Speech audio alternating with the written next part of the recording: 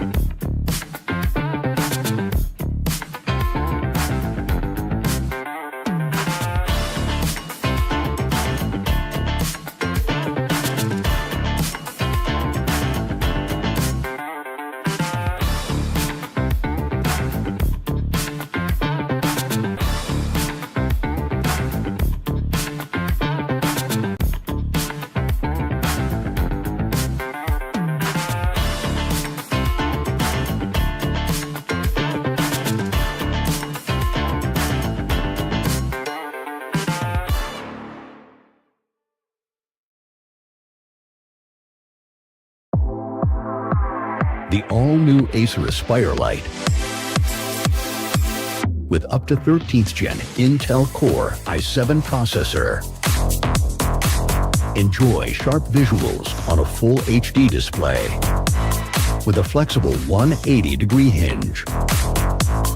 Lightweight at just 1.59 kilograms. Powerful, flexible, and ready to go. The Acer Aspire Light with up to 13th Gen Intel Core i7 processor and a full HD display. Lightweight at just 1.59 kilograms. It's powerful, flexible, and ready to go.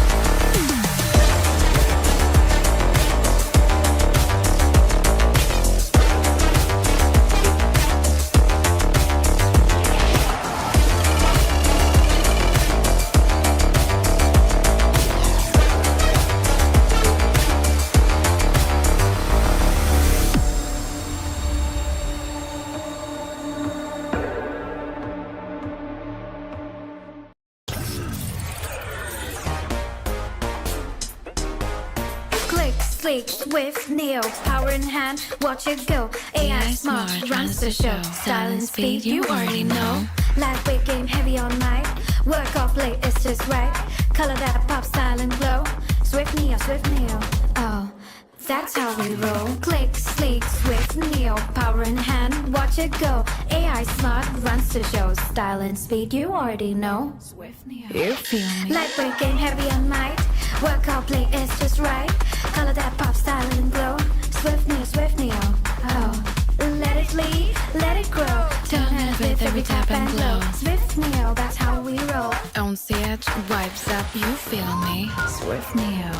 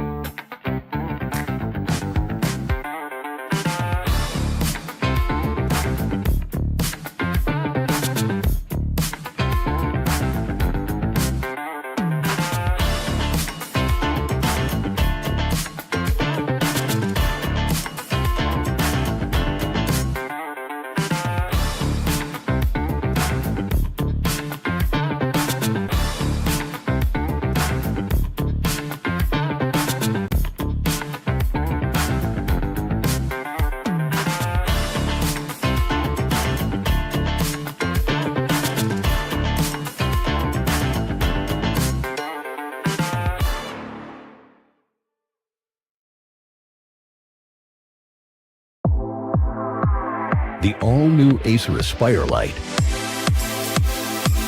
with up to 13th Gen Intel Core i7 processor.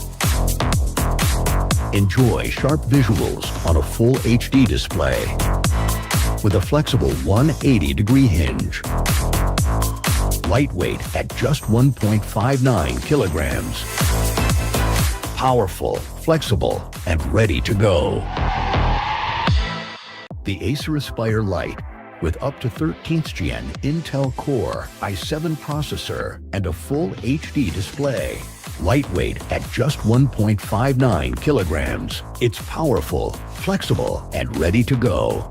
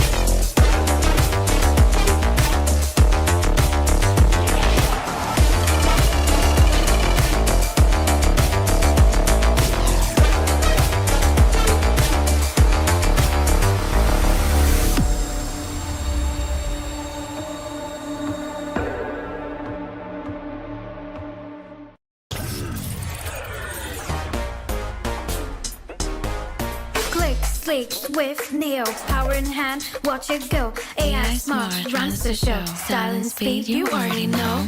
Lightweight game, heavy all night. Work off late, it's just right. Color that pop, style and glow. Swift Neo, oh, that's how we roll. Click, sleek, swift, Neo, power in hand, watch it go. AI smart, runs the show. Style and speed, you already know. Swift Neo, you feel me? Lightweight game, heavy all night. Work out, play, it's just right. Color that pop, style and glow. Swift Neo, oh. Let it lead, let it grow. Turn it with every tap and glow. Swift Neo, that's how we roll. On stage, vibes up, you feel me? Swift Neo.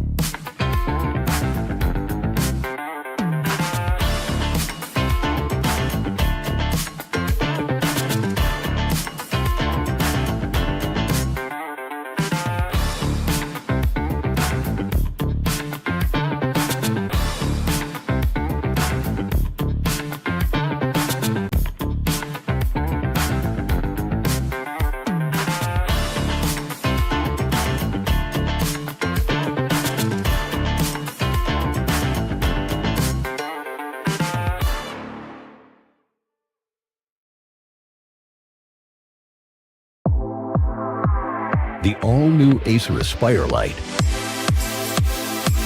With up to 13th Gen Intel Core i7 processor.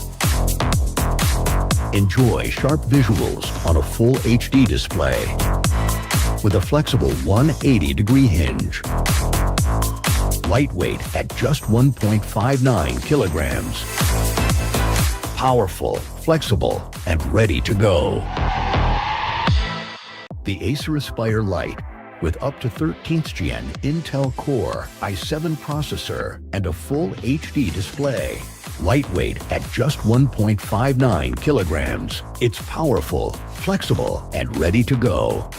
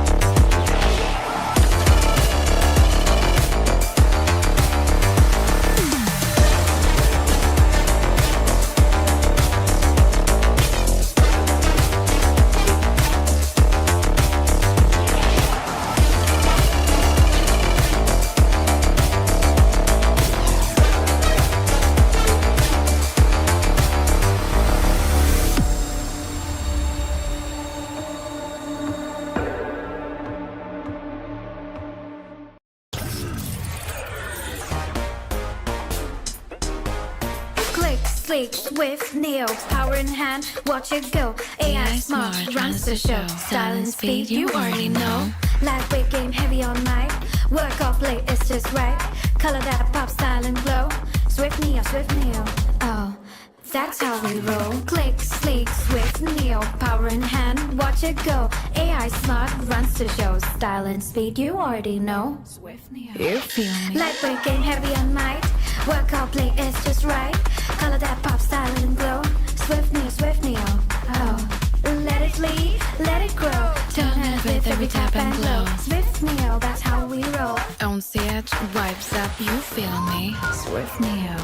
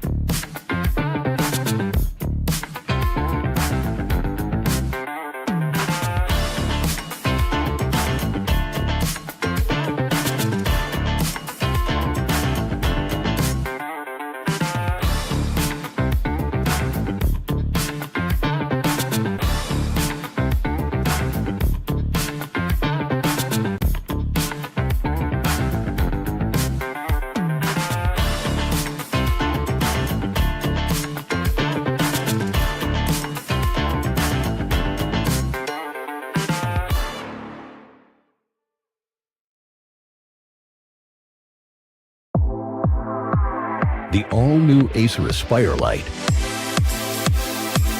with up to 13th Gen Intel Core i7 processor.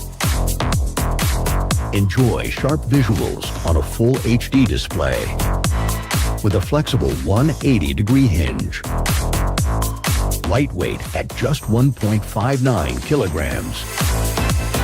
Powerful, flexible, and ready to go.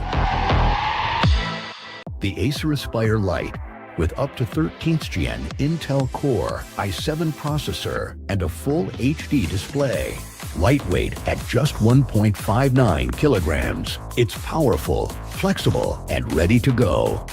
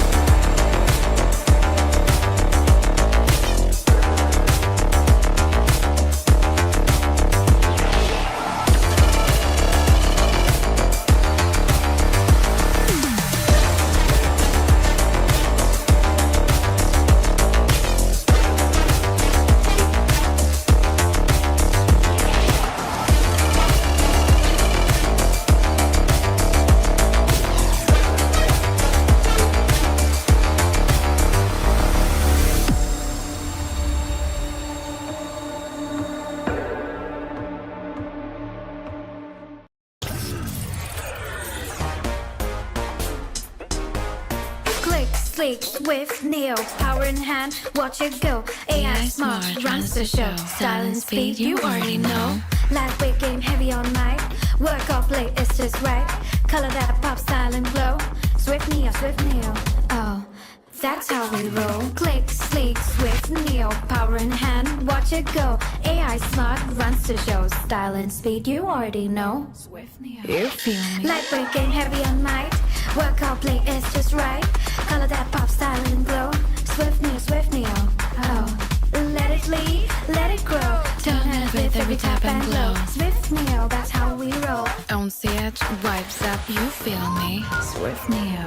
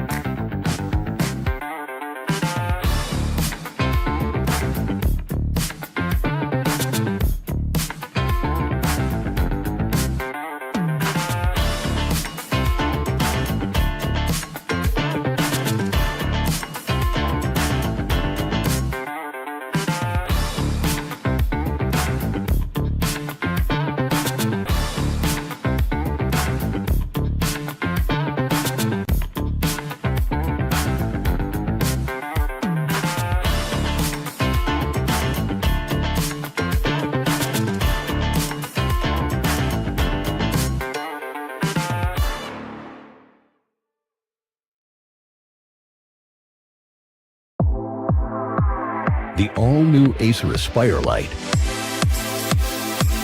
with up to 13th Gen Intel Core i7 processor. Enjoy sharp visuals on a full HD display with a flexible 180-degree hinge. Lightweight at just 1.59 kilograms. Powerful, flexible, and ready to go. The Acer Aspire Light with up to 13th Gen Intel Core i7 processor and a full HD display. Lightweight at just 1.59 kilograms. It's powerful, flexible, and ready to go.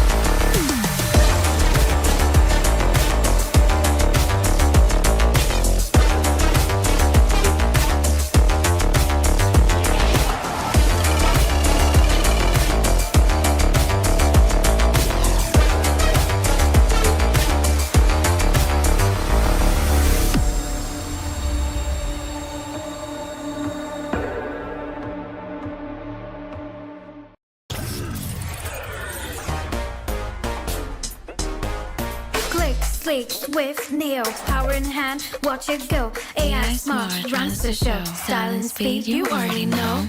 Lightweight game, heavy on mic. Work off late, it's just right. Color that pop, style and glow. Swift Neo, oh, that's how we roll. Click, sleek, swift, Neo, power in hand, watch it go. AI smart, runs the show. Style and speed, you already know. Swift Neo, You feel me? lightweight game, heavy on mic. Work out play, it's just right. Color that pop, style and glow. Swift Neo, oh. Let it lead, let it grow. Turn it with every tap and glow. Swift Neo, that's how we roll. On set, vibes up, you feel me? Swift Neo.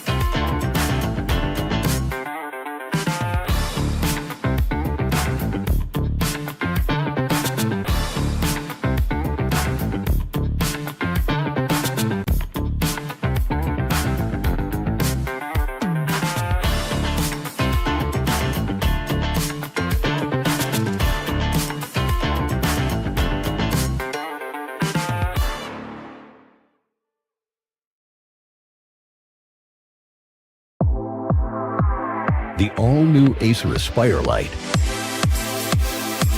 with up to 13th Gen Intel Core i7 processor. Enjoy sharp visuals on a full HD display with a flexible 180-degree hinge. Lightweight at just 1.59 kilograms. Powerful, flexible, and ready to go. The Acer Aspire Lite with up to 13th Gen Intel Core i7 processor and a full HD display. Lightweight at just 1.59 kilograms. It's powerful, flexible, and ready to go.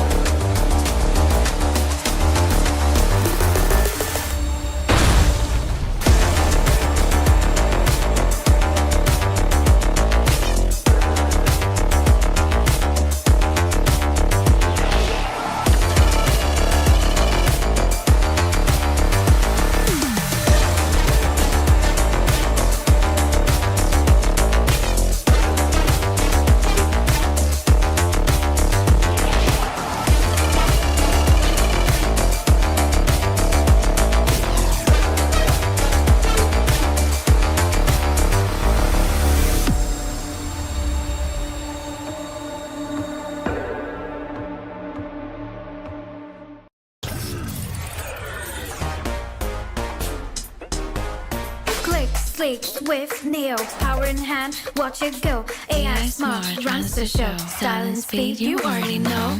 Lightweight game, heavy all night. Work off late, it's just right. Color that pop, style and glow.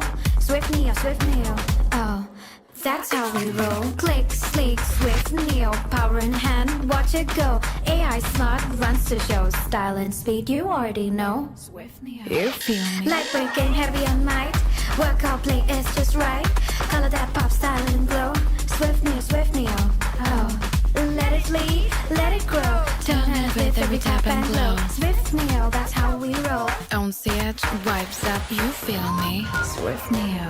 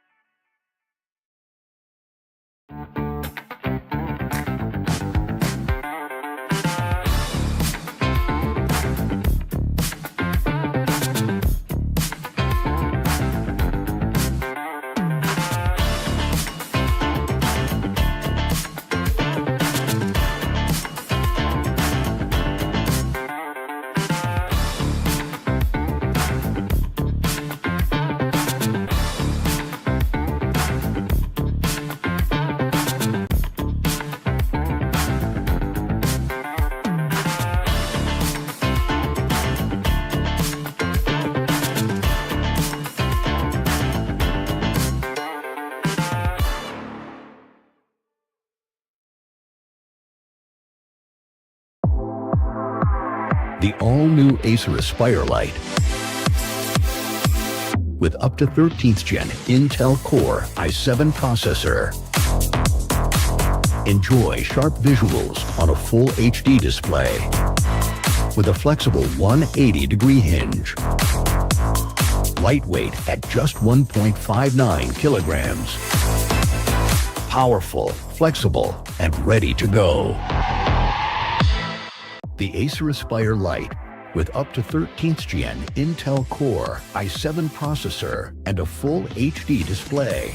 Lightweight at just 1.59 kilograms. It's powerful, flexible, and ready to go.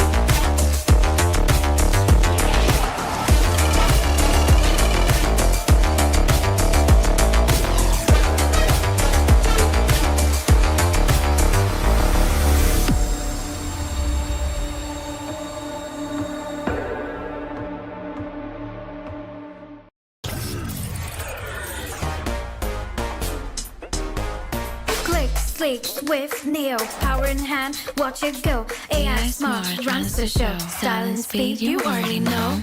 Lightweight game, heavy on mic. Work off late, it's just right. Color that pop, style and glow. Swift Neo, oh, that's how we roll. Click, sleek, swift, Neo, power in hand, watch it go. AI smart, runs the show. Style and speed, you already know. Swift Neo, you feel me? Lightweight game, heavy on mic. Work out, play, it's just right. Color that pop, style and glow. Swift Neo, oh. Let it lead, let it grow. Turn it with every tap and glow. Swift Neo, that's how we roll. On set, vibes up, you feel me? Swift Neo.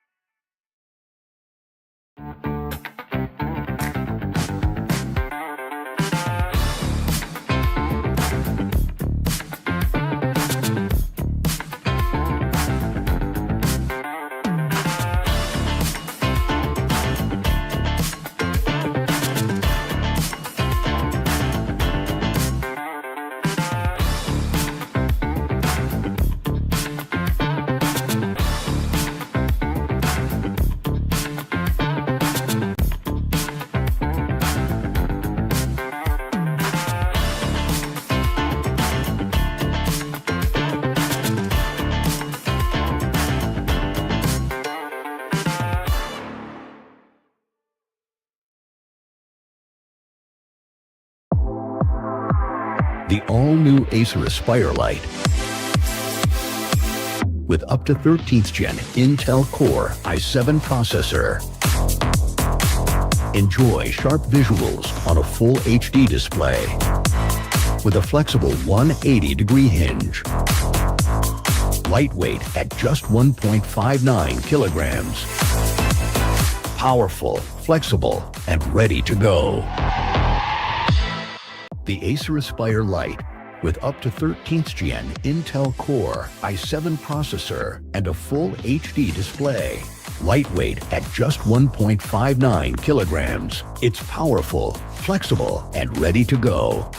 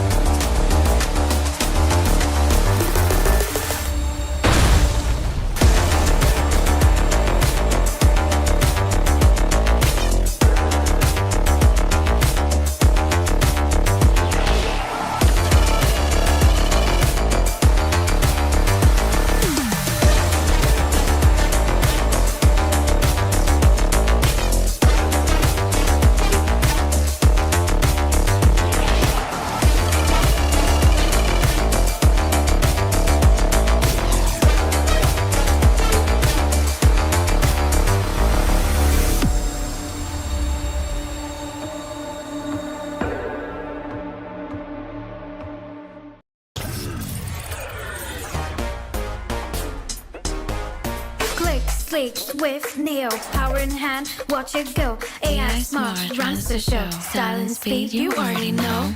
Lightweight game, heavy on night. Work off late, it's just right. Color that pop, style and glow. Swift neo, oh, that's how we roll. Click, sleek, swift, neo, power in hand, watch it go. AI smart, runs the show. Style and speed, you already know. Swift neo, You feel me? lightweight game, heavy on night. Work out, play, it's just right. Color that pop, style and glow. Swift neo, oh. Let it lead, let it grow. Turn it with every tap and glow. Swift neo, that's how we roll. On set, vibes up, you feel me? Swift Neo.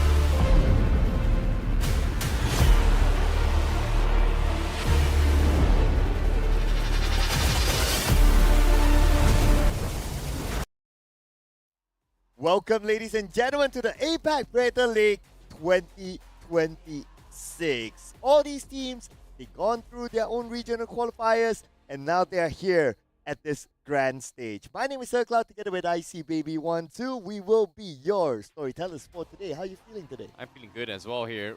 To be honest, here coming back in towards India itself, just experience this chilly vibes as well, and seeing some good old-fashioned games in general is going to be really exciting here. Dota 2 is going to be all fun, and of course today's games is going to be extremely tight as well, because the competition is going to be very tight, and they are fighting for their honor of the country as well. Oh yeah, expect to see a lot of amazing games as well. On top of that, new patch.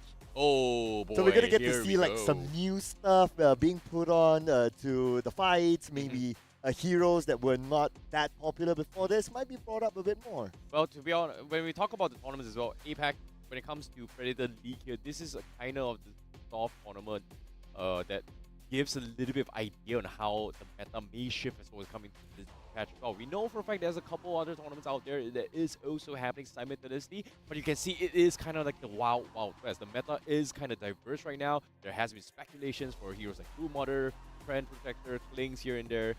I want to see whether or not which still sticks around as well. Yeah, and if you guys want to have a earlier preview of what might be the meta or what might be the heroes of choice, we have a stream B as well, just for you guys to know as well. So you're watching stream A, where we will display two different set of games. But what we're displaying right now is our tournament format.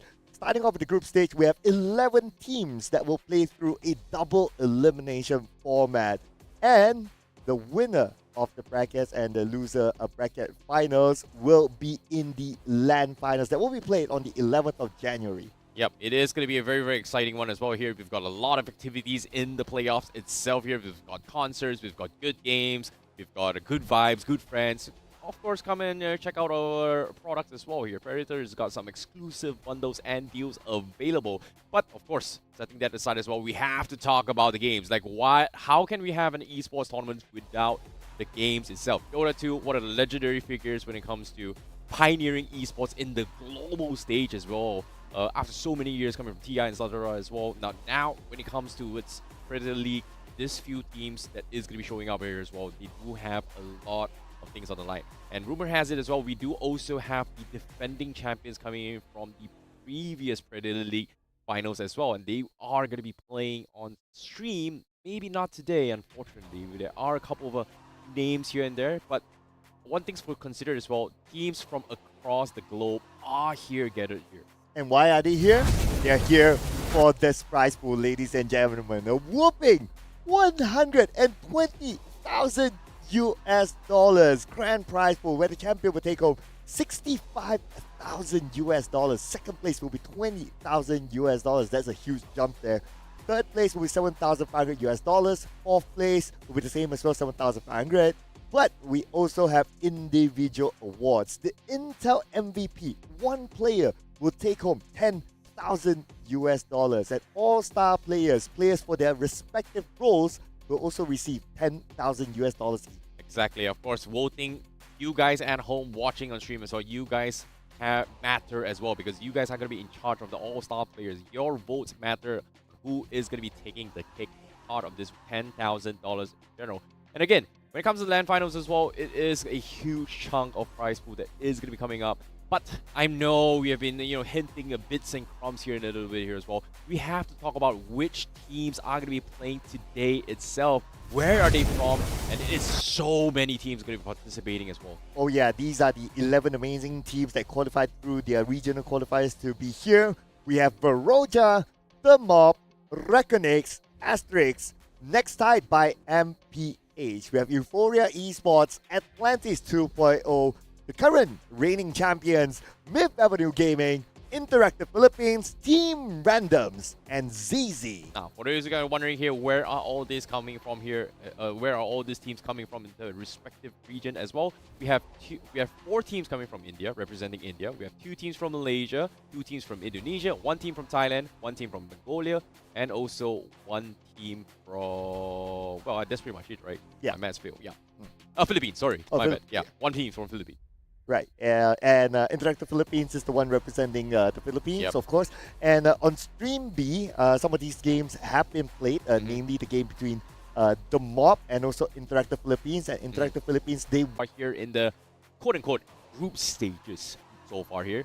And as you can see on screen, we can see this is going to be the updated one as well, because Myth Avenue Gaming and also Veroja was able to play their games off stream, and Myth Avenue Gaming was able to dominate that game and advance in towards round 2, where they will be facing off Asterisk. And then, of course, in the bottom side as well, we have Next Type by MPH going up with ZZ, Euphoria Esports going up against Interactive Philippines, and also Atlantis 2.0 that is also going to be playing and waiting for this upcoming match, which is going to be Reckonings going up against Team Randoms in the first round. Oh yeah, and that is going to be the match that we will be watching really soon. So I can't wait to see how it will turn out, because, well, we can talk about the teams a little bit now, right? So Reckonix, they are the top seeding from the Indonesian region, and Team Randoms, they are the 4th seeding from the Indian region. So, I mean, based on paper, you're pinning like the 4th placing against the 1st placing. I mean... Let's be honest, Sir Cloud, you are the first person I do not want to sit next to when I'm watching the cinema. You have literally spoiled the movie for me, saying that, oh, you know what, top 1 versus top 4, who's gonna win? Yeah, pretty obvious, isn't it, huh? I mean, esports is all about surprises, right? I'm just saying. True. Yeah, who knows? And even their name is Team Random, who knows they can randomly win this? Okay, that is going to be a possibility as well here, so I'm looking forward to see if that happens as well. But of course, the teams are prepared. They are here in Delhi with us as well. They are all playing in group stages. Some of them are adapting towards a LAN environment. And one of the biggest factors for some of these teams, especially when it comes to the Dota 2 scene, is that not many teams have LAN experience here. So now, obviously, we have been casting for quite some time here. Sir Cloud, you are a veteran when it comes to the Predator scene itself here. Well, just a little, I know, you know, we were giving you a little bit of hint here. We know you are from the Predator tribe. You've seen enough things from Japan, from Indo, from Malaysia as well. What do you think is going through the minds of these teams? Well, definitely what's going through the mind of these teams. Number one, it's a LAN setting. Yep. And then number two, like some of these teams might be playing in a environment that is for the first time for them. Yeah. Yeah. Team Randoms, obviously, they're from India, so it's basically home ground for them. So they might have the comfort of the environment, the setting, and so on and so forth. But for Reckoning, it's probably going to be new for them. However, the players of Reckoning, these are top-tier players. They are teams, or they are individual players who have even played in world championships as well. So they have that experience of being all around the world. So I believe that this wouldn't be too much of a foreign experience for them. Exactly. And for those guys watching as well, of course, Team Reckonings here as well. In Your Dream is a star player from back then, as well as a mid players of multiple T1 teams. And In Your Dream is going to be the guy you have to be watching out for representing Indonesia. Is he going to be stomping his way through his mid lane here? That's going to be a completely different question as well. Every single team has their priorities set differently as well. And based on their trend so far, a little bit of hit teaser for you guys, Myth Avenue Gaming tends to funnel their resources on allowing their POS 1 to actually, you know, get resources instead. Whereas for Reckonix, I feel like they are going to channel In Your Dreams and just pump it out with a lot of farm and then start to snowball from there. But this is also the danger, right? Like, if you overly depend on to one player, what if that one player, not to say like In Your Dream is a bad player, but I'm saying that, you know, as people, as humans, sometimes you might have bad days. Hey, sometimes you gotta abuse the fact that you have to play the economy really right here. Yeah. So, of course, when it comes to scene as well, the tier 1 scene, people know Schofield for his sneaks assassin. This kind of player that dies multiple times, like 10, 20, well, not 20 too much, 10 times in a game, and then out of nowhere just, you know, somehow wins the games. And players like this, especially for POS 5, it's so important because of the fact that you want to abuse the fact that once the Tormentor gets taken out, the shot goes to the lowest farm player. So that's going to be something that we might be watching out a little bit more, but let us introduce our players here on screen. Yes, we have In Your Dream, the star player for Reckoning, and we have Jikroy as well, together with FBZ, Dalul, and Farish will be heading the lineup for this team. And I must say, right, based on out of the many teams that we have, this is also one of those teams that people would put their money on to go far. Yeah, I definitely agree as well. In terms of their track record for this past few years as well, they do have solid land experiences in the tier 2, tier 3 scene. Mhm. So when it comes to that, they are very, very capable on playing in this kind of level as well. So when it comes to element of surprise, I feel like right now, because it is a double elimination, you do have the flexibility to try and test things out before you actually go towards the main stage, which will be happening this Saturday itself. So this is going to be something that I'm looking forward to as well. Obviously, you guys are still wondering, what am I talking about certain meta heroes? And are we going to see the Nature's Prophet? Are we going to see Brood Modders? Are we going to see Bloodseekers? Are we going to see Spectres? But I'm telling you for a fact, it is the Wild Wild West. It comes down to what they want to prioritize here. Are you prioritizing on flexibility? Are you going for a healing composition? Are you going for early aggression? All those is still in the gray area now. And obviously, when it comes to this format, if you are in the lower brackets, obviously you have to play something that you are already comfortable with. So I might see a couple of drafts still kind of adapting towards the old meta-ish. So I don't know, maybe those Centaur War Runners might come into play. Those Beastmasters may happen as well. So all in all, I think Reckonix does have a lot of flexibility in that regards because they have a very diverse hero pool. But then again, Team Randoms, we also have to remember this team, it's the home ground. They have the home ground buff here, Exactly. represented by Pasol, Zapeto, JN, Todoroki, and also Archmage. I mean, yes, these guys on paper, fourth seeding from the Indian region qualifiers. However, the home ground buff is the thing. What say you? I kind of agree as well. They do have a lot of flexibility in terms of data as well. They do have a lot of tournaments here in the region when it comes to Dota 2. So, of course, C regions have their own respective things. You know, South Asia also has their own things going on as well. They do have a lot of adaptations. But one thing for certain is that the Indian scene does like to play a lot of Kaz, which is, in my opinion, I have mixed feelings with it. I know our colleagues on the other side on Stream B, they do kind of like the Kaz pickup. Me, I'm still not a fan of it. Obviously, when we talk about other regions like CN, EU, etc., we do see from time to time a couple of Kaz picks here and there. But personally, I think I'm not a fan of it. Obviously, there is comfort picks though. Oh yeah, and it also depends on the individual player as well, right? Whether Exactly. they're comfortable or not. But ladies and gentlemen, without further ado, we will jump into our draft for the first game in Stream A. Ladies and gentlemen, it is going to be a Reckoning versus a Team Random. Here we go. Well, Random seems like they are going to be starting off the bans as well. We do see those Timber Storm bans coming up. Kaz, and yes, here we go. Here comes the Kaz bans coming from Team Randoms here. It feels like a very common thing here coming from a team, the Indian teams as well. They just don't like dealing with Kaz in the current patch. And personally, I feel like it's not that great anymore compared to before the patches where Kaz can go for those one-shot combos with the QQ strategy. But now it's like you can still do it, but it's very, very subjective here. I would still prefer heroes like maybe a Juggernaut, maybe even a PA, even an Ursa Warrior as well is pretty okay. I don't think we are going to see a Huskar between these two matchups, but when it comes to Huskar, it is also kind of popular right now in the pro scenes between certain bands here. So especially for the Chinese scenes, they are prioritizing on those as well. But seems like Randoms, they are going to go for the first pick, Disruptor instead. So I think a couple of notable ones that is still out or open here is going to be the Trend Protector, which arguably a lot of people are speculating that it could be a core trend. Slaughter is kind of open as well, which is kind of surprising for me, where Randoms did not go for the Slaughter pickup. I would say that another popular one that's always very good is going to be the Mars. Oh yeah. Yep, Shadow Demon, I would say it's one of those staple picks. It has been for quite a while as well, but Mars is always my personal top pick as well because the arena is always a very good setup or even a good counter engage as well. But especially if you have like already a Disruptor on random side, if you have a Mars, you can create a big combo together with the Static Storm. So if they were to pick up the Mars, I think it would be pretty nice next. Yeah, it's going to be a wombo combo strategy as well. But personally, I think the Shadow Demon it's very subjective. If you think about it here, in pub games, obviously Shadow Demon does not have a very, very good win rate. If you base on the percentage, it was near like 40% win rate. But in pro scene, in the right hand, Shadow Demon is such a good disengaging tool, right?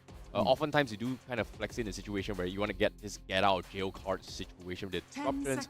Maybe even get a little bit aggressive as well. The purges, it does do a lot of significant slow to actually catch annoying heroes as well. The slight dispel does do contribute a lot to the scenarios. But it seems like Team Randoms, they are going to ban the Morphling and the Gyrocopter, which is kind of surprising. Okay, Warlock ban, I get it from Reckonix. Just because there is the potential golems and also the healing factor that is going to be played. Omni Knight is still kind of open as well if you want to go for those Garden Greaves, Holy Locket kind of build. But personally, with Kling's ban right now, I feel like Reckoning still has a lot of options when it comes to the carry role. Mid lane is still undecided yet. Ember Spirits, okay, you know, Invoker is still up as well. There's so many, but it seems like Reckonix, they are going to go for the Tiny, so this is going to be a mid-Tiny coming from Reckonix.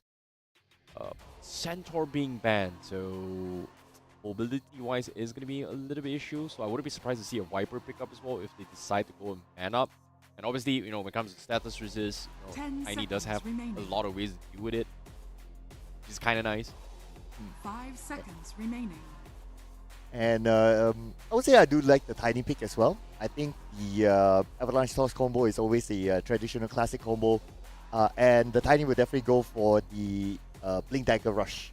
Yeah. When the moment he gets his Blink Dagger, you gotta be super duper careful. If you're alone at the lane especially, blinks in, does the combo, you're pretty much done. Yeah, I'm curious on the facet as well for Tiny. Do they want to play this a little bit more tanky? Or do you want to play the Crash Landing as well? Crash Landing obviously does have slow and bonus damage coming in facet, but I think the insurmountable facet is also okay here. In terms of status and slow resistance from Strength does give him a lot as well. But again, it is very, very subjective here. Are you playing safe? Are you playing tanky? Or are you playing for damage here? So with starter pickup coming from randoms, this is going to do a lot of work here. So Reckoning, they have to figure out to deal with this corrosive haze, which is something that does give you a lot of vision control. So right now, Reckonix is in the turmoil.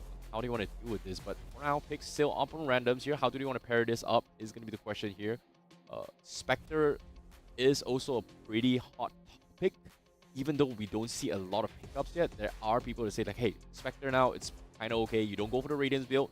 It is kind of subjective. I know our colleagues was talking about Electri Spectre, which is kind of weird. I'm not a fan of the new Spectre divide thing. It's kind of like a soft EL poke for the Spectre, but nope, Beaver it is. So a lot of armor reduction is in the way from randoms right now. Okay. So I see here. Perhaps one of the reasons why they pick up the Slardar is that you don't want to give your opponents vision towards the Weaver, especially with the Sukuchi. But then again, one hero is open though. It's the Bounty Hunter that Reckonix can consider if they want to try to give more vision to locate where exactly the Weaver will be. I'm not a fan of the Bounty Hunter. It's kind of annoying. Like, I get it. You know, you kind of mirror the matchup in the sense where, oh, you have this track here who's got this corrosive haze to actually work with the vision control. But I think right now Reckonix's biggest concern is that where is this starter going to be played? Is this a pause 4 or is it a pause 3 or is it a pause 2? Which the reason why I bring up pause 2, even though it's very, very uncommon, we did see a pause 2 starter played by Myth off stream. So that's going to be a little bit insider information for you guys, which is kind of weird, but they flex it up to the end, right? So sometimes teams, they do kind of prioritize on comfort picks, maybe even on meta drafts, but I like the X pick up here coming from Reckonix here. Does give a little bit of armor when the call comes in, and if you start rocking up those calling big stacks here, it does do a lot of damage. So this is gonna put Beaver in a situation where they need preemptively time-lapse back out of the fight. And with the Skyra coming in, that pretty much secures it. So right now, Beaver is in a very, very awkward spot where do you rush BKB fast or do you rush Lincoln fast? And this kind of heroes don't really want them to rush defensive items as a first item. Like definitely second item. After the Deso, maybe in towards the Lance and then go for this BKB or the Lincoln Sphere. But even then, that's a big issue. Think about it this way. Axe goes through BKB, Axe goes through the Lincolns. But the Skyra of Silence pretty much is a very, very difficult one. And it's not really a problem for Skyra to actually pop Lincolns for the Beaver. Just because you have the Purge coming from Shadow Demon.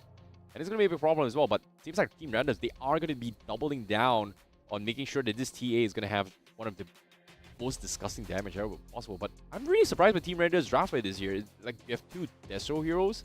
Destro on TA, Destro on Beaver. Well, unless the Beaver goes for Maelstrom, then it's going to be a completely different story here. Flash farming is going to be a nightmare for randoms, just because of the fact that TAs need stacks, Fever needs stacks.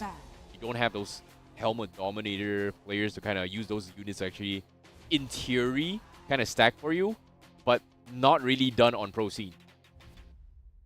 Well, I would say what the draft that Reckonix has right now is to set up for a really, really fast pace. Yeah. Lots of rotations. 10 seconds remaining. And Tiny and X will benefit a lot from the Blink Dagger, so that's one. 5 Sky seconds remaining. will benefit a lot from the Aethers. Team The moment he back. gets that, then he will be able to even to deal more burst damage at the same time. And like what you said, even if their opponents have BKB, you have the X with the call that can cut through the BKB. So that's one as well. And with all the combo that they have for Reckonix, even Templar's Assassin 10 seconds cannot remaining. withstand this sort of combo. It's going to be a very aggressive early 5 to seconds mid, remaining. and they might want to finish the game as quickly as possible for Reckoning. I actually have a lot of big questions here for Reckoning's composition here. Is this a support Skyrock or is this a mid Skyrock? Because from the way I see it, this could be Dire a team off-lane back. X, safe lane Tiny, and then a mid Skyrock lane. Just because of the fact that if you put Skyrock as a support and Shadow Demon, there's no stuns. What are you doing? Like, what can you achieve in the sense where in the early phase, right? You can't really do too much until your X gets your blink, your Tiny gets your blink, which is going to be like the first 10 seconds 12 minutes of remaining. just being very, very passive in the lanes itself. Yes, Shadow 5 Demon seconds arguably can go for remaining. triple stacks alone in the jungle, but the question here is where is the kill potential? Because Randoms does have a very, very decent early rotation. Or we might see a mirror matchup where they just farm for like the first 20 minutes before they actually go for a major pick-off tag. Oh, Viper's ban, Ursa's ban, Terrorblade's ban as well. Juggernaut's still in play as well. PA, I don't think PA is great for Reckonix, but it's not out of the equation as well. The 10 biggest concern is that seconds how do they remaining. deal with the refractions coming from TA? A 5 life stealer, seconds remaining. not that great. I think Juggernaut's amazing in this composition though. Yeah, and that's where I think that the Tiny with the Avalanche will be the one to Yeah. deal with the refraction from TA. One Avalanche and the entire Dire reflection is gone. team Yeah, fair So enough. that could be it. But we're going to see the Invoker. Okay, so that's why That's an they don't Invoker want support. to put. Okay, so that's why they don't want to put the TA in the middle, even though maybe they might have that initial thought. Now you put the Invoker in the middle because you don't want to deal with the Tiny directly because of the Avalanche. Nah, I think this is definitely an Invoker 10 support coming from seconds remaining. Team Randoms. Or it could be as well. It's yeah. a very, Oh, very yeah, common yeah. thing in the 5 Indian Dota seconds scene, which is remaining. weird for me personally. Like, it works. I've seen in pub games as well. I've seen in Philippine servers, Malaysian servers as well, especially in the low 4K games.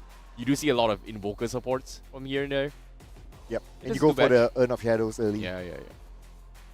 They kind of nerfed the W's facet a little bit, but I still think it's still much more viable. I don't think they are going to go for the Cataclysm Wombo combo strategy just because Slada's AoE stuns is just not big enough. If you go for like a Ravage into his Cataclysm combo, that would be really, really good. But in this scenario, for that to happen, it needs to be a core Invoker. So this is definitely a support Invoker I'm seeing here. And Reckoning is kind of puzzled right now. It's like, what is this composition that they're dealing with right now? Yeah. What I kind of don't like about Team Random's composition right now is that they're kind of squishy. They're probably very dependent on Slada to tank. But then again, Slada also has his own potential to come out with stuns and also to kind of make plays. But if he goes for full tank, then I don't know. It's kind of scary for me. I feel that Reckonix, they are a little bit more balanced in terms of the draft that they have right now. Yeah, they have a little bit of flexibility as well. Definitely for mid Skyruff isn't too shabby here. It's great. Naga Siren comes in play. Reckonings here this is gonna be a support Naga. Wait, yeah, it's no, sorry, core Naga. This is gonna be a support Tiny, mid Skyruff. Wait, off lane X support Tiny. Yeah, support Shadow Demon, support Tiny. Offlane next, yeah. Yeah, makes a little bit more sense. You could go support Naga, but I think now the current trend is well support Naga is really, really viable actually. Well, especially if they go for Core Naga, at least it will give them continuous damage as well. They do have the DPS damage at the same time. If they put Naga as a support, then as what we discussed, they will lack damage. So I think in Yeah. terms of finding a little bit more balance, Yeah. it's going to be a Core Naga. Actually, well, it could be as well. I'm just in the gray area and kind of puzzled on how Reckoning is trying to do this as well. Like, you can play this or Tiny as well, which is very, very common thing here. You want to rush those Blink Daggers. If you put support Tiny, it's a little bit slow. But support Naga isn't too bad as well, considering the fact that they do have Shadow Demon, they do have Nagas. You use those illusions trying to multi-stack those camps here. So protecting those camps are going to be a big priority for Reckonings, and invading isn't too bad as well, especially with the Naga illusions. But for Team Renders, their biggest concern is that how do they stack clear? The only stack clear is going to be from the TA. Yep. in my opinion. And I would say they are very dependent on the Slada to make initiations. Yes, the Disruptor can kind of make initiations with the Static Storm and all that, but it doesn't put people in place as quickly as they would like. It's not like an instant stun sort of thing. It takes time for it to animate. So I would say that they are highly dependent on how much the Slada can make the plays for them. Yeah, I'm curious to see how Reckonings actually plays this year. Team Remnants as well, they do have a very comfort pick. Definitely for it. It is a comfort pickup as well. They've got a very solid I wouldn't say one-dimensional, very straightforward draft where they're just relying on those armor reductions and then hope to burst somebody out if they go for the pickup. And like you said, Slada is going to be key here, coming from Team Randoms. And for Reckonings, it's all about playing safe and farming your way through here. So I want to see who's going to be playing support here. Is this support Skyrock? Is it mid Skyrock? But without further ado, we're going to be jumping straight into his game here on Stream 8 itself, because this is going to be the match between Indonesia versus India. And here we go, ladies and gentlemen, the opening game for Stream A. And who's going to take a game number 1? All right, and we'll also be able to answer your question soon. Yeah, it's going to be very... I'm just at a loss of words, because if you're playing...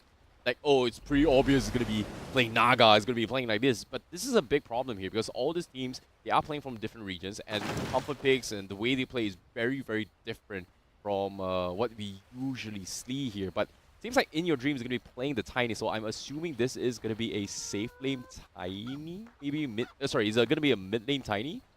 And then support Naga, from what I'm seeing. Yep, it should be a mid lane Tiny here. And one of the theories that you mentioned as well, right? You want to try to funnel a lot to your star player, which is in this case for Reckoning is going to be In Your Dreams, playing the Tiny. So that kind of makes sense as well. Yeah, I'm not a fan of this Shadow Demon Skyruff support duo, just because there's not a lot of stuns. But the poke damage is ridiculous. Like the purge in towards the spams coming from the Arcane Bolt from the Skyruff does a lot of damage. You are looking to try to zone them out. So I guess they do have a right idea here. Seems like the draft may work here. They're going to go for a tree lane down bottom. So it is going to be an interesting one coming from Reckoning here. There's going to be a lot of action down bottom here. But it seems like everybody's going to get their normal runes here. 2 each. Nothing super crazy. And it is going to be... Oh, you are right. It is an Invoker mid lane. So that's a Weaver support? No, Slada support? Weaver off lane? Okay. Okay, no. So here's the thing, right? Not a fan of this, but okay. If they put the Invoker mid lane, at least they won't be overly dependent on the Slada to make the plays. Yeah. You can have the Invoker with the Tornado, EMP, everything combo. So he can start it off first if the Slada is not able to. Yeah, I agree. Seems like there is going to be a little bit of packet loss happening here. They are going to try and take a little bit of pause and try and resolve this issue. But personally, I think I want to see how this act works here. Okay, this is Disruptor support. We are going to be seeing the Minor Tornadoes coming in from Invoker. Nothing super crazy. Hive Mind. Okay. Coming for Weaver, there is gonna go for. Oh, it is a support. We do have blood grenades up on that as well, so it is gonna be a Slaughter core coming from Team Randoms. That's kind of. I think it's okay, you know, having Archmage play Sunstrike rather early as well, rather than going for QW early in the build as well. Go for a lot of kill potential, and in this case, Slaughter stuns instantly. You are gonna be seeing a setup where the Sunstrike is gonna connect. So pretty easy one. So Reckonings, they have to be a little bit careful. Not sure if Jikroy is going to be able to dodge the kinetic field here. And oftentimes, there are a couple of things where you can Mantas out of the kinetic field. And even the Mirror Illusion, if you place yourself at a certain angle from the kinetic field, you can actually get out of it. You time it well. Mm. So I'm curious if Jigsaw is going to be able to do that. Is going to be the question. Yeah, that's why ideally the kinetic field has somebody to set up for him first. Hence, that's going to be the role of the invoker. Yeah. Like your tornado, you don't even need to think about the EMP, right? By the Yeah. time the tornado comes in, you raise the kinetic field, that will have enough time for him to trap whoever that is targeted by the tornado. So I think that is the kind of setup that Team Random is going for. Yeah, that's going to be exciting to see here how things are going to be happening. But for all things considered here, this matchup between X isn't too shabby as well. The X is going to be A-okay. He's going to be able to safely farm as well. He's going to be able to invade the jungles as well, seeing that there is 3 people up top from coming from Team Randoms. Obviously, when we talk about the wall portal as well, you can actually take the gateway and just rotate very easily, but it's still going to take some time, you know? Yeah, but speaking about taking time, right? The Blink Dagger is going to be super crucial for Reckoning. Yeah. We talked about it, right? Okay, X needs the Blink Dagger and Tiny needs the Blink Dagger. So the game will kind of be dictated on how fast they can farm the Blink Daggers. Knowing that these players are playing these heroes, I believe it shouldn't be a problem for them. But of course, it's a competition at the end of the day. If they don't get their Blink Daggers as quickly as they would have liked, then it might be a problem for Reckoning. Hey, the win condition is going to be based on those timings, right? So they are emphasizing their resources into that direction. But let's see how things are going to be happening here. Going to be taking a little bit of a while here. Apologize for the small little bit delays here. I want to ensure the integrity for all the players, making sure that they are playing in the tip-top conditions to play with the best of the best. But bottom lane, seems like they are going to try and go a couple of disruptions here. Did he just disrupt his teammate? Yeah. I guess it is, maybe not. No, it's the opponent. Because his teammate FBZ is behind him. Yeah, they're just poking here at this point. Oh, small little things here. Disruptor got poked. Nothing much you can do about it. Yeah, Todoroki is behind anyway. So I don't think they will make a full-on engagement. You kind of have to make it trades as well. Thunderstrike is annoyingly okay-ish when it comes to poking. But I'm still surprised that they're still going for the double Iron Root branch. The price kind of increased as well. I was expecting people to just kind of ignore the Iron Root branch and then go for a different build. Like Brave Band Braces are pretty okay as well. They do have the tendency to actually go for a little bit of switch ups as well. Like those Mars as well goes into Soul Ring, etc. But obviously, shared tangles is going to be a problem for the carries as well, just because the duration has been halved. Yeah, it doesn't give as much. Yeah, so they have to be a little bit concerned on towards the laning phase here, especially for Todoroki. Well, as a support main, I'm glad that the change happened, so that my carries no longer bug me for. Well, no, it actually makes your life a little bit harder just because you have to secure the Lotus Pawn for your carry instead of snatching it for yourself. It's okay. I play pubs, so it's their problem. My problem is that I just keep the lanes healthy. That's all. Okay, so what's your definition as a support on keeping the lanes healthy? Good point though. I just try to poke them, shoot them away. If they try to come forward, I try to throw them a stun or two or something like that. Okay, and fair stop enough. them Fair from farming enough. my Just, jungle. just apply pressure when pressure is needed. All right. Yeah, and the carries take care of themselves. But what happens if you lose the lane? If you die like twice in that scenario, it's no longer healthy. What's your comeback? Then in my day we call it PP, pull plug. We don't do that nowadays. Wow, that's like a 10-year reference thing. You old, brother. You old. Yeah, man. Make that 20 years. It's been a long time. I've never seen the term PP. Yeah, pull plug. Ever since Dota 2 was launched, which is like 2011, 2012 days. Yeah. Like PP is like a Warcraft thing. Exactly, because it spawned from there, right? Yeah, so that's how old I am now. Wow, that's a long time. Yeah, man. And the funny thing is, I actually get the reference. Yeah, welcome to the club. Shh. You gotta keep quiet, man. You gotta, you gotta. Guys, this is why when you watch the stream and I don't like pairing with Sir Cloud because he's the guy that spoils the movie for me in the movie. That's why I never watch a cinema with you. Yeah, but you've been recommending me to watch movies in India. Oh yeah, it's amazing. Like the cinemas here on top notch. How's it like? Well, for starters, in Malaysia's cinema, you can only order popcorn. Okay. And you can order some other sides, I believe. Yeah, here you Yeah. can order way much more. All right. You can have fries, you can have popcorn, you can have naan, you can have like a Wait, full you can course have meal. naan Yeah, here? yeah, yeah, In yeah. the You can have, cinema? yeah, you can have roti inside the cinema itself. Oh man. And the best thing is, you order the food, they serve it to you while you're watching inside. Wait. Yeah, not all cinemas. I'm not saying all. You know, maybe there are some that don't, but it's pretty nice. Clearly, you've been having some luxury cinema. Shh. Oh, okay. No, okay. actually, most of the cinemas here are like that. Oh, nice. Yeah, it's pretty nice. Food is, well, very 50-50. Mhm. Some are good, some are not too good. But- Just because it's a taste bud preference thing. What's your favorite so far? Oh, chole bhature. Oh, that was Jolly- my first. Yeah, that was the first thing. That's Yeah, why the guy recommended you. It was pretty Yeah, good. It's amazing. After that, what we had yesterday? Ghee roast. I Veg ghee remember roast them, and but I non-veg is pretty can't nice. recall the name. Ghee roast was pretty nice. That was the The starter thing that we had. oh, it was it's really red. Uh-huh. That one, yeah, it's really nice. That was like top tier MVP for me. Anyways, moving on. We are sidetracking a little bit here. The weather is nice. The food is great as well. Thanks for sidetracking back. Yeah. Yeah. Now what do we talk about? Well, I mean, all the players are chilling without the headset, so it's a Seems sign like there that is a little bit issue here, a package issues here. So nothing much we can actually do about it. But when it comes to Dota, I think the biggest question mark and fun is that what's the most fun drafts to do in a tournament?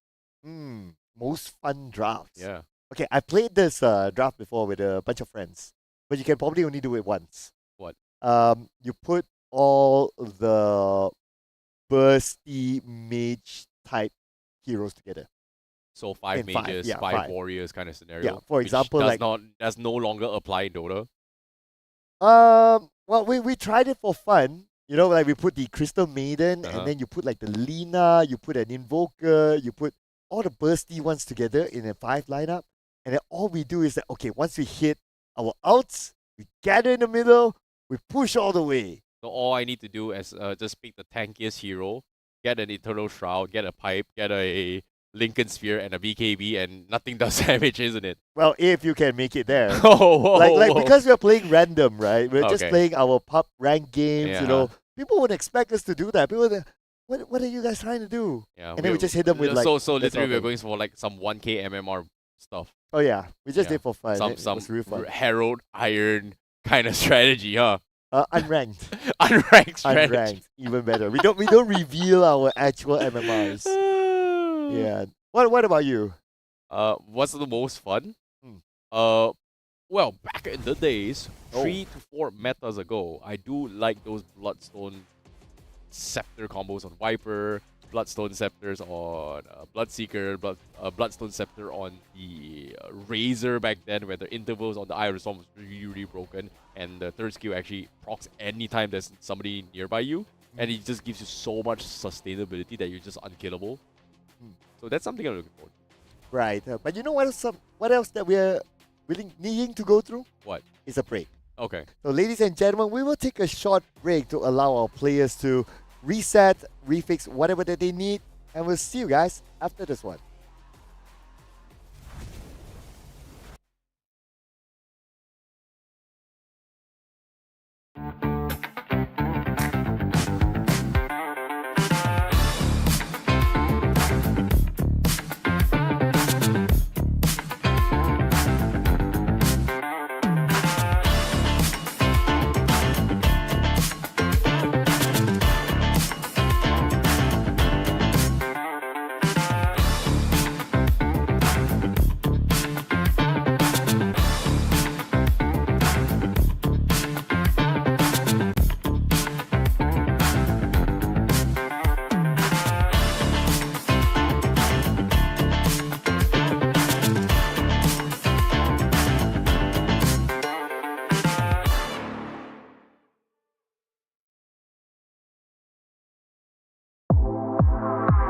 The all-new Acer Aspire Lite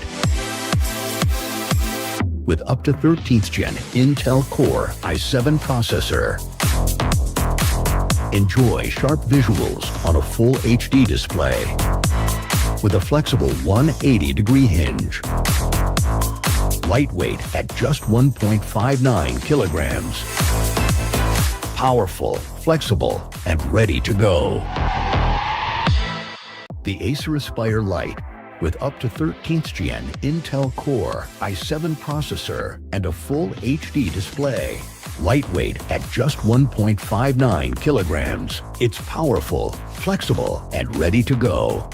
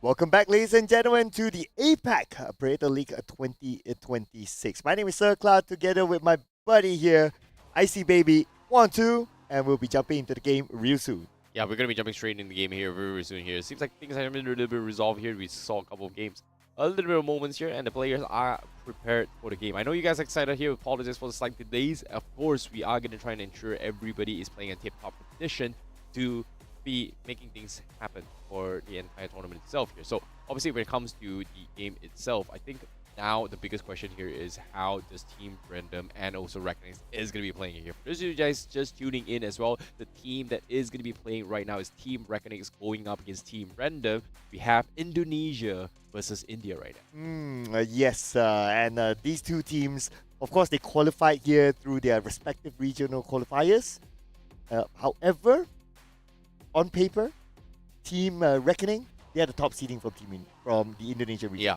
And for the other team, Team Random, they are the fourth seeding from the Indian region. But they do have the home ground advantage, the home ground buff, basically. Okay, fair enough. There is a lot of things that they can do as well in this scenario. And in this case, I think Reckonix does have a lot of opportunities to actually kind of capitalize as well. Based on the drafts as well early on, if you guys was just tuning in as well, we had the little bit of a question mark in terms of how they want to lay in the face here, but I do believe that Naga Siren on the safe lane is going to be very, very interesting. But without further ado, let's not waste any more time. Let's jump into the game to proceed on how things is going to be happening here. It seems like it's still currently paused. Yeah, we're building the anticipation here. We're building it. You feel the anticipation? I feel a lot of suspense, that's for sure. Oh yeah. I feel a lot of anticipation and starting to get into a situation where things are, how do I put it, teasing me to a point that it's so frustrating. Yeah. I'm being teased so much. Well, you know what they say? What? Good things comes to those who wait. Fair enough. Patience is a virtue. Without further ado, we're going to be jumping straight into the game now. Oh yeah, and here we go. Alright. And so far for both sides, I mean, it's still pretty early in the game. But for Reckoning, they have a little bit of the advantage when it comes to last hits. But no surprises there. I mean, we're talking about a Tiny here in the middle, and it's played by the star player in your dream. Yeah, seems like he's went for the crash landing as well. He's looking to try and burst people off. In terms of the runes as well, they do have a little bit of water rune for both sides, so nothing crazy. You have bottles coming from bottles, but you see bottom lane, there is a lot of aggression here coming in from the Shadow Demon as well. This pressure coming in from the low is just getting a little bit annoying here. Decimate just takes so much damage, magic damage. And what's really interesting is that this axe didn't go for call build, which is kind of common. And it's just going for battle hunger to try and trickle away. And look at this, Todoroki just cannot lean properly. And it's all about this poking strategy as well. Defensive disruption, trying to use those illusions to try and scout out information at all. This brilliant play. I'm not a fan of the the kill threat potential, but the poking potential is ridiculously high here coming from Reckonings. Yeah, but speaking about poking, looks like Paso being poked down to about 10% of health to keep himself nice and safe behind. But at least he's playing the support, so if he's not at front line trying to get those last hits, it's still not too bad. Yeah. Well, when it comes to the illusion strategies as well, pushing sieging for towers is going to be really annoying to work with, especially when there's just so much illusions to work with. Random is now put in a situation where they solely depend on the starter pickoff, and oh wait, Todoroki is in a little bit of trouble here. It does decimate top 2 as well. Seems like the Lu doesn't have the shadow poison I can do with it here, but he did catch him, so they are going to try and make a kill attempt. No, he is going to find better hunger. No, he can't get the last hit. Ooh, he's going to be fine, right? Yeah, he's fine. Maybe not. Dalun is there. Oh, he's dead. He's dead. Oh, They found him. He's gone. First blood. Give it towards Dalul. Support gets it, but it's okay. They still get the first blood. Now Zapeto is going to be the next target. Okay, 2v1. Now he's running for his dear life. Someone save me. I need help. And the bandage catches him. He is done for. FBZ. The disrupt comes in, but it doesn't matter. They get the kill. That's 2 kills down there, but there's also another kill that actually happened at the top. The Slaughter went down. Oh boy. Things didn't really go too well here in this scenario. Seems like things are crumbling here coming from Team Randoms as well. But the Slaughter go down in this case is the win condition in towards the middle lane, mid stage of the game. Yep. Even though this is just 4 minutes a game, you can see a very, very huge disparity in terms of CS as well. Normally, you would expect everybody kind of trying to mirror this up, and I don't really want to talk too much of the fact that, oh, you know, it's only a 2k net worth difference. It's not much big of a deal. But when it comes to the early game, this difference does help you a little bit more in terms of the scaling factor coming to mid game. So in this case, whoever hit those 6 timings is going to be very, very crucial, especially for the XP contest as well. Those XP shrines in 7-minute mark is going to be very, very crucial. 1 level difference will make or break in terms of the skills, especially coming from the supports. Yeah, I get your point, right? Like, if it's like 30 minutes and it's 2k difference, yeah, it's okay. But if Even it's like, 10k is fine. yeah, 10k, 30 minutes, it's still okay. You can come back from that. But if it's like 4 minutes and it's 2k, well, that's a lot. FBZ on this off lane is level 4 now. Rotary level 3. 1 level difference. The glimpse back coming from FBZ, I don't think he's going to be able to kill him as well. You just don't have the kill potential.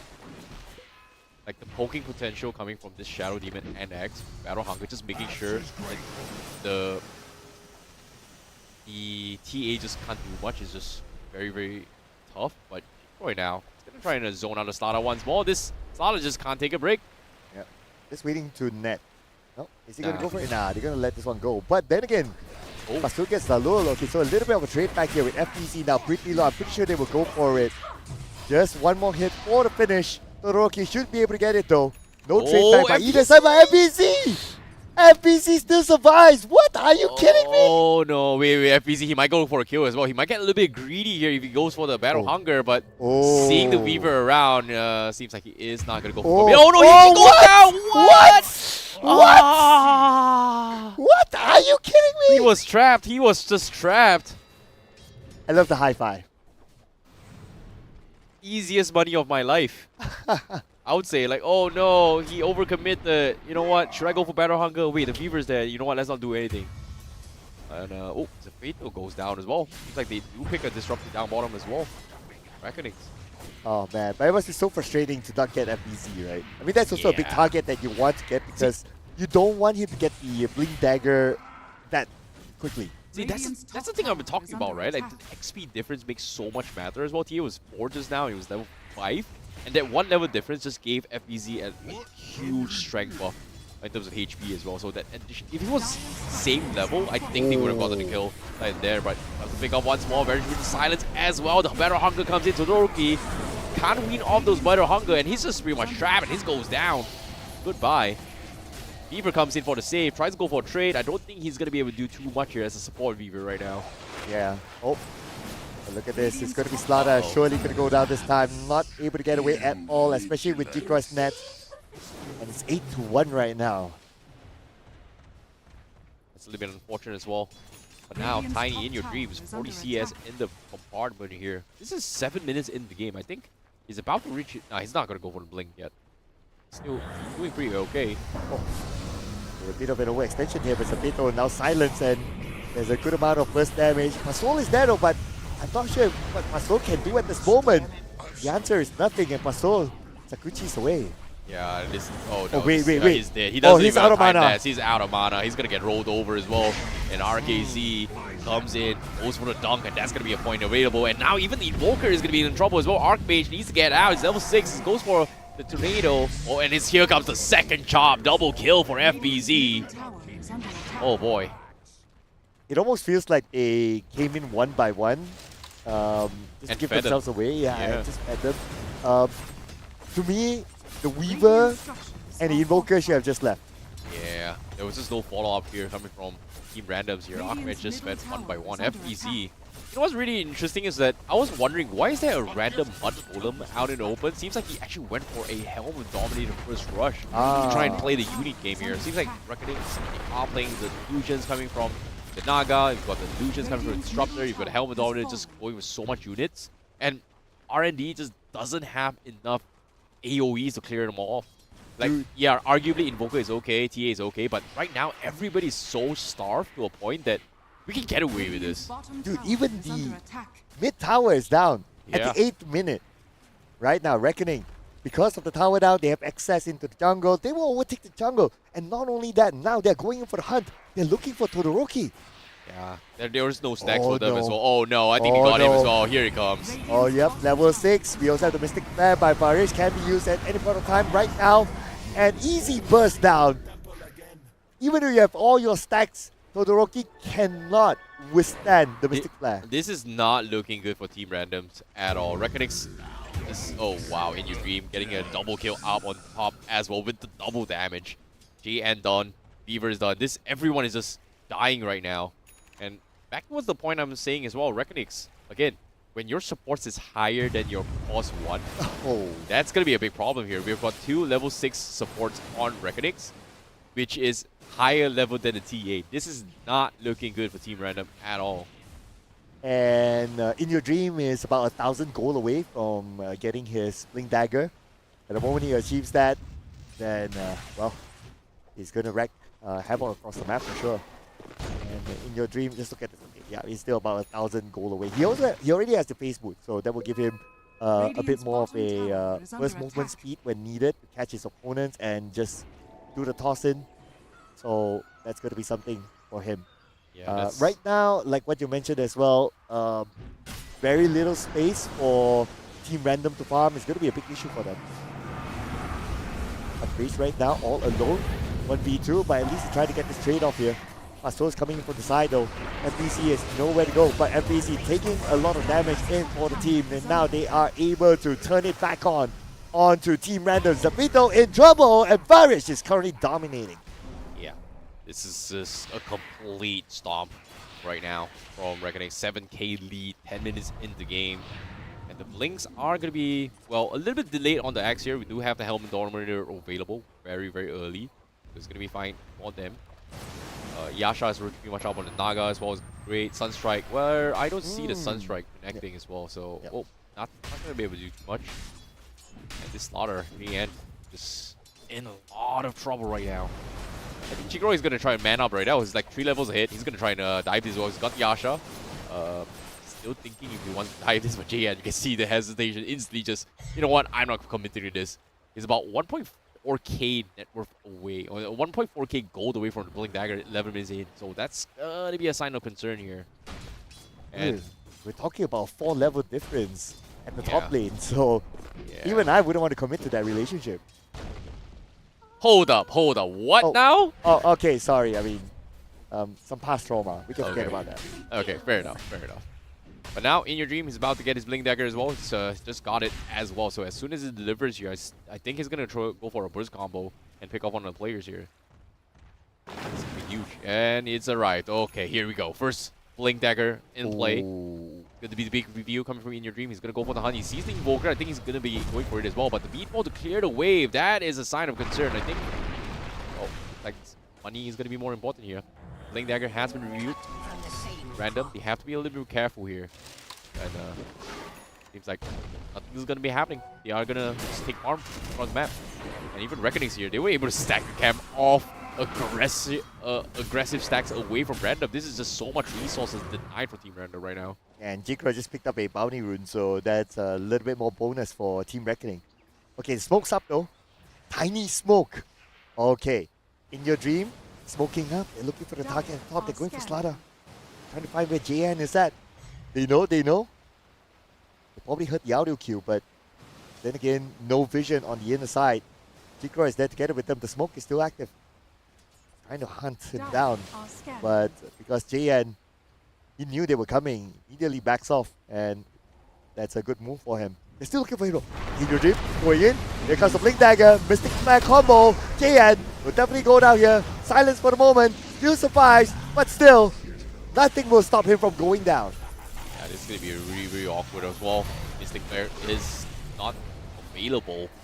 But Archmage wants to go for a counter push, but they do get a little bit of pick off here from Varish here. The aggression coming from Reckonings is going to be paid off. Oroki looking for a little bit more. Tornado connects on In Your Dream. Can he get out? He's out of mana though. Oh, here he comes. He gets the magic one, but the toss trying to buy the time a little bit more, but he is going to delay it and available. And that's going to be a double kill for Todoroki. That's going to be a small little bounce back the Team Random needs as they punish this aggression from Reckonings. Jake Roy finally joins the fray, but he's a little bit too late to the party. Song not available. Well, finally got it up, but I don't think he's going to be able to do too much. But the pressure still continues here from Reckonings to trying to take the tower from on the top side. But aside from that, nothing super crazy yet. JN is here. Flanks in. Todoroki. Nice a real one, but it seems like he is going to get the fever and he's going to go down. No times that was available. Silence is there. And the damage is real. Sunstrike not going to be able to take him out, but here he comes. And he is going to go down. Eventually, this defensive disruption. Oh, tries to keep him alive as long as they can, but they could not do so from Reckonix. And now Team Random is going to lose even more to supports. I must say, right, based on the current gameplay of Team Reckoning, they are very, very confident. Obviously, we're talking about 21-5 right now, and they see JN right in front of him. In your dream, he does have to blink though. He can easily blink in, and there you go. Blink, toss, that's it. Another kill in the bag. 22 to be exact. And 10k goal ahead for Team Reckoning right now. Below 15 minutes. Yeah, that's so fast, so quick as well. This is a complete landslide here coming from Reckonings. When it comes to the late game potential, right now, Team Random, their win condition is going to be trying to funnel all their farm onto this Invoker. Like, can you rush those Scepters? Can you rush those Refreshers? Is going to be the question, which, again, very, very far off. He's got the Spirit Vessel, which is, you know, you're looking for those O-snap combos, but I don't think it's enough. Like, you need to flash farm this. They need to find a way to do so, at least for Team Random. Doesn't have the fact that they don't have grounds right now, just because the mid tower is down. But speaking about going down, Barres went down as well. Now Archmage is in trouble. He does have the tower together with him, but thanks to the Ghost Walk, he is safe for now. There's so much pressure coming from Reckonings here. Every single TAMS has been just completely shut out. Team Random just wavering away, trying to do something. This support Weaver is just a big question mark for me. Like, what else can he do? It's just so awkward. I mean, he is aiming for the Aethos, but before he's able to get the Aethos, there's nothing much that he can do at this moment. Oh, Todoroki. He's there all alone, surrounded, and they know exactly where he is. It's a matter of time right now. Yep, the call will force him to move, and that's it. Nothing much you can do about it. Chop comes in. FBZ. A lot of stacks coming in here. 4 stacks available on the Axe. Still pulling Axe. There's going to be a lot of armor to work with. Got the Crimson Guard. Didn't actually go for the Blink here, so he's going to go full tankiness. The preemptive measure to deal with the armor reductions with the Slardar and maybe even the Nestle pickup later on has been dealt with here. Reckonings is already one step ahead right now. Like, you don't need to blink on the X here. You just wait for the disruption, setting him up, and go for the call. Just go full armor reduction. Done. Yeah, what Substitute can do is pretty much nothing. He can't even clear the lanes at this moment. They don't have enough damage to even clear off the illusions. Even clearing out the illusions itself is starting to be a big problem for Team Random. And now they are getting control of the top triangle. Team Random, they have nowhere else to come. Oh man. Here we go. Nah, nothing much. Oh, okay, okay. Spirit Vessel is there. In Your Dreams is just so far ahead. He's not going for the stat boost for this, but he is level 13, so he's pretty far off the network here. He needs some sort of pickup potential, but Arish, he's gonna get caught out. That's gonna be the blink coming from Slaughter. That's the win condition that they needed. They go for the pickoff. They need to back off. Reckonix, they're gonna try and give chase to this. An instant back off from Random, so this is gonna be huge. But Jake Roy, he's very, very close. Does he go for the soft setup here? This is gonna be the question, but the toss comes in. The Tornado tries and saves the fate though. Here comes the Static Storm, but it's not gonna do any much. As our Reckonix just completely manpowers them. Oof. And now they have control again of the top triangle, especially with the fact that they put a ward there, Team Random. Yeah, they saw Sky, but they didn't know that he put a ward there. So it's going to be a free triangle for Reckoning for them to clear off and farm. Complete overpower here coming in from them. Need a little bit of more time here. TA's very close towards the Desolator, so that's going to be a potential small little window for Todori to actually kind of bomb his way through. The moment that they are going to be able to sync up a combo, go for pickoffs here, this is going to be Random's game to potentially come back. They got the Desolator at least, so that's a key item for Todoroki. Yeah, he just got it as well. That's huge. Yeah, and he's going for the Blink Dagger next. It's going to be an important one if he wants to engage. But speaking of an engagement happening at the top, it's a fatal one last hit needed, and In Your Dream will send him to sleep. Yeah, another big pickup as well. Black Tree is up on Tiny as well. So the one-shot combo is just insane right now. This is just pickoffs after pickoffs right now. And oh my goodness, he goes for another tab. Instant reset. Catches him. Pasol, no BKB for you, bro. You are a support weaver. Time Nap's not going to do too much. Ancient Seal Silence from the Skyrock is just going to stop you. The moment I saw that dust at the back of my mind, I kind of knew that, okay, that's it. Yep. And plus, he's a support weaver, like what you said. He's not able to tank as much. So, easy pick off for them. And now with the fact that he knows that, okay, they're carrying dust. Oh, wow. Okay, they're just diving to supports right now. I don't care. All the way in. I mean, if you're a support right now, it's a big nightmare. Yeah, and you're just having fun right now, Reckoning. It's like, this is 19 minutes, tier 3's out and open. Very, very clean game here. Todoroki with this Desolator. He's trying to do some damage, but even the illusions from Naga is taking a lot of time to be cleared out. Tier 3 goes down. Racks are exposed. Reckoning, they are going to continue this, but In Your Dream, hello Todoroki, yum yum. Here comes the stun, here comes the chop, bye-bye. At this point, In Your Dream, his role is just to disposition all of them. Well, they don't need to disposition the support because they're definitely going to get a kill onto Pasol. Next is those on the high ground, but at least they trade it back by getting off Arish. Not the biggest of target, but that's something for them. They could take anything at this point, but Team Random, they still lost 3 players. It could be 4 soon. Oh boy, now another pick off again. Support's gone, double kill for In Your Dream.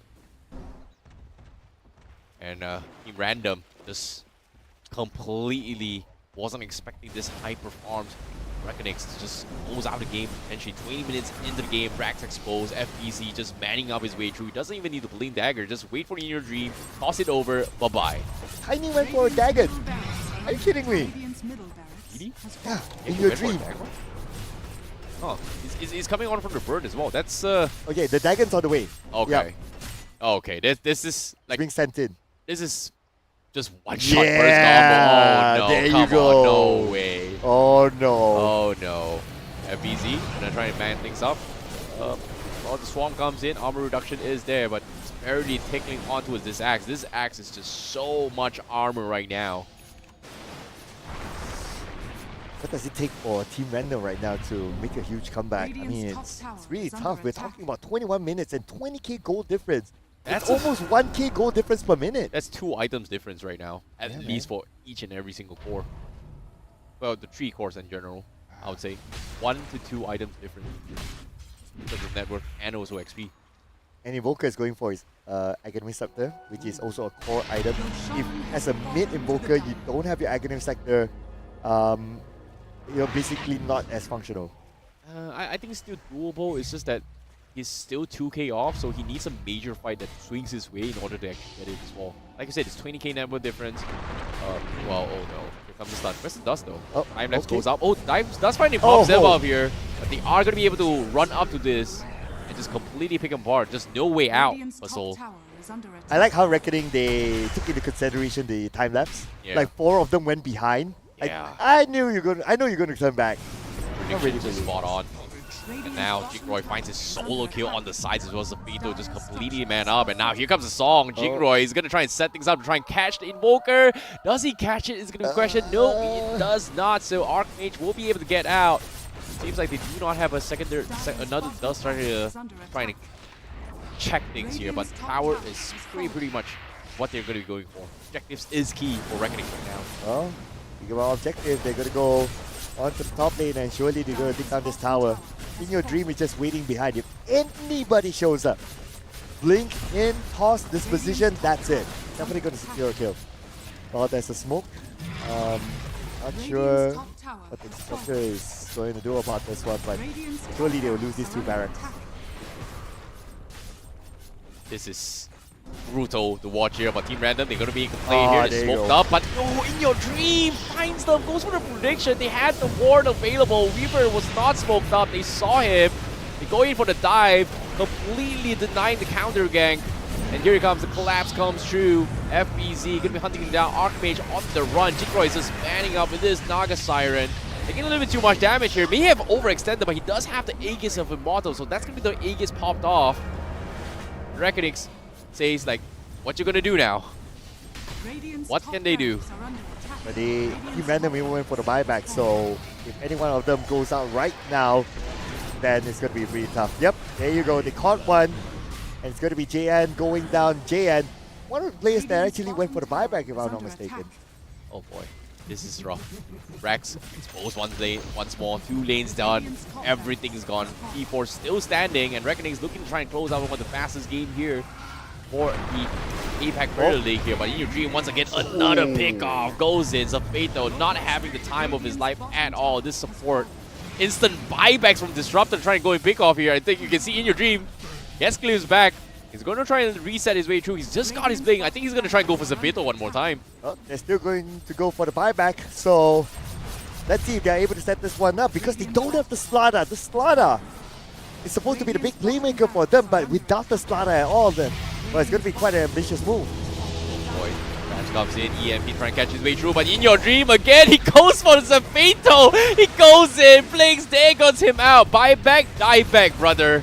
And now the rest of the team will follow. Archmage gets picked off by Jigroy. FBZ calm down, diving calm fountain. down, They even calm toss the down. Skyrab in. Mega kill for the low. Oh. Everybody is just completely stomping their way through. JN finally gets a return kill here.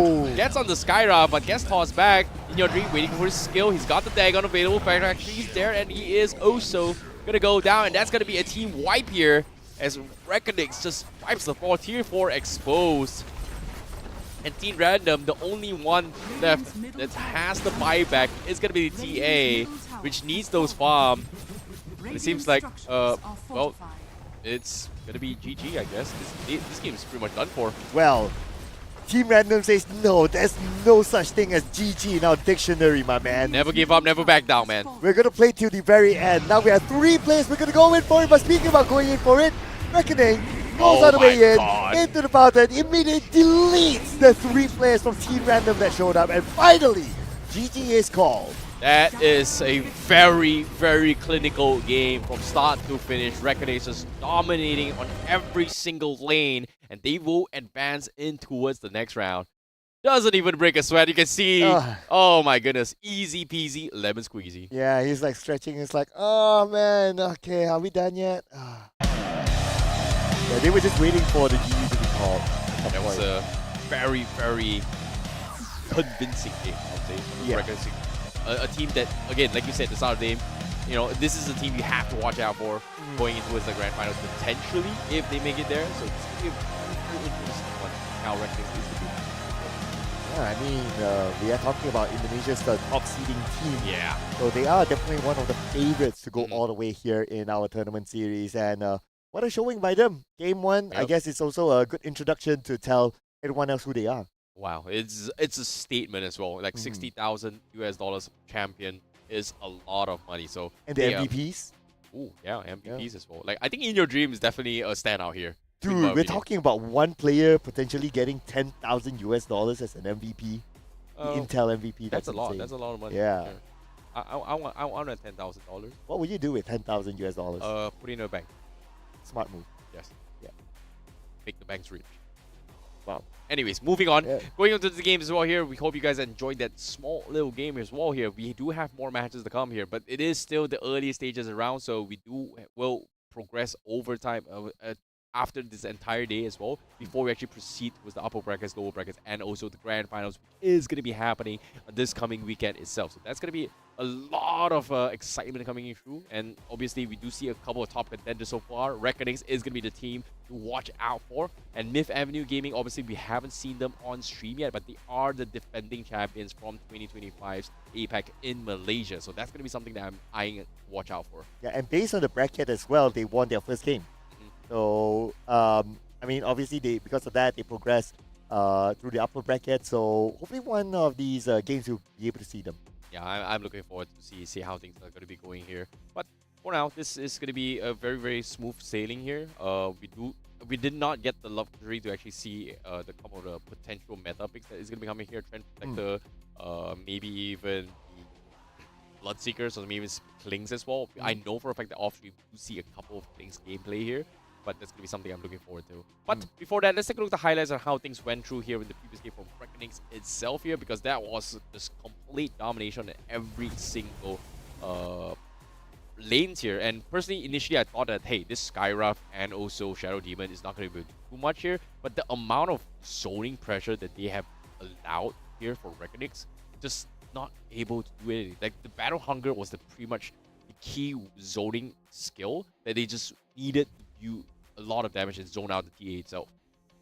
Dude, the safe lane area where you have the Axe and also the Shadow Demon, they were just very, very disruptive. I mean, continuous damage, you have burst damage, you have a lot of poking capability, and you have a lot of finishing capability as well at the bottom. And the moment Sky starts to just roam around, supports the bottom lane as well, then you start to see the kills just starting to roll in. Yeah, this is so much to actually work with here. Even Zapito, he's just getting completely hunted down. Like, we know for a fact we have this hunting bounty track thing.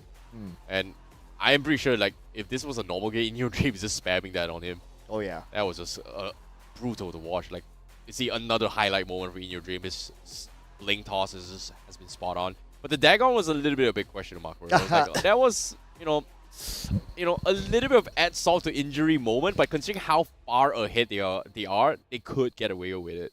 Dude, if the net worth is not like 15k, 20k difference, you wouldn't see the Dagon. Yeah, I don't think you'll see the Dagon. Yeah. I think you see a little bit BKBs coming up. Yeah, the Dagon is just like, okay, we're like 15, 20k ahead, let's just go for it. Yeah. Let's just have that internal race between all of them, like who will get the best KDA. Yeah, obviously they are also going to be fighting for that here. Unfortunately, those awards are not going to be counted here in the group stages here. We will be counting those MVPs when the grand finals happen this coming Saturday. Hey, maybe it's between them, like who has the lowest KDA buys dinner or something. Okay, fair enough. You have some very, very interesting friends. Oh yeah. Unfortunately, they don't buy us dinner. Okay. They buy themselves dinner. So just reminding my friends out there who's probably watching this stream. Okay, fair enough. But all things considered here, the Static Storm idea was really, really smart here.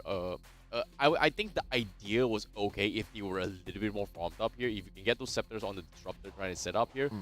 But they just could not take a breather. Reckonings was just winning every single lane in terms of matchup. Well, In Your Dream was doing pretty okay in terms of normal farm. But the space and pressure that is being brought in by both the Shadow Demon and Scarab down bottom lane, just shut off the safe lane, and then, forcing Weaver rotations, multiple rotations, and even that earlier scuffle where they fed one by one at the bottom lane just made so much space for both the Naga and also the Tiny, just so much farm. Oh yeah, the one that the Weaver came and then Invoker came right after, just walking in when they were like 2 or 3 other opponents still there. I mean, that was I had a lot of questions with that move, honestly. Yeah, it's a very, very questionable move, but at the same time as well, they do still have a second chance to actually redeem themselves. So it is a double elimination format here. If you guys are fans of Team Random, they do have a second chance to actually fight their way to the top. So it's not over really yet here, but for Reckonings, they will advance into the next round.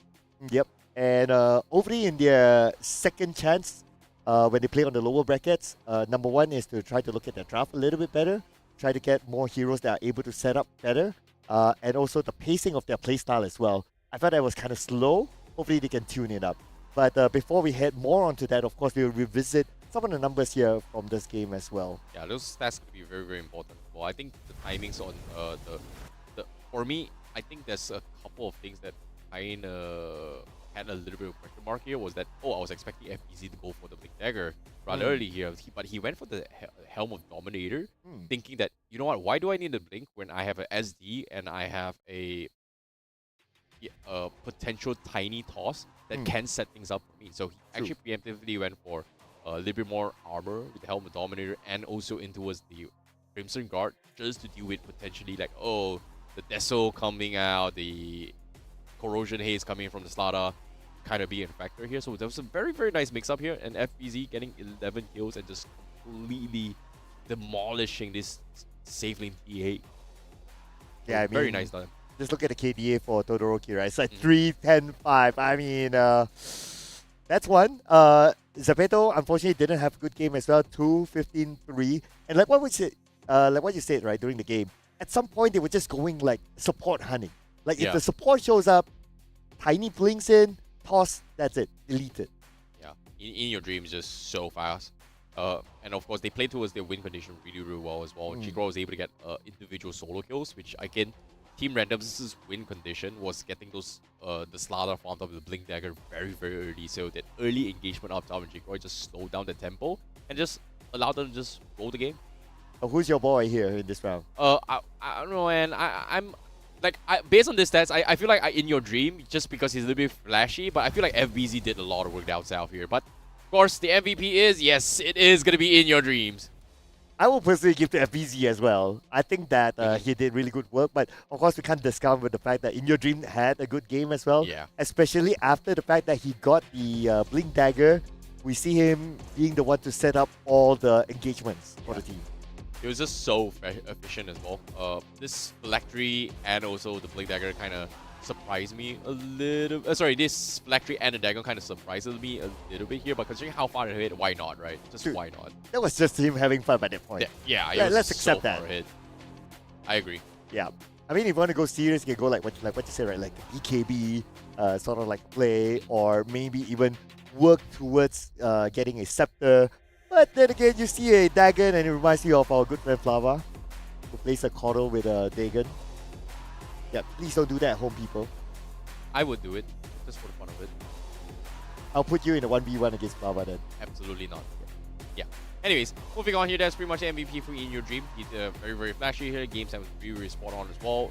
Very, very quick in his fingers here. So that's going to be a team that you have, a player you have to be watching out for here in the entire tournament itself. So be sure to watch out for him. Oh yeah, definitely. One of the star players, not only for the team, but also for the tournament as well. Definitely this player is going to be the player to watch. Is he going to be your Intel MVP? Well, you have to stay tuned for this weekend to find out. Yeah, we have to actually stay tuned here. But can they make it all the way is the question as well here. It's going to be a long journey because they are going to be playing all their matches the day itself. So eventually there will be, well, 8 teams that is going to be eliminated by the end of the game. Ooh. Yeah, so that is going to be a very, very long journey here for some of these teams here. I mean, we're talking about a huge prize pool, so huge prize pool, huge sacrifice. You need to do everything that you can to try to get that #1 spot. Yeah. Anyways, moving on. Seems like there is going to be more matches to come here. That was pretty much it here between Reckonings as well as Team Random. We hope you guys enjoyed that small little interaction here, but of course Reckonings definitely took a big win on, I would say, the fun factor scenario, which was pretty fun to work with. Oh yeah. I mean, it's a good first match here for Stream A, right? Yeah. I really thought it was going to be a supporting poker coming from Team Random. So Well, I that's really thought it was going to happen, but he actually stuck in mid lane. yeah. By the time you see the next Invoker, you probably see a support Invoker. So things might just happen that way. I mean, that's the beauty of DOTA, ladies and gentlemen. And you know what else is beautiful? What? It's our break time. So ladies and gentlemen, before we head on to our next match, we will take a short break and allow our teams to get ready. We'll see you guys in a little bit after this break.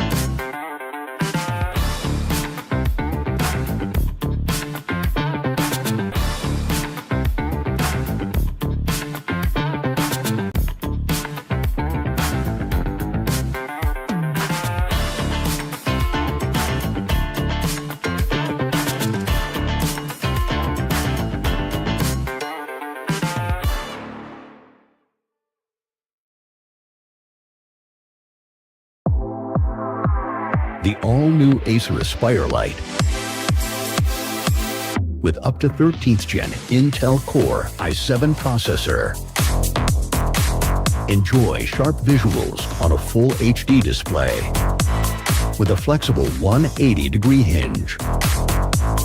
Lightweight at just 1.59 kilograms. Powerful, flexible, and ready to go. The Acer Aspire Lite with up to 13th gen Intel Core i7 processor and a full HD display. Lightweight at just 1.59 kilograms. It's powerful, flexible, and ready to go.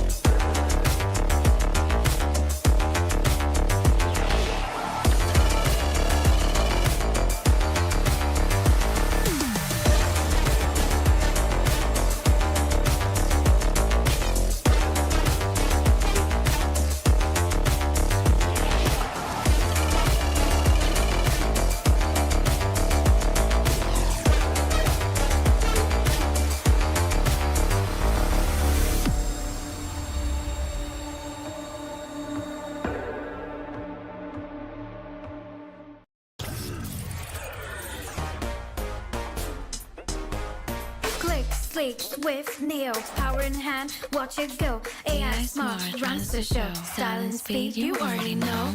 Lightweight game, heavy on mic. Work off late, it's just right. Color that pop, style and glow.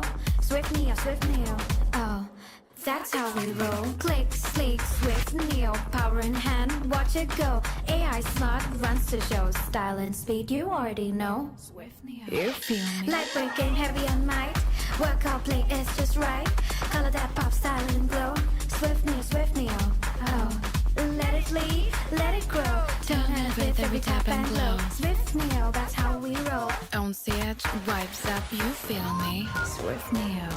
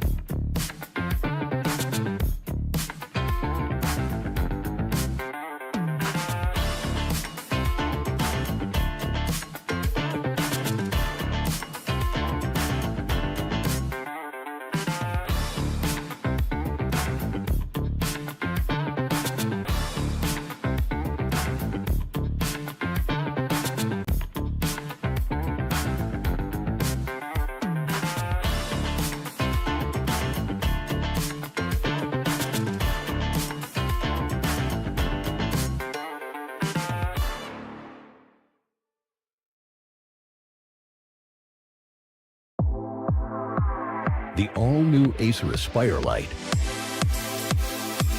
With up to 13th Gen Intel Core i7 processor. Enjoy sharp visuals on a full HD display. With a flexible 180-degree hinge. Lightweight at just 1.59 kilograms. Powerful, flexible, and ready to go. The Acer Aspire Lite, with up to 13th Gen Intel Core i7 processor and a full HD display. Lightweight at just 1.59 kilograms. It's powerful, flexible, and ready to go.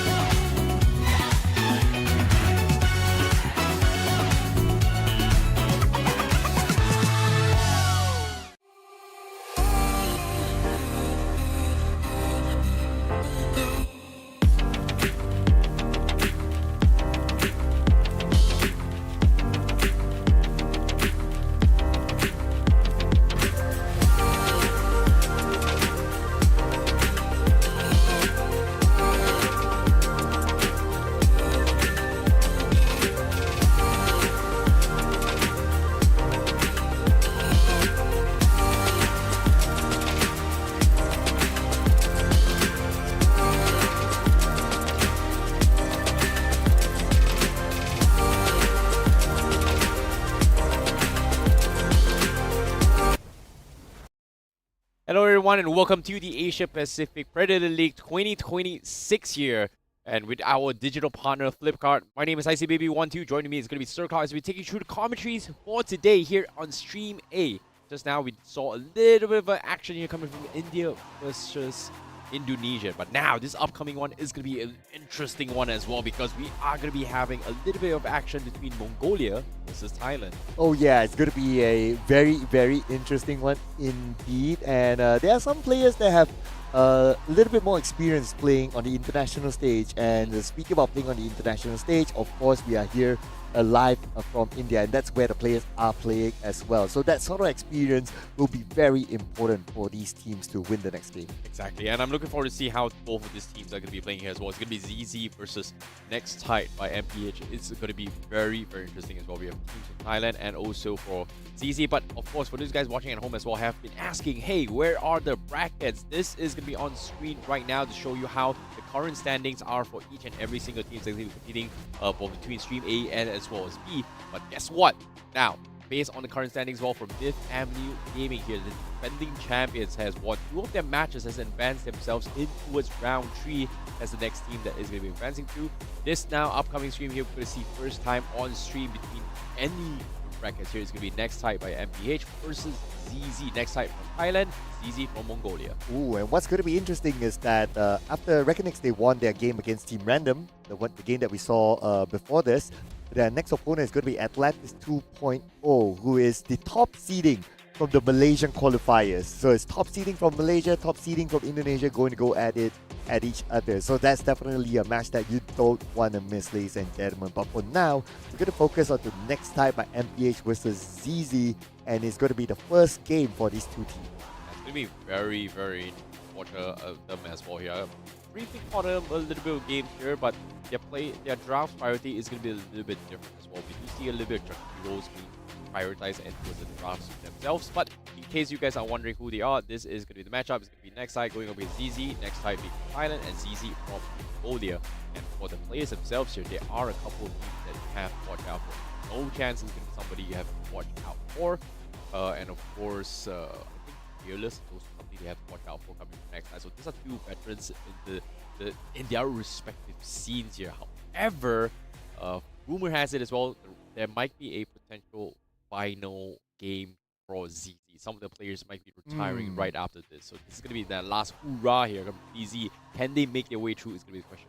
Oh, maybe their minds would change if they become eventual champions. Who knows? Oh yeah, fair enough. And it's like, hey, we already won it. Might as well go for the next season. Yeah, fair enough. Who knows? But nevertheless, we're going to introduce the players from the respective lineups. So we're going to start off the first lineup, that is Next Tide by MPH. Ladies and gentlemen, represented by these amazing players. And here they are, 9NZ, Kao, Good, Fearless, and Wonyong. Yeah, I'm looking forward to see how Fearless actually plays this as well. This is going to be something that is going to be a very, very important record with him as well. Next time from PH, they do have the experience. They have been playing the Thailand region for quite some time. They have appeared multiple times as well in the C region, the Tier 3 lobbies as well. But, of course, they haven't been very, very successful. It's very unfortunate as well. Yeah, I do agree that the fact that Fearless is definitely the player for to be watched out for. He has a lot of international experience, so definitely with his sort of experience, he would need to be the one to shed the light onto the team on how to play certain situations. And for ZZ, represented by Seimei, No Chance, Bisek, Doin Sushi, and also Ikigai. So this is the team that is going to be in their last hurrah, like what you said. Yeah, Ikigai says he is going to be playing on his last one for this general as well. So that's going to be him looking trying to make his last attempt here. Hopefully things are going to be for the better. And obviously when it comes to representing Mongolia, they are the only teams representing from that region itself. Seen a lot of hype here, especially if you guys are watching it with the physical 100, etc. They are the country to watch out for. I do agree. They do have the what do you call that? The Mongolian spirit. Oh yeah. Yeah, the blood of Genghis Khan is in their veins, you know, that sort of thing. Okay, Yeah. all right, that, yeah, fair enough. But now, speaking of the drafts here, I want to see a little bit of a difference in terms of approach here, because Team Random was a little bit of a, I was in a lot of question marks in terms of how they were laning their heroes and also their drafts as well. So I want to see a little bit more, I would say standardized drafts, even though we do have a little bit of Wow West situation where, oh, there's still heroes that you don't really want to see as a priority here. I think some of them are still playing towards the old meta-ish, where the Centaur Warriors come into play, Bad Riders potentially here. But of course now adapting to the new meta as well. I really want to see a potential gameplay on how it's going to affect them. Slada is still going to be a hot commodity to be picked here. I wouldn't be surprised in that regards. But can they play it well is the question. I would say Timbersaw is going to be another hot pick hot or ban. ban as well. But speaking about pick or ban, ladies and gentlemen, without further ado, we're going to jump into the draft and we're going to see some of your predicted hero drafts. Might it come out? Might it not come out? We'll check it out right now.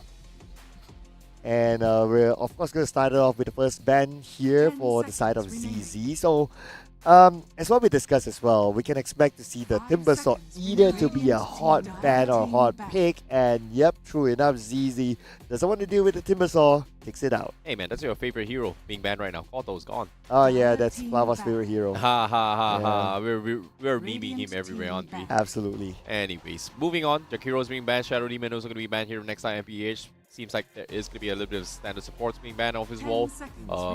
Shadow Shaman has been kind of in the gray area right now. Shaman was very, very popular in the previous patch. Still kind of annoying to deal with. The MSW is pretty good. The Chicken's pretty good as well. Viper being banned. Okay. So looks like they don't really want to deal with the AoE damage coming from ZZ. So I think we might see potentially a Huskar being picked up here. They might go for it. 5 seconds. Not as a first pick, but it's going to be okay. I mean, there are also some other interesting ones that they can try to ban. So we're not sure whether these two teams they have played against each other or not. So that's going to be a bit of a disclaimer. Dragon Knight will be taken out by next time by MPH. If they are looking to take out a hero that's fairly flexible, a tiny ban will be not too bad. Yeah, I think next time MPH might stick towards the healing composition here, just because they kind of taken out DK.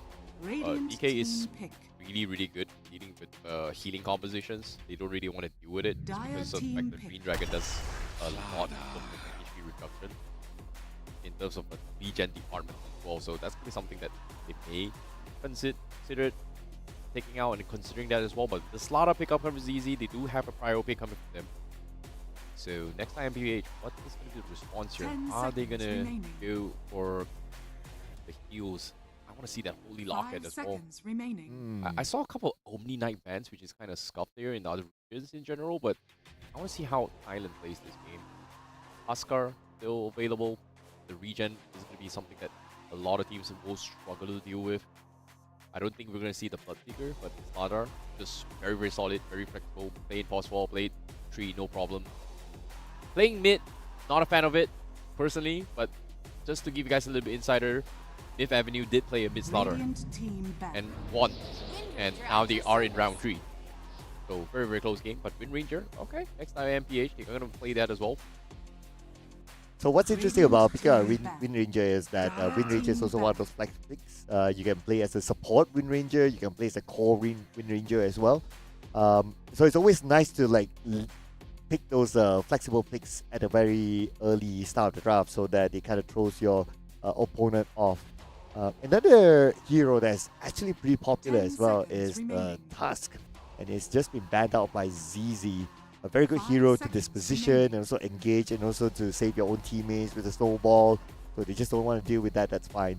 But I also want to point out with the fact that what we learned from the previous game is that you have a Slardar, which is great. It can be the playmaker, but you must have another hero that's able to set up early as well. Because Slardar needs a bit of time for him to scale up before he's able to be the real Dire playmaker. team pick. I feel like this is still going to be a core Wind Ranger, but one thing good about the current-ish playstyle of prediction here is that the innate ability coming from Wind Ranger does have this.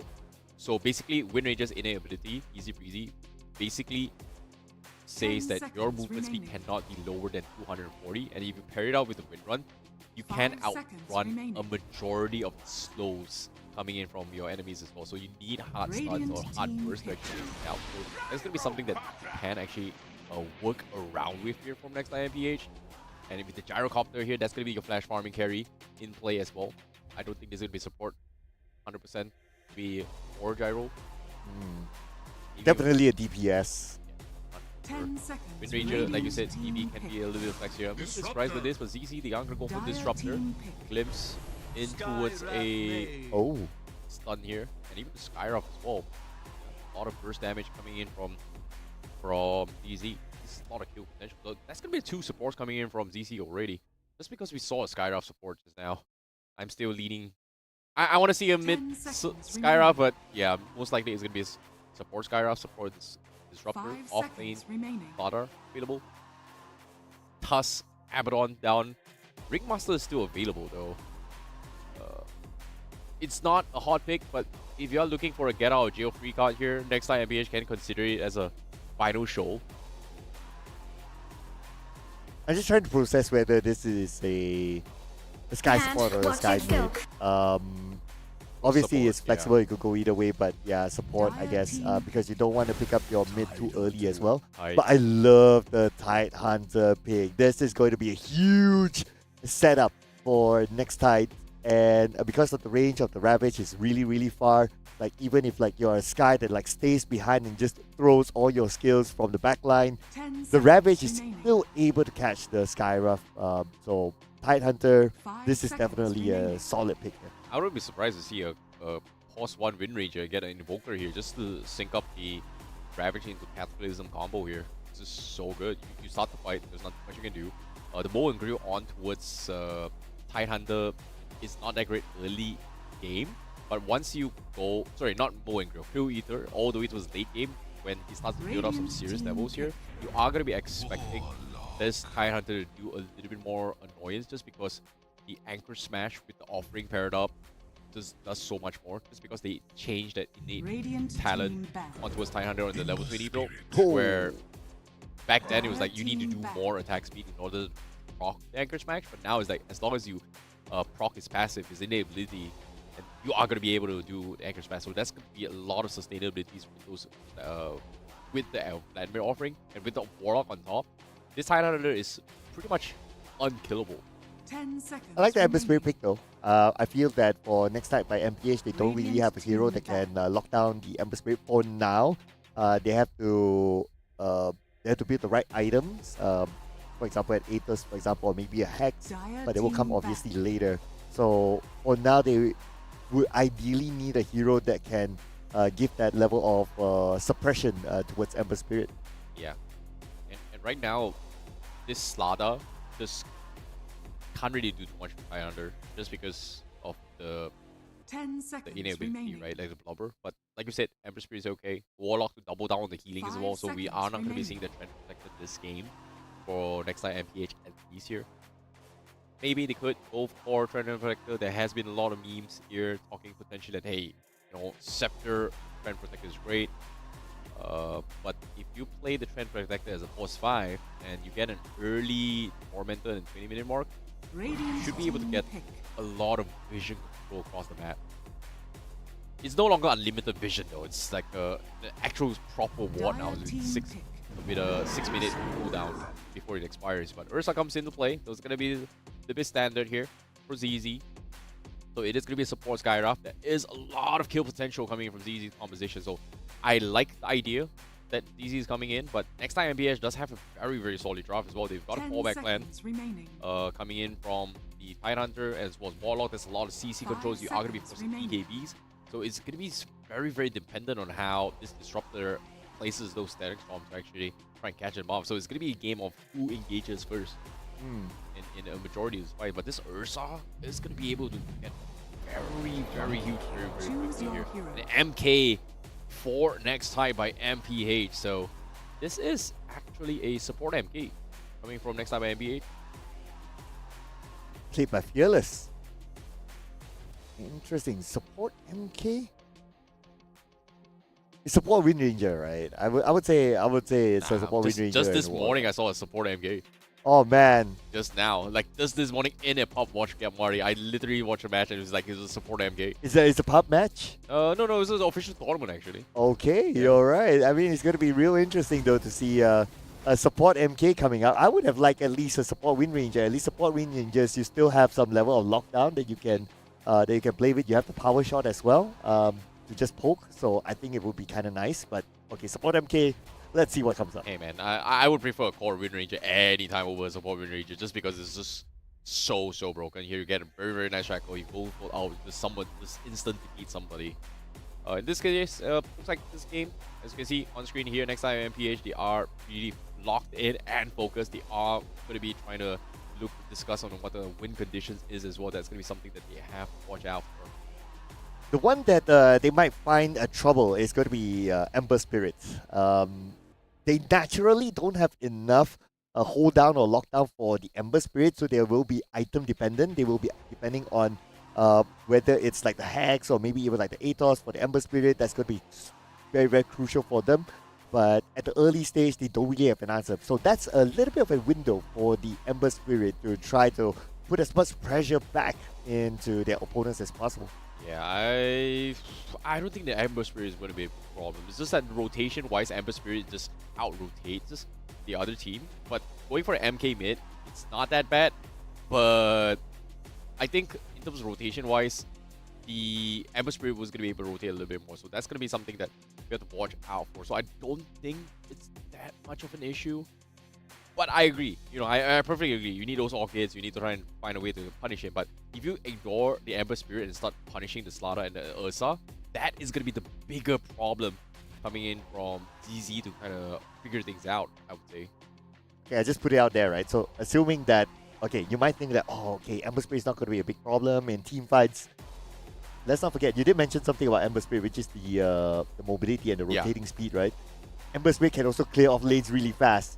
AKA, they can also clear off lanes quickly and push lanes. But speaking about push, we'll push towards the game, ladies and gentlemen. This is going to be a game between ZZ and NTB. Best of one. Yeah, this is going to be exciting as well. Things are going to be very, very interesting. I don't see a smoke being popped there in Warlock. The same can be said for ZZ, so we are not going to be seeing a 5-man clash right from the get-go. Ursa does do a lot of damage as well. We've got the bear down on him on the facet. Kind of clean things out. Debuffs. But they haven't really skilled up their spells yet, so that's something they have to watch out for. But it seems like finally they're going to go for the smoke here. 40 seconds left before the first bounty. They are looking for a wraparound trying to invade here. Aggressive plays coming from ZZ. NTB finally re-smokes as well. Looks like this is going to be a major clash right from the get-go for the first bounty. It's possible that might happen at the top. Oh no. This is a huge flank coming in. Got Skyruff. Got Disruptor. I don't think it's not a burst. Like they are gonna be checking each side. They can't really find each other yet, so seems like NTP. They may be able to secure the top and the top rune, river rune, as well as the jungle rune, but seems like they are gonna try and catch a solo straggler potentially here. Oh, it might happen. No, it's not gonna happen as well. Here comes the stun. They snatch the bounty rune. No, they do not. They have to get out now. They're stuck as the chase continues. As NTP wants to clean out, no chance. He is running around with his passive here. As long as you're running on river, you have HP regen and additional movement speed on the startup. Very, very good game sense cover. No chance. Okay, that was a scary one. For a second there, I thought that, okay, no chance, my suit, no chance. But then again, he knows what he's doing. I mean, that's why he's the player. Good escape there, I must say. So it almost became a first split somewhere at some point. But then again, became a 50-50 instead. Yeah, that was very, very smart as well. Like, if you were to go down towards the jungle exit here, you would not have been able to escape as a slaughter. So that river exit here was very, I would say, aggressive, but taking advantage of that bonus 18% movement speed off your innate ability is just, well, couldn't do too much. But nothing super crazy here. Both teams, they do get double bounty runes. And they are going to farm their way through. No chance to be left alone. Try and farm his way through. No river for him. But of course, when the crush comes in, he's going to be A-okay.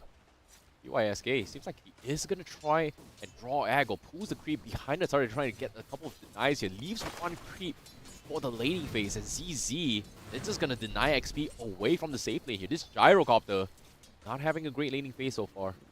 Very well done, I must say. Well, NTP on the other side, they're doing pretty much the same. They managed to pull just to try to even up the lanes again. But I really like what BYSK is doing here right now. He's being very, very disruptive. And with the burst damage potential that he has, 9NZ, he wouldn't stand a chance. So he would definitely need the gyro together with him. But if he pulls the gyro together with him, then the gyro will waste time. Orochi on the other hand, now put in a very awkward position. Don Sushi on the other hand, as well, taking a lot of damage. So there's a bit of a trade-off here, but no first blood yet. You are right. It is a support Wind Ranger being played as well. But watch for him. Seems like the idea of having the wind run is to try and mitigate some of the right clicks coming from Ursa from the Fury swipe. So it does keep him alive a little bit. But like, he is going to be forced to do a little bit more as he's getting poked out here by doing Sushi. Needs to be a little bit more careful. Sneaky guy. Now, on the Amber. Will be okay. Nothing super fancy there, both mid lanes. But for now, Monkey King. He is going to do some damage. He needs those passives here. Kingfu.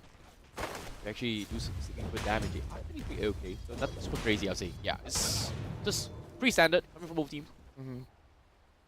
Yeah, even the goal difference and the CS is not that big. So this game so far is still pretty tight, I must say, between the two. With this kind of pacing, we might see the first blood take a bit of time. Maybe even now, because Semi right now commits all the way in. Good is one in trouble. And first blood will be given to Semi, but immediately Orochi trades it back. Semi goes down. Is it worth it? Kind of okay, I guess. A call for a safe lane. I'll say NTV definitely won the trade. Technically, well, Ursa got the kill first, so he did get the XP first. But Iron Hunter, it's not that bad of an issue here. As long as you kind of slow down the Ursa, it's okay. I would say it's still 50-50-ish. There's nothing super big change that will affect other lanes here. But what I do know now is that Mata is in odd trouble. He is going to slow down pretty good. No chance comes in. He is getting sustained really, really long though from the heals coming from this Warlock. And he somehow still makes it out alive, but instead they turn and say, you know what, that's just not worth it. Let's focus on 9Z and sit, and that's going to be by SK that gets the kill instead. Well, respect to your supports. They do what they can to keep your cores alive, and that's what exactly 9NZ did. So, great work, I must say. As a fellow support, I truly understand the feeling. People don't give enough credit for those kind of plays for a support. And with the fact that he managed to keep his teammate alive, well, he can continue to farm just like what we see here. But right now, see Ikigai 1v2, Orochi's there behind. And Ikigai nowhere to go. He's still at level 4 though, so he doesn't have the randoms with him. But Fearless is not going to overcommit in this case. Orochi does have the power shot, and it's going to be an easy kill from behind. well. Now it looks like at the top there's going to be no chance, all alone 1v2, and they're going to go for a chase. Are you going to go all in? Looks like they will. Very, very confident move here. No chance. No chance to get away. And they will no longer pursue because BYSK shows up behind it. BYSK, surely with the burst damage, should at least be able to get one trade off, but it looks like the answer is not. Plata or Plomo, enough sustain for him to survive. Yeah, they miscalculated that as well. That's a 2-point Shadow Word coming in from Warlock as well. There's a lot of heals coming in this Gyrocopter. So pretty much something that you have to worry about as well. 2 points Rocket Barrage, you cannot underestimate that as well.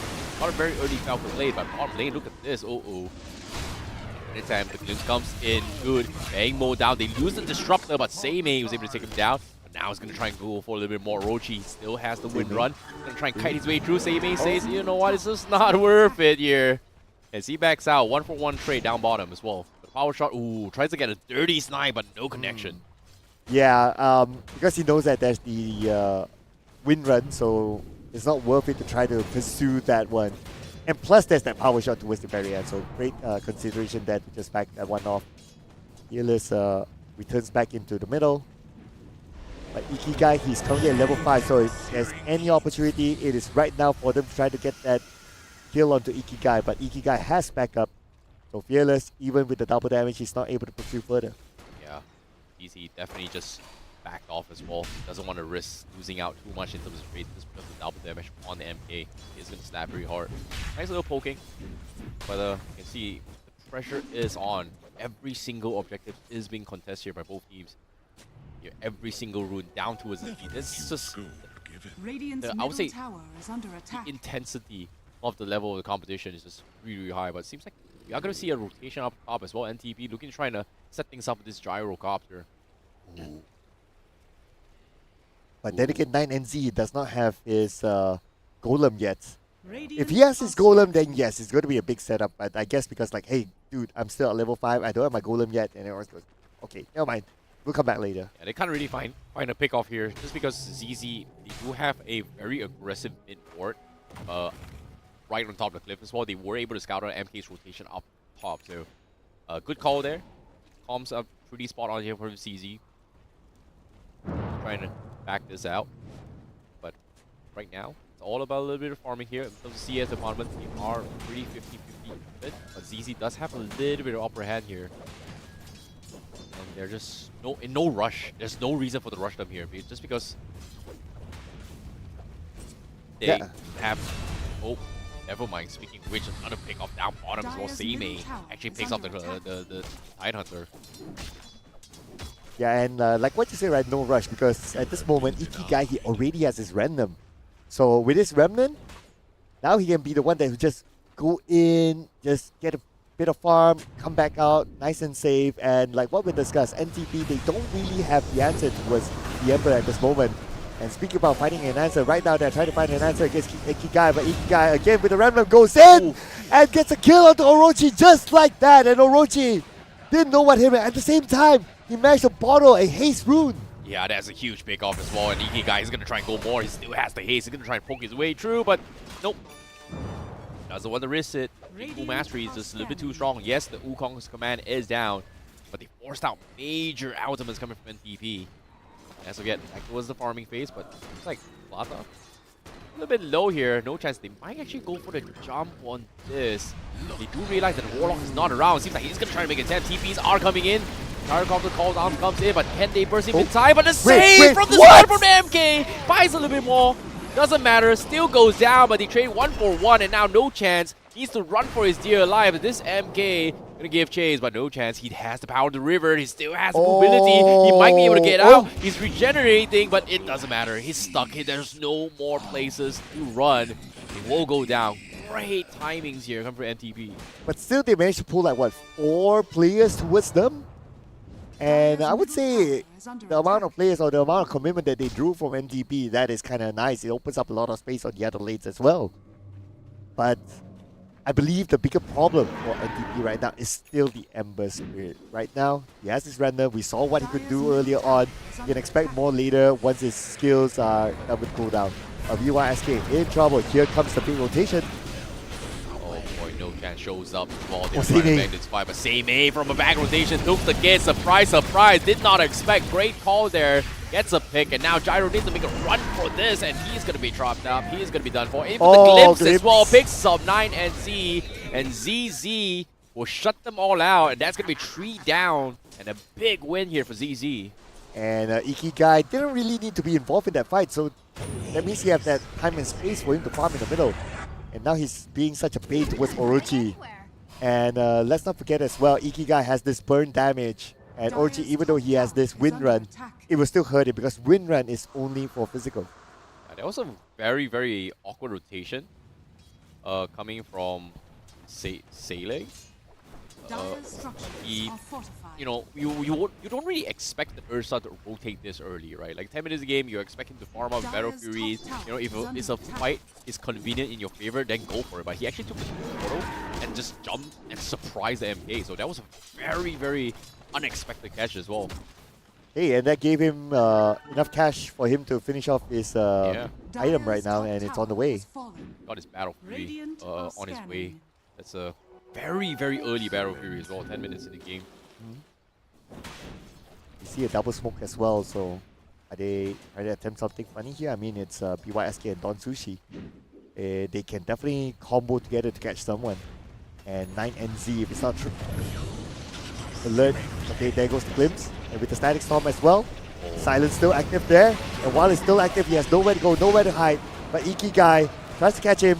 Other teammates made an appearance. Don Sushi now has to get back to safety, but Don Sushi might be the victim in this case. Oh, what a save. The searing chains actually stopped them, but doesn't matter. They managed to get out. They only sacrificed one support here. They almost took him down though, but the clutch Shadow Ward from the Warlock kept things alive for the MK. Small little hiccups here come from ZZ, but all is well. All is well. The Canadian field wasn't able to stop the static storm here, so fortunately for NDB, they were able to get out in this scenario here, fearless. So it all comes down to every single pixel in this scenarios here between these two teams. Very good rotation by NTP. I give it to them. Oh, Samey! That's a Oh, pickoff. wow. Wait a Oh, second. no. Fury swipe pickoff onto Tidehunter. Dude, Tidehunter is supposed to be the tankiest hero of their lineup, and if he gets picked off just like that in a 1v1, that's bad news. Yeah, but at the same time, so what's really interesting is that this Tidehunter does not have crack control on his points as well. Oh, not He yet? actually maxed out Anchor Smash and Gush, so that's why he's very, very squishy. No wonder. Oh, but Fearless just got taken out by Samey. So Samey is starting to rack in those kill points right now, and look, his network is way ahead of everyone else. Ahead of Gyrocopter by about 2k. But at the same time as well, Tidehunter actually not to the now Samey, they found a huge stack here coming from NDB with the Battlefield. They are going to clear it out, so that's a lot of juicy gold for him as well. 7.6k net worth right now.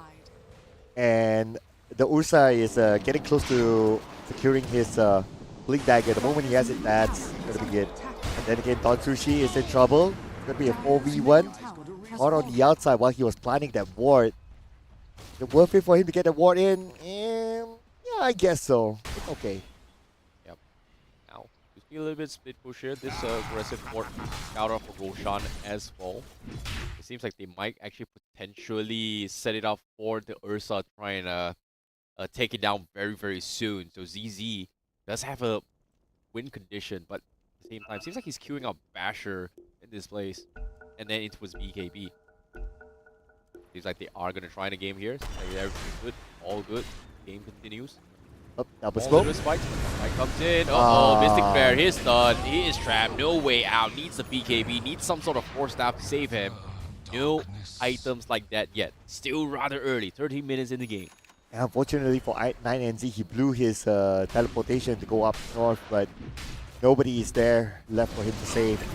And speaking about nobody's there for him to save, Good went down. Finally got his 1 point on his Kraken Shell, but then again, no other defensive items. He's actually aiming to go for the Scepter fairly early. So he's not going to be as tanky as he would have liked. Yeah, agree. But technically, Shrine of Wisdom in the favor of Seimei is very, very far ahead here in terms of XP as well. He's actually opted to switch for a Blink Dagger on this Ursa. So Battle Fury, Blink Dagger, actually coming through, but here comes. Orochi. BYSK for the pick, but Orochi goes down. Seimei going to be continuing for more. Ikigai pretty much getting surrounded here. He needs some sort of backup, but he's trying to bait for a fight for the team. Now Mystic that comes in, good comes in, here he comes, Seimei comes in, takes a jab, but a big combo comes in, catches them all back, and the Golem is there, but they're somehow surviving. This Gyrocopter keeping things alive, it's just not working out. They need to go for more. Power shot! TP's back, gets the snipe, takes down Seimei. What a buyback coming in from him. Orochi, I can feel the struggle. He's trying to run, tries to get a power shot on onto BYSK, but fails.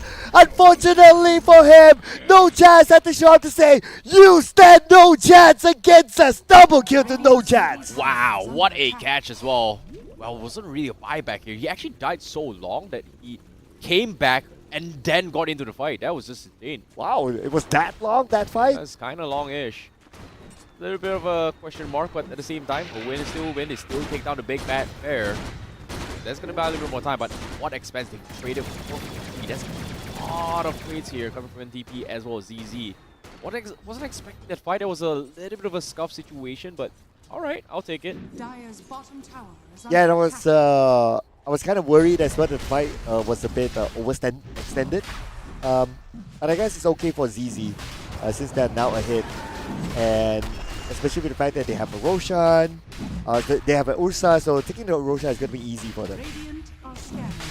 Yeah, very quickly as well. Roshan has fallen to the Now, Radiant. and they continue to take a little bit more objectives for tier 2s. Still available to grab, but there is a tier 1 down bottom. Seimei continuing his farm. But NTP, they cannot afford to contest anymore. They have to respect it. They have to back off. They have lost a couple of major fights, and now Ikigai getting a pick off as well. This Gyrocopter is just not having it at all. Dire's That's a middle tower huge is under catch as well attack. from ZZ once more. Right now, NTP, they still don't have an answer to Ikigai.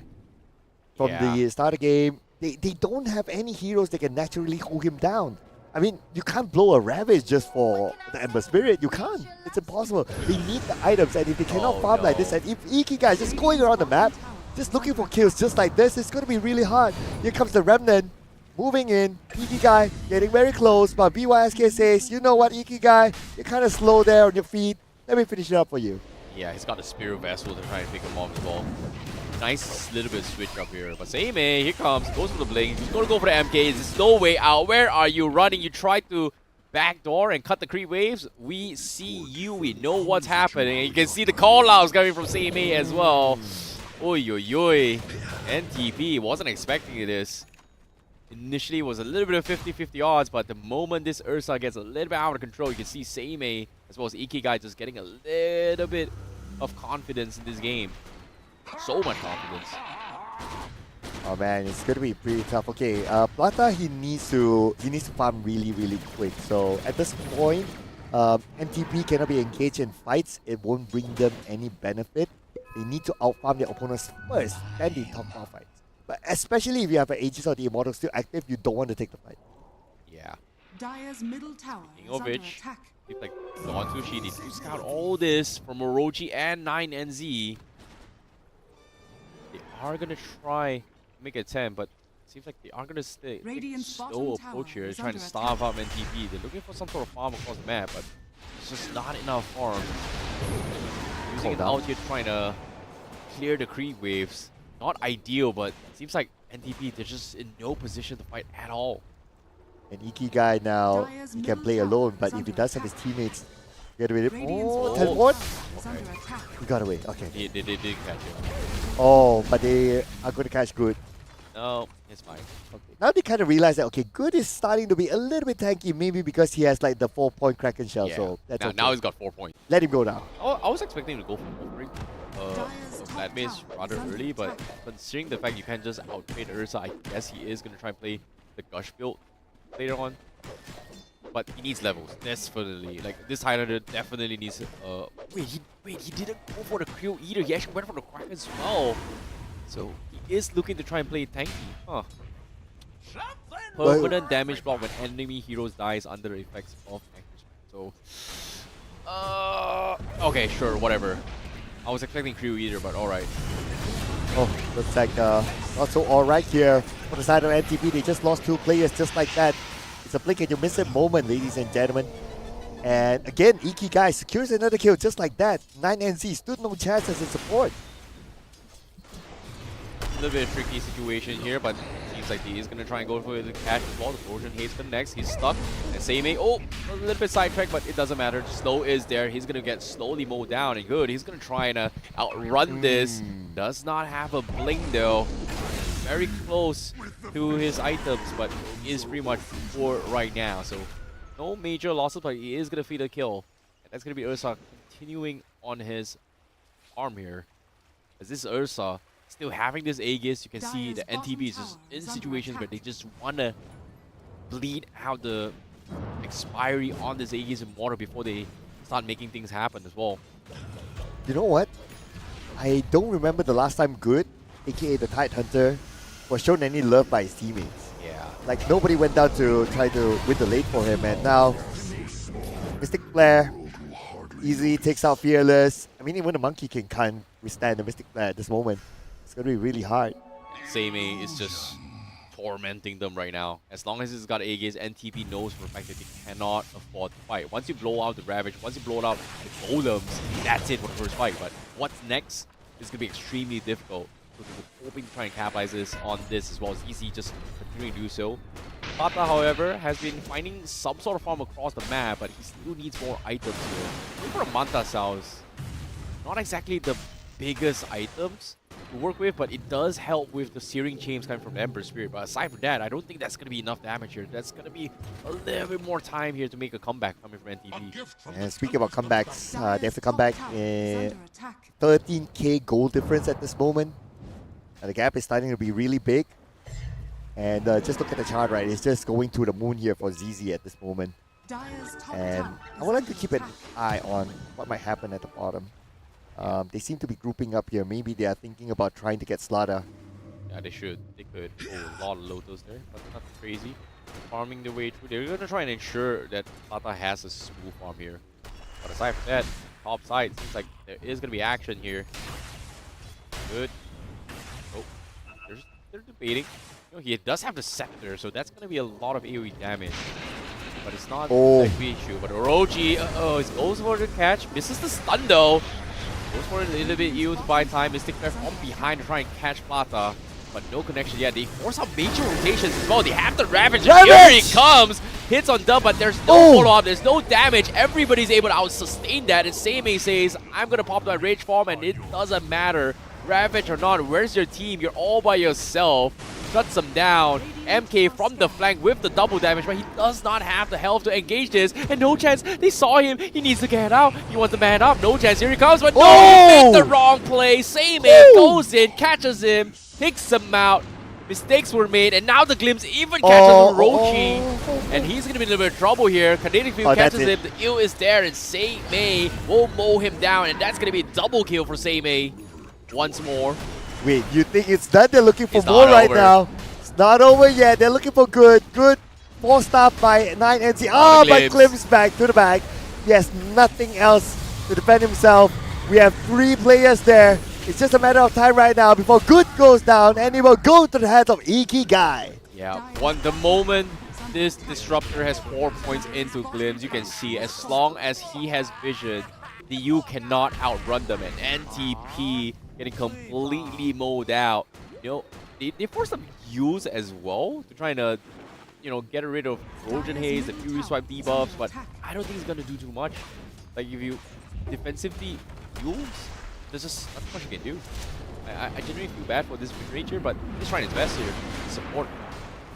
Yeah, I mean, as a support, there's only so much that you can do at this point. Yeah. 9NZ and Orochi being chilling behind. It almost feels like they are kind of just deciding on what to do right now. I mean, honestly, if I were them, without this amount of space and with the level of rotation that ZZ has, especially with Ember, as a support, if you go out, it's scary. It's Halloween every day. Yeah, right now there's just so much things to have to worry about as well. Ursa is out of control. The Slaughter is kind of out of control as well, which is a little bit awkward. But one thing is that Slaughter now has BKBs as well. So NTB, they cannot just solely rely on the chaotic offerings in towards the Ravage Wombo combo. Right now, they need a proper follow-up to actually burst it down. It's going to be very, very tricky here for NTB. They have to be very, very careful here just because of the fact that they need to buy so much more time for Plaza to come online. This Gyrocopter needs so much more items, and that is going to be their win condition. Oh man. I mean, the Ravage was pretty nice. Yeah. That was the one and only Ravage that we saw earlier. It did catch like maybe all 5 of ZZ, but then again, the damage output for NTP isn't there. So like what you said, right? NTP just needs to farm to get enough damage output before they can execute another Ravage. But speaking about execution now, going to be on to Orochi. And Orochi, where is he going to go at this moment? Even Donsushi is making a showing right now. Easy glimpse if needed, but who needs that one? Enough Thunder Strike to get Orochi. Yeah. Now, easy. Continuing here. 9NC. I think he's going to get a solo kill here. He doesn't have vision. Oh, finally sees him. Oh no, where are you running? Goodbye. 1, 2, 3. Bye-bye. Hey, Iki guy. Wait, come on, man! Hey. This is the real definition of KS. Yep, 100%. But guess what? They found even one more as well. Plata with the Manta is going to try and dodge the Corrosion Haze, but it doesn't matter. He is trapped. He is stuck. Mystic Planet comes in, and by SK once again with the steal. Dude, somebody give no chances to kill, man. That guy has been trying for 2 times in a row. Who's that you have? I mean, he probably got a couple of others, but in those 2 attempts where he actually started it off, he didn't get any of it. Oh, he got 6-1 in 11, so he's a key player. But now good. Mimo down, and his glimpse back. Bye-bye. Bye-bye. It's gone. Sayonara. Yep. It's starting to get out of control here for NTP, I would say. Oh, no, okay. He thought it was a MK neutral in this disguise. Maybe he blinked for it. Oh, but anyway, again, here comes the same problem. If you're a support, you're not going to have a good time right now. The moment you step out, players like Ikigai, okay, 4-star goes up to the high ground, but Ikigai, he does have the random behind, so he can still go back. The moment he's done with his mission, in fact, he got 2 of them! Double kill, including with the slide of fist. Oh boy, Shiva's up. Amber Spirit is just so tanky right now. He even has the Shivas. Right now, this Ember Spirit is not a damage dealing Ember Spirit. This is just a magic damage Ember Spirit at this point. Yeah, and you have enough damage overall. I believe it's... He actually opted to go for Flame Guard DPS. He actually 1 point onto the right side here on his level 50 talent. So that's very...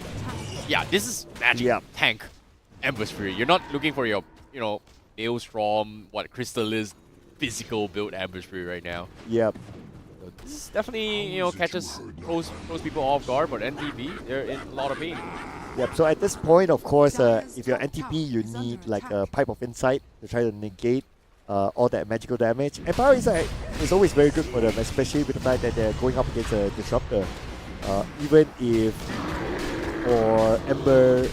if the Ember doesn't go for a magic damage, it's still very good. But now with the fact that he's going for a magical damage, NTP, they have to double down on the Pipe of Insight. Very, very good here. Glimpse comes in. Roji getting a little bit of protection, but he's still getting kited around, getting poked away. No hard commitments yet from ZZ. They don't really want to give a free kill, or maybe a comeback from MTP. So very, very easy picks here. ISK slowly but surely getting a little bit bigger as well as a support. A Skyruff here. He's only got a 4-star, but he's got the Meteor Hammer trying to set up with the kinetic field, which I don't think is great, but considering how much lockdown and how underfarmed NTP is, why not, right? Like, there's no BKBs yet on NTP. You mentioned about setup. They're setting you up against a good... Yep, that's a very, very long glimpse there. Yes, Ravage though. Is he going to blow the Ravage? I don't know about that, but maybe he will. Even if he does, there's nothing that he can do much about it. Fearless shows up, Join shows up, but all of them went down just like that. At least it's a 1-for-1 trade right now, but good! Finally, after all that, Ikigai finishes him off. Well, 1 more to go here. We do have a Plata or promo that goes down to the hands of No Chance. Yeah, this might be just aimed right there. Like, oh my goodness, they bleed out the Ravage. static storm well placed as well, immediately stopping the Monkey King from doing anything in this scenario. It's just completely rough to watch. ZZ hold them down. 21k net worth on Sayla. This Outermind has got his MKB available already here. So the win run logic coming from the Wind Ranger is no longer applicable. Seimei is out for blood. He's looking for Wind Ranger. 100%. Orochi, you can see hiding in the bush. Do they want to try to make it 10? Seimei says no. Tier 3 is good. Orochi just standing so far back. He knows for a fact that if the Ursa comes in, he's done. Wind run or not, he's done. Just one blink in, that's it at this point. But it looks like they're not able to get the tower because of the protection, but that's okay. And not in a rush at this point. We're talking about a 28k together with the Aegis on the Immortal for the side of ZZ. They're absolutely in control. Yeah, right now NTB, the comeback is going to be very, very difficult here. MK is the only one that's able to go out and farm just because he does have a mobility. But the one that you need farm the most here is this Gyrocopter. This Plata needs more. He's got Manta, he's got Hurricane Spike. Yeah, sure, these are stats items, but you need big damage. You need those BKBs, you need those Crystallines, maybe even a Divine Game Gyrocopter here. If somehow NTP is able to stall this game towards 60 minutes, they might have a good chance. But even then, can they stall is going to be my question. Well, the question has to be given towards Fearless, how much he can drag this game out, but looks like the answer is not that long. The moment they caught him, Mystic Flare, Ikigai, Slide of Fist, that's it. He needs some way. We're actually going for the split push here. 9NZ getting picked off again by Ikigai. This Ember Spirit slowly running out of control. Tier 3s getting knocked in. And good. They're trying to find some sort of scrap. They are going to be trying to take down this Skyraft on the side as well. That's the squishiest players out there. Why not? Seimei, 1 minute he was in tier 3. TP's out, sees Ursa, runs for it as well, but no! Oh! They got good right at the last take. The glimpse and the bash comes in. They pick off the Tidehunter. They pick off Orochi and TP. They are at a disarray. They're trying everything they can across the map, trying to make some sort of space, but it's just not happening. ZZ has got everything locked down, completely covered. This is not even a global draft, but it does feel like they have so much global presence in this game. Dude, I feel so sad for the Tidehunter. Look at this. Okay, a random place behind. So anytime Ikigai can go all the way behind and just Slide of Fist everyone. Okay, and that's exactly what he's doing right now. Slide of Fist comes in and Night NC is the first one to fall to the hands of Ikigai. Now, looking for his next target. They're trying to draw them out at this moment. Come out, my friend. Come out. Good. Tries to make a showing, but Orochi is the one at the forefront right now. Orochi down to 50% of health, no chance. Pretty low as well. Gotta get back to safety. Don't overextend. But Seimei says we're not done yet, Fearless. Oh my god, mistakes were made as well. The Wukongs combined to use defensively. The Ravage wasn't able to connect just because everybody was back out. Great spacing coming from ZC to back this out. The moment that is down here, doesn't matter. This game is in the bag. They've not got no MK. They've got no Gyrocopter for 30 seconds. Rax pretty much exposed. They are going to try and close things out. Rochi and also good. What else can they do? They've got a lot of wave here, but Seimei now he's going to try and make an attempt here. Use onto his Ursa to buy a little bit more time. He's getting slowed down. Good, needs some sort of help. The Ravage is still available, but he gets games back. And now catches 4, but where's the follow-up? There's just no damage. They're just buying time. Can he survive? No, he cannot. Gets trickled down. But look at this, easy. The health is getting low. And a hoorah attempt from the Wind Ranger. Looks at Seimei, wants to take him down. Oh! But Seimei! He popped the BKB! Dodges the Jinku. Blinks back. Almost takes him down, but ooh, the glimpse actually saved Fearless though. Wow. That was very, very close. Very, very close. Still got to give it to NTP. They still try to fight back. Oh boy. But you know what? That Ravage, if that Ravage was held like maybe like 5 more seconds or maybe 6 or 7 more seconds or 10 seconds, then NTP could have possibly got a big comeback. Yeah, but fortunately for them, they were able to push ZZ back, which is small little victories here. The health is getting too low. There's a lot of objectives off the map. Let's buy a little bit of a reset here. But now NTP, they need to take advantage of this space. They just do not have the luxury to do so. Mega creeps coming from all directions. Plato is still trying to farm his major items here. As you can see, Plata is just struggling to find farm across the map here. Seimei on the hunt again, and Fearless, he's gonna try and cut a crew waves again.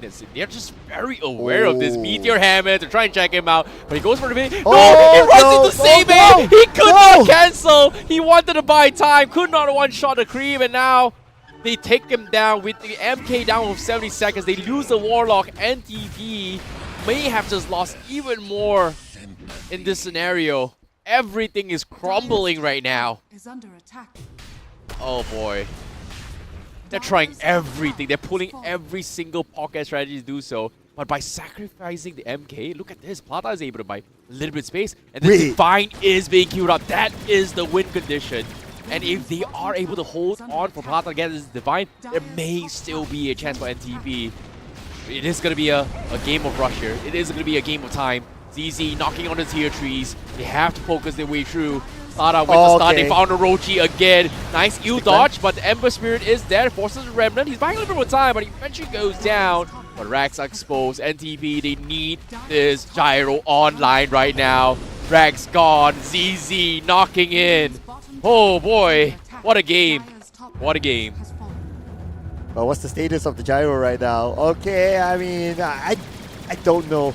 I mean, yes, like what you said, the last-ditch effort for the Gyro is to get the Divine Rapier, but is he able to? I don't know about this. It's definitely a go big or go home sort of strategy here for NTP. It's definitely all in, no doubt about that.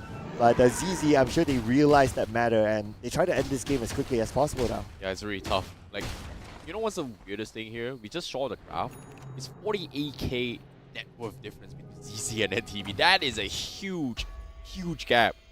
NTV has been trying to buy time by just throwing bodies across the map to make space for Plata. This is a last-ditch effort for NTP. And it's going to be very, very difficult to play this game. 54-14 right now. And it's now their attempt to go up to the high ground. NTP with the smoke, they're just waiting by the side, but ZZ without the vision, they are not going to commit. So at least at this point, ZZ is still showing some level of discipline by not overcommitting on the high ground, even though they know that they need to end the game quickly, but they found Orochi in the process. Again, Orochi is down, Plata is there, he's getting a little bit sustained, but the rest of ZZ, they are ignoring him, but they caught him in the static stomp. The Ravage tries to save some time. Can he get him out? No, he cannot. He goes down. It is over. This Gyro is done for. Everybody gets completely shut down. Beyond godlike for No Chance. Beyond godlike for Ikigai. Beyond godlike for Seimei. ZZ, absolute domination on all fronts in this game. Well done to Mongolia. Well done to Mongolia indeed. Look at this, 59-14 in terms of kills. That's a huge, huge margin there. But at some point, like what you said, they're trying to throw bodies just to buy as much time as possible. But unfortunately, there wasn't enough time for them.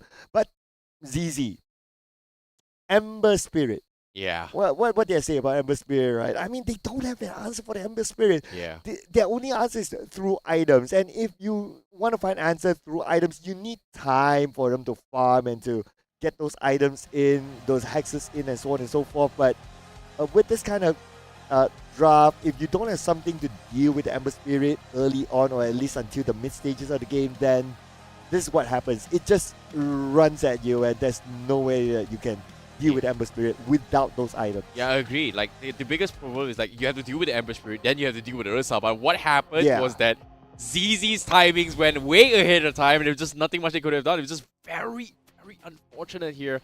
Great game, great early phase, but it all started with that one small little mix-up that they did not expect Seimei to rotate from the safe lane to off lane, and then catching the MK off guard without proper items. Like, who would think an Ursa without a Battle Fury looking to try and pick a fight right early on, and then just getting 3 kills, and that's where things start to get snowball slowly but surely in every single lane. It's just very, very unfortunate.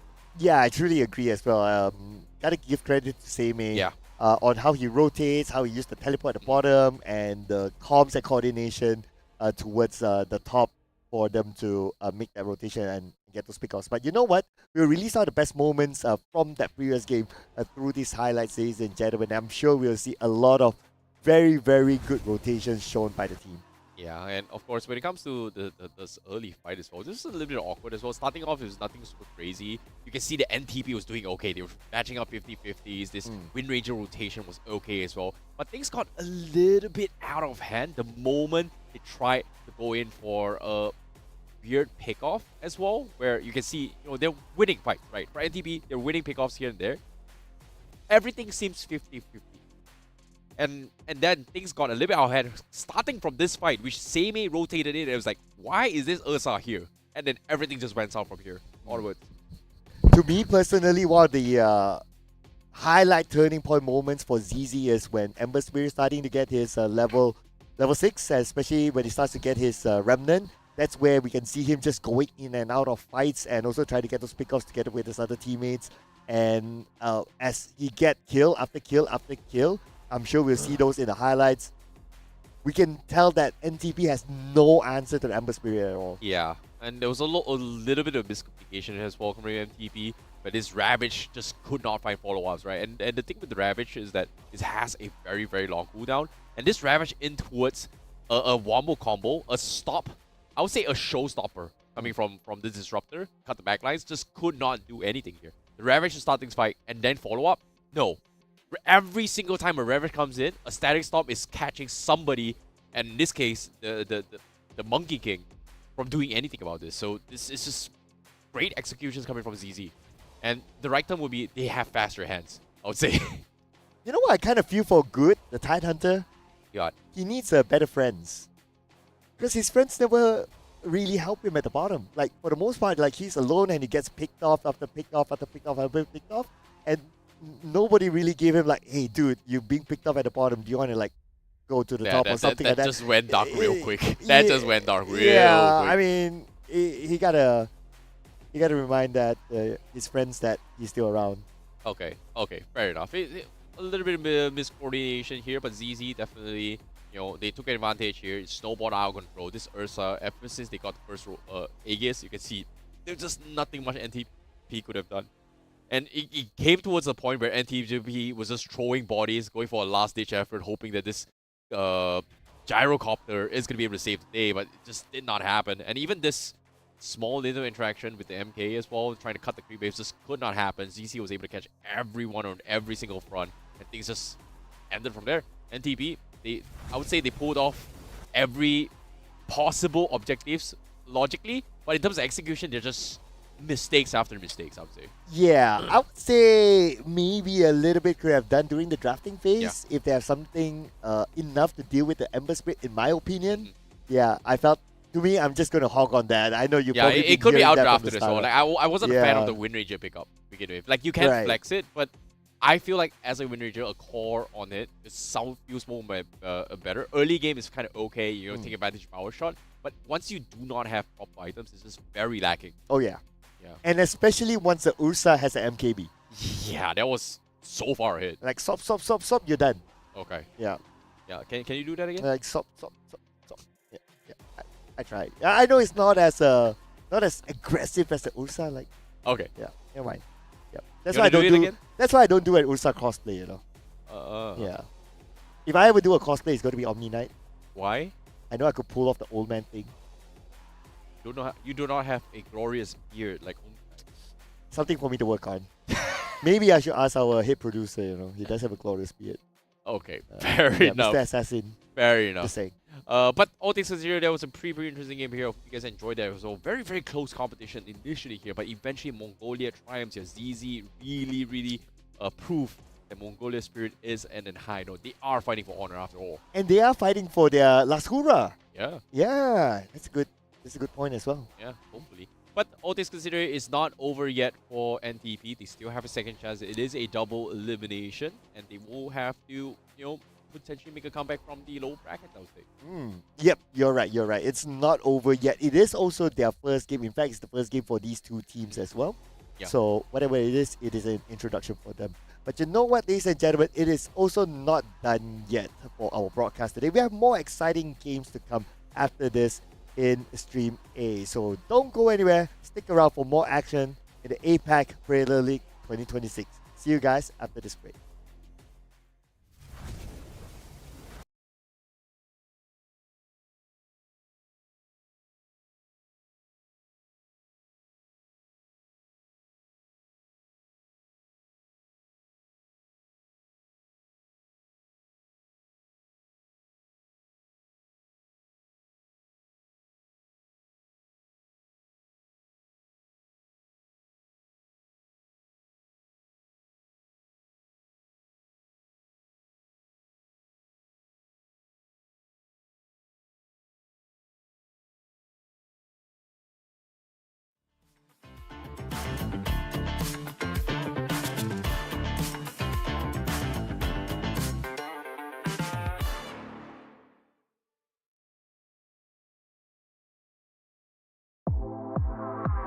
The all-new Acer Aspire Lite with up to 13th gen Intel Core i7 processor. Enjoy sharp visuals on a full HD display with a flexible 180-degree hinge. Lightweight at just 1.59 kilograms. Powerful, flexible, and ready to go. The Acer Aspire Lite with up to 13th gen Intel Core i7 processor and a full HD display.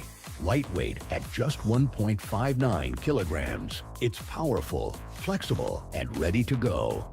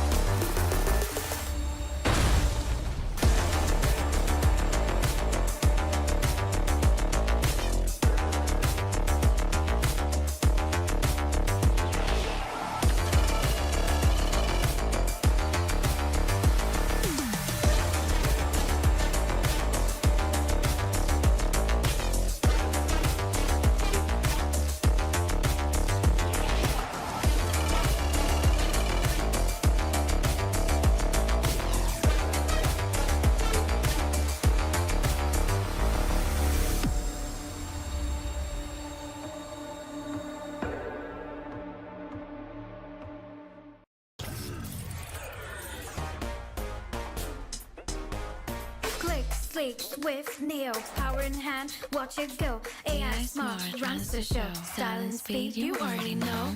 Lightweight game, heavy on night. Work off late, it's just right. Color that pop, style and glow.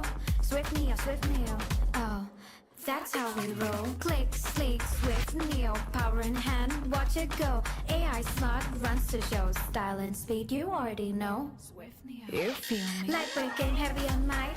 Work out play is just right. Color that pop, style and glow. Swift Neo, oh.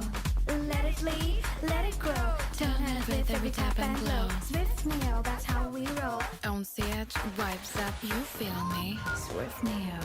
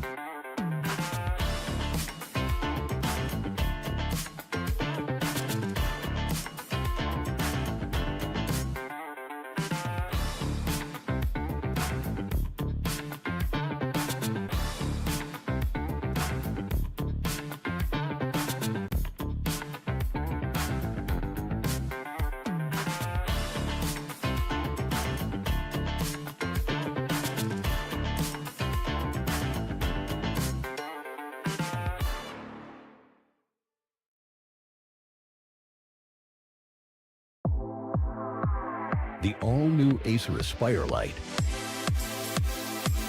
with up to 13th Gen Intel Core i7 processor. Enjoy sharp visuals on a full HD display with a flexible 180-degree hinge. Lightweight at just 1.59 kilograms. Powerful, flexible, and ready to go. The Acer Aspire Lite with up to 13th Gen Intel Core i7 processor and a full HD display. Lightweight at just 1.59 kilograms. It's powerful, flexible, and ready to go.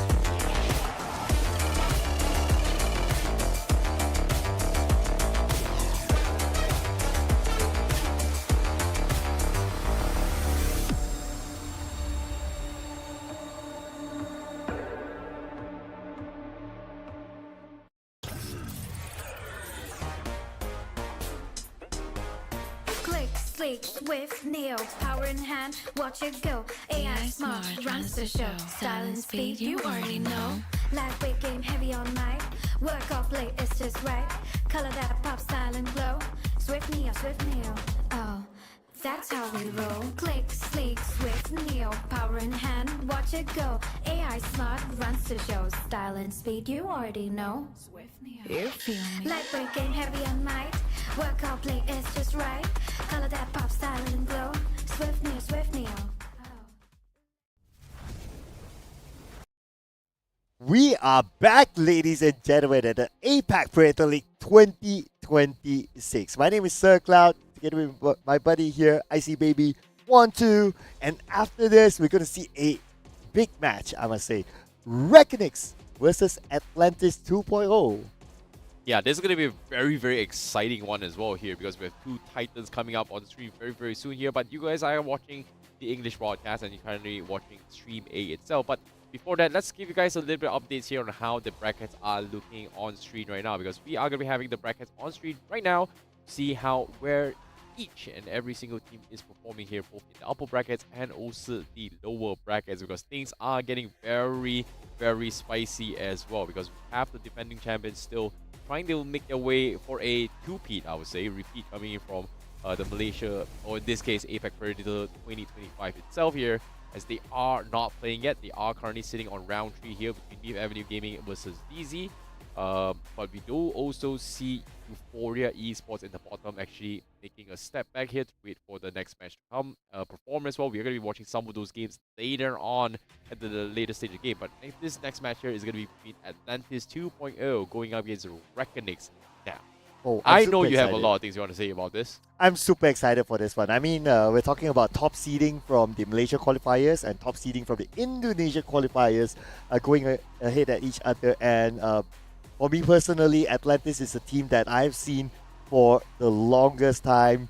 These players are amazing. Speaking about the players, we will introduce them, ladies and gentlemen, very, very soon. But I'm very sure for the Dota fans out there who have been following the scene for quite a while, they know that this is one of the highlight matches for today. Well, this is definitely going to be a highlight as well. This is going to be a heavyweight match right now on screen. A best one between the best from Malaysia and the best from Indonesia going head-to-head as well. Can they fare well against each other is going to be the question here as well. But now, since that Myth Avenue was the champion last year for in Malaysia itself, Atlantis actually taking the #1 spot.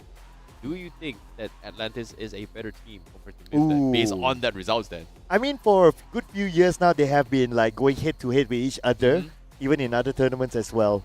But of course, there's a bit of a roster shift here and there. And just to introduce the latest roster lineup for Atlantis 2.0, we have Young God, we have Mango, aka Mango Rose, Ponyo, Wonder Boy, and Lloyd. And I personally am a big fan of Mango himself. I think he's an amazing player. Okay, looking forward to see how the Malaysian Titans is going to be doing as well here. But the next opponent here, we did see them on stream early on. It is going to be Reckonix coming up on screen here. As you can see, we've seen them as well in your dream in the mid lane, which is complete steamroll. Jigroy on the safe lane, which is phenomenal. FBZ on off lane. Dalul on the support role, and also Varese on the support role as well. 5 of them just completely wiped the floor with Team Random earlier just now. It's just a complete wipeout on all fronts. One of the fastest games we've seen here so far in Stream A. And very convincing game as well, I must say. And in your dream, he got the MVP in that match, but we also had to give credit to FBZ as well. He played a really, really good game at the offlane too. So, I mean, this is also a star-studded lineup that is also said to be one of the main contenders for the title this season. Exactly. I'm curious to see what they're going to be prioritizing here as well here, because there was a little bit of a questionable picks here, but I'm looking forward to see, are they going to stick to their usual drafts just now with the Naga Siren and the Tiny. But without further ado, we're going to be jumping straight in towards the draft right now between these two titans of a matchup here with Atlantis going up against Reckonix here. This time, Atlantis 2.0 is going to be on the Radiant side, and Reckonix is going to be on the Dire side. Right from the get-go, we do see DK as well as Gyrocopter being banned here from Atlantis 2.0. And a Warlock ban coming from Reckoning. And I expect Timbersaw ban as well coming somewhere. The Klings ban, well, with the current meta, yes, because Klings had a huge buff, so 10 I understand seconds why remaining. Reckonings, they just don't want to deal with the Klings, and the patch is 5 kind of new as well, seconds so remaining. maybe they haven't figured out, like, okay, if the Klings were to go just all the way, the kind of gameplay, like how they're going to deal with it, maybe they're not ready with that, so they just take it out of the equation, which is absolutely fine. The Timbersaw is the next one that I expect to be banned out. It is one of the top bans right now in the meta. Dire team Yeah, it back. should be. But Cass being banned here from Atlantis 2.0, huh? A bit of an interesting switch up here. We didn't see too many Cass, but knowing that Reckonix, especially for In Your seconds Dream, remaining. does have the capabilities of playing a good Dire mid team Cass as back. well if they decide to go for it here. Radiant team Shadow Demon pick. being banned, Amber Spirit also being banned here from Reckonix. Pretty standard bans coming in based on the meta trend so far. Tidehunters available, but I don't think it's gonna be a Dire prior here. team Jakiro is also Timber. kind of a hot commodity for the Yep. team, but like I said, Timbersaw is gonna be the first pick here coming from Atlantis 2.0, and with the DK ban here, somebody's gotta figure a way to deal with this regeneration of Timbersaw. Oh yeah. Vipers kind of open. Slada definitely a hot take as well. You want to do with 10 armor seconds reduction. I don't think remaining. they're gonna pick a Centaur here from Reckonix, but they definitely need something to stop this Timbersaw. 5 seconds Yeah, remaining. they can pick that later as well, since they can go for a flex pick just to try to throw off their opponents. For example, like a Wind Ranger, Yep. it's a flex pick. You can go for a core Wind Ranger, you can go for a support Wind Ranger. Either one is fine, so that could be one of the more priority picks for Reckoning. Yeah, it could be this is a situation, but Jakiro, up and open, it has been a kind of popular pick or ban scenario here in the APAC Radiant Predator League team 2026 back. between all the other teams here, but Disruptor, I was about to take about Disruptor as well. The Static Storm and also the Glimpse can kind of mess with the mobility coming with Timbersaw, so doesn't really review too much, but it's a great pickup to stop any potential wombo combos as well. As we did see just now as well, the Static Storm just very 10 big seconds nuisance here remaining. as a showstopper, I would say. Yeah, especially if you have a 5 Timbersaw on the other seconds side, remaining. where he can just chain himself to get away. You have the Disruptor with the Glimpse that's able to pull him back, so that's not Radiant too team bad back. as well. But of course, after you pull him back, then here comes the second question. How are they going to deal with his reactive armor, his tankiness? But that can be answered in the following draft. Yeah, it is going to be a late question mark for some of this team. But take a look here. Bans, Pop being banned. 10 Emperor's being seconds red. Void remaining. is still open as well. Invoker is still open as well. I don't think they're 5 going to seconds rush remaining. Invoker pickup. They are still a lot of options to work with. MK is also kind of in the open as well, which again I think if you were to base off the stats coming from Reckonings just now, the tiny mid once again for In Your Dream is going to be a pickup that they may look, try and prioritize in this. Dire But yeah, team back. Slada's still open. Oh, Tidehunter banned. Slada's still kind of open here. Up for grabs. Pretty surprised by the Tidehunter ban coming from Atlantis. I think it's a good setup. So, Mm. especially with the Ravage. And of course, if your teammates have the amount of burst 10 capability seconds remaining. or the amount of damage capability, then yeah, the Ravage will be really good. 5 seconds remaining. We already have the Disruptor and combo with the Ravage. So I guess that's something that they just don't want to deal with. Next question here is the Dire Viper is still team in pick. full, so Radiant Viper, team pick. does anybody go for the Viper? No. Ranger at your Goes service. for Wind Ranger this Mm. time. Alright. Want to roll the dice? Wind Yeah, Ranger support or Wind Ranger core? feels like a support here. Again. Alright. Not a fan. Personally, not a big fan of this. I was expecting maybe the Ursa pickup. Again. 10 seconds. Do you think remaining. Atlantis is gonna go for the Ursa pickup? Ooh.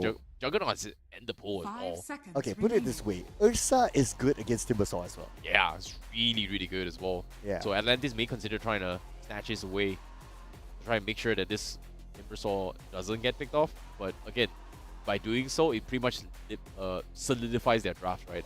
Your cores are pretty much done and dusted and set up on how they want to play a composition like this. Radiant I'm team kind of like pick. feeling your answer right. no, Oh, the no, Keeper no. of the They play Light. Auto instead. Okay. Wow, let's go. Okay.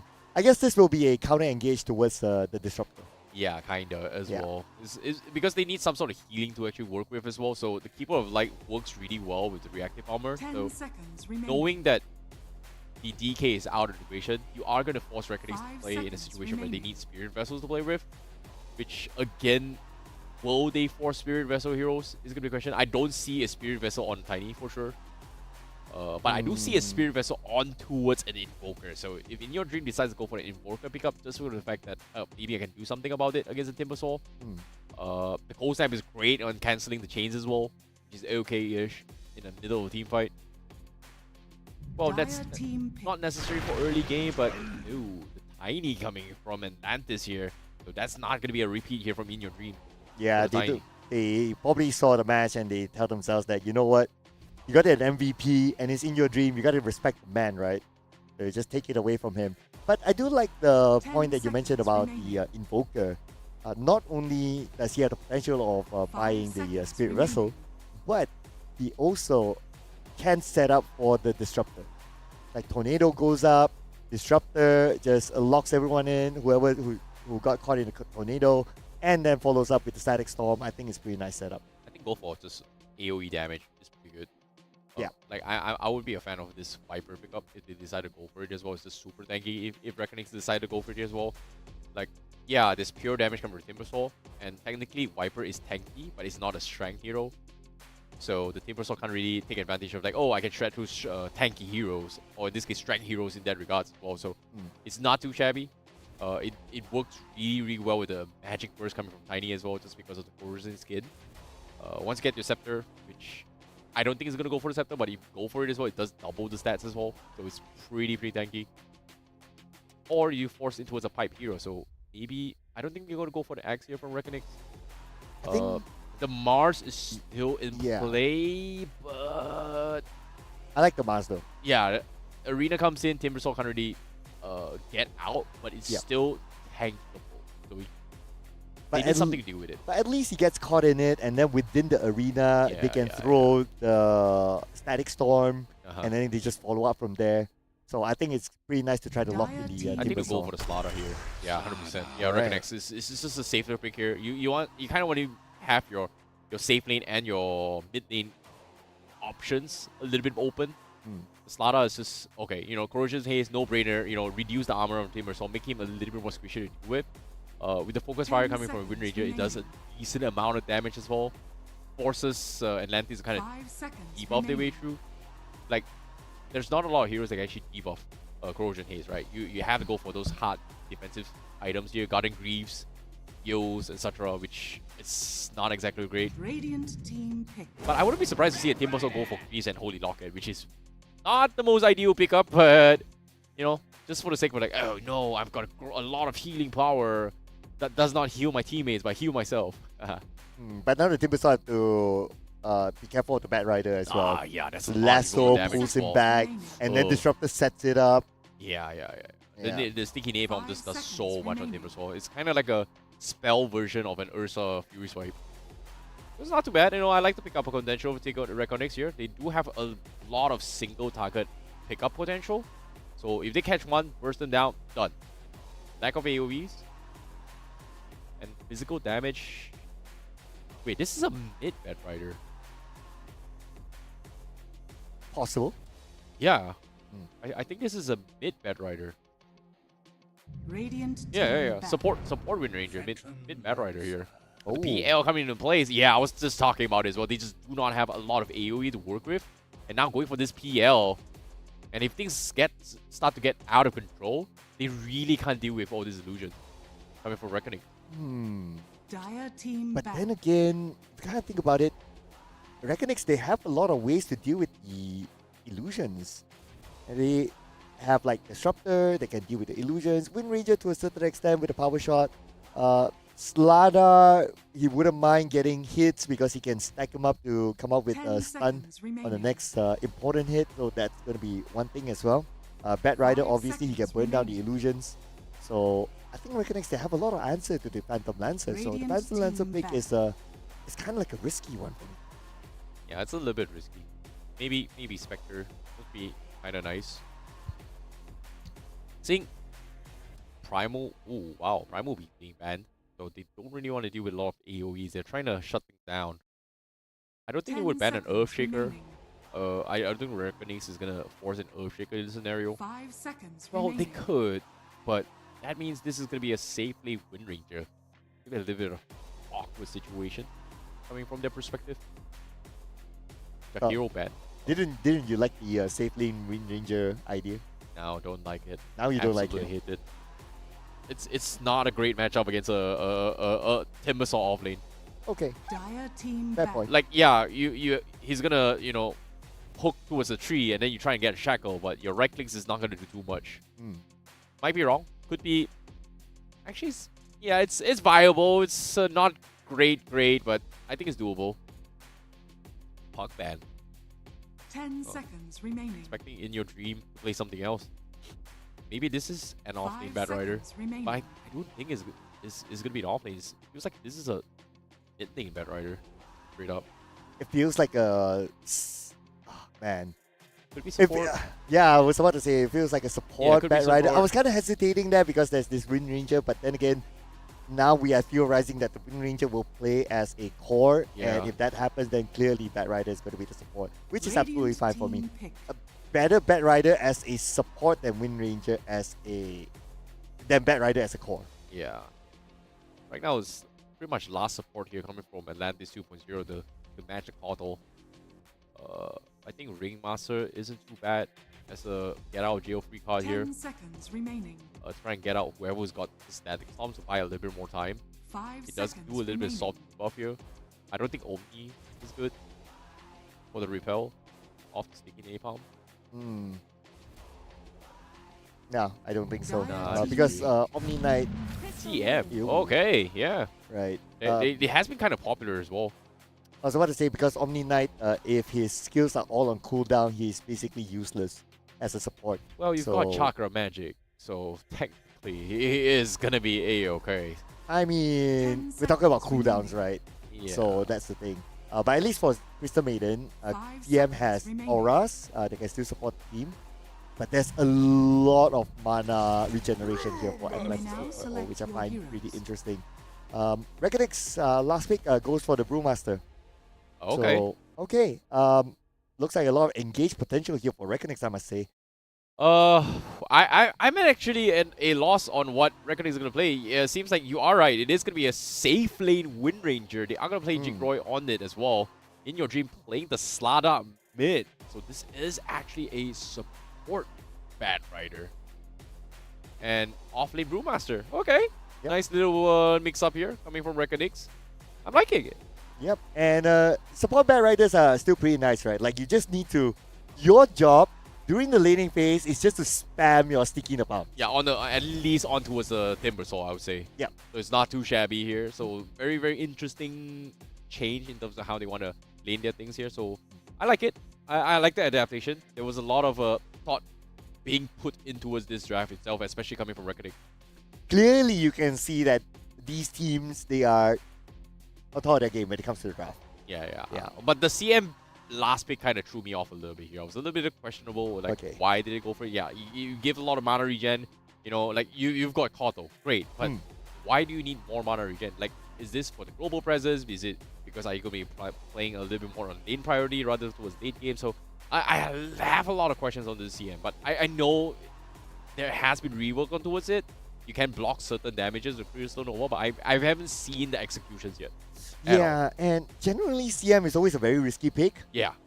Low mobility, easy to get killed. So I really wonder as well. The CM needs to play very, very, very safe. But we'll see what kind of execution can they bring onto the game, and that's what's most important here. It is the execution at the end of the day, ladies and gentlemen. We'll be jumping straight onto the game. This is going to be my personal one of the highlight matches. Is going to be Reckonix versus Atlantis 2.0. Oh, that was lame. Restart Dota. Okay. But seems like this is going to be a little bit tricky one here as well. I want to see how CM is going to be playing this game because he's got Glacial Guard, and obviously the Glacial Guard does increase radius and grants allied heroes physical damage barrier, which gives them a little bit of mobility to kind of sustain their fights a little bit more. But as you go on by, what are you trying to block here? Like, are you trying to block the slaughter? You know, trying to out-sustain the initial burst, out-sustain the Bat Rider, Napalm, etc. I have a lot of big questions here on how they want to play this. This just them winning the individual lanes aside as well. Yes, I understand that PL does need a little bit of mana regen later on, especially early to mid game. But aside from that, what's the thought process and how do you want to set this up? Man, I guess it also depend on what sort of laning phase are we going to see, right? So Yeah. we'll find it out after the bounty routes are up. But we're going to see a double smoke between the two sides. These are two top teams, if you ask me. So for them to accidentally give away the first blood during the smoking phase, it's not gonna happen. It's gonna hurt. It is gonna hurt. If it happens, it definitely hurt. Yeah. I think first blood, if you give it to the supports, it doesn't really matter. But if you give the first blood in level 1 to a safe laner or a mid laner, then it makes a huge impact. If a support gets it, nah, sure, whatever. You know, he's not gonna be farming anyway. Just give him a little bit of a pocket change, maybe an extra 30 I would seconds run to battle. money, or extra clarity. Hmm. Yeah, that's very much it. Or extra motivation. Maybe an early magic stick. That's about it. I think. Speaking of magic sticks, because you have the Bat Rider, so surely Oh, whoever's yeah. going to lane with the Bat Rider will get a magic stick. Yeah, for that's sure. that's so much value as well. Now it's just a matter of which lane will he go exactly. He's probably going to go to The the battle Timbersaw lane, like what you begins. said Yeah. earlier on. So that's where they will get the magic stick on his lane Oh itself. no, they were so late as well. Reckonix to get all two teams here. Sorry, all three bounty runes here. And now they have to make a little bit of run here. Lloyd with trouble. Dalu's gonna try and slow them down. Instant TP to try and get out. Very, very unfortunate, but that is TP wasted. But just to make sure they do not get a kill away. FBZ, now he's gonna get low down. Slow here. Ponyu is there, but Dalu, instant TP's down. Provides a little bit of backup, but damage has been done. But 4 stacks on Mango Rose, though. That's a lot of damage. Dalu continuing under the pressure. That's 6 stacks now. Oh, that's gotta burn. Oh, wow. Whoa, Okay. whoa. Calm down. Calm down. This is the quickest first blood that we have seen here today.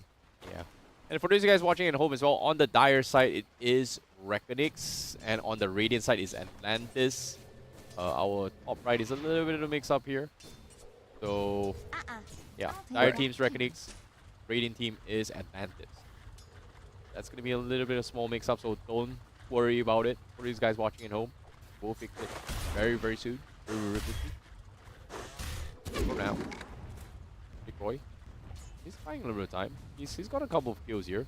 Young God wants to try and cut the free wave once again. Is struggling to do so. As you can see, Lloyd is tiny support. He's getting hunted down. Rarish looking to go for the hunt. Drop down pretty low. He's got the blood grenade, but he's running for dear life, and he's pulling 2 stacks here. That's 2 stacks to make sure that it's so huge that when the counter pushes onto his Wind Ranger, there's nothing really much he can do about it. Lloyd now is going to gladly sacrifice his life unless Jigroy comes in for the last CS. They are trying to get it for him, and yes, Jigroy, that's going to be the money that he needs. Jacko comes in, tries to catch on the Young God, but seems like Reckonix are going to take advantage of this huge creep wave to try and pressure this Timbersaw, as Timbersaw is still level 1 though. I will worry for Atlantis even more when the Brewmaster has Primal Split. Yeah. Yeah, 100%. then you have to deal with so many targetable heroes, right? And that's going to be a big problem. Do you have enough AoE for all that? Yeah, you have the CM, but the moment the CM goes in, then you have a lot of cancels for the CM. You have the Static Storm especially that can easily cancel out the CM. So I don't know about this. That's why the last pick CM is a bit of a... I'm not too sure for me too. Yeah, this is going to be a very, very interesting one. But, of course, you can see Wonder Boy now. He is... Well, why is he the mid lane though? Huh. Wait, did I see this right? Now, I've just realized it. This is actually the mid Keeper of the Light. Oh yeah, it's not your support Huh. Keeper of the Light. Yeah. Okay. Yeah. This is like the traditional Keeper of the Light that plays in the middle just because you can clear off the wave very, very quickly. Is this a Dagon Rush by any chance? I hope not. I mean, I think it's going to be more of a utility type of model. Yeah. Okay. Yeah. I think the Hexes are going to come out, maybe even the ADOS. He's gonna shove his lanes all the way through in your dreams. And having a time in it okay. He's been bobbing and weaving, but CS is pretty okay. But Reknik's still just getting every single thing done on every Sun front right now. In terms of CS department, there's just so much in it. Atlantis, they're struggling right now. I wonder if Young God is actually pumping in the reactive armor. But we'll check that later because right now Mango Rose 1v2. Okay, he does have Ponyo together with him there. So he should be alright. This magic stick up already. Even with the Ring of Health as well. Coming from PL, let's just sustain his way through. As long as this PL is farming and able to sustain throughout this laning phase, he's going to be okay. So it's all about a game of time. Oh, Reknix, they are able to find one more here. Wonder Boy making a small little mistake. This mid lane getting picked off means that In Your Dream is one step closer to the early Blink Dagger later on. Yes, had an amazing game just now. This time it looks to be Radiant's a potential amazing game again. Attack. But so far now, 3 pickoffs coming from Reknix. Chickroy looking for a potential pick-off in the Bazaar. But nothing yet. It's still too early for them to overly commit onto the Timbersaw. And for Timbersaw, for him to run amok at the off lane, I would say at least 3 points on the reactive armor and he will be fine. Yeah, so as of now, it's only I 2 think 2 points. points is just nice. You think 2 points? Yeah, you don't need 3 points. 2 I- points is just nice. I normally go for 3 points. Maybe I'm just that kind of like scaredy player. Maybe. Playing a It's little just more me. defensive. But look at us. The toss comes in, Barrish comes in, but there's just no damage. Follow up here. Young God needs to back off. Oh, the glimpse comes in. They catch him, and he is going to be going down. Oh, the second comes in as well. Okay. The second chains. He's going to be fine. A-okay. Good move there. I must say he drew a lot of skills towards him. Yeah. A little bit of space and time as well. And I wonder, are they going to try to take advantage of that situation? Looks like they're going in. Yeah, they have. They can technically, you know. Looks like Lloyd, he wants to go for Stun Tosses on this support Tiny.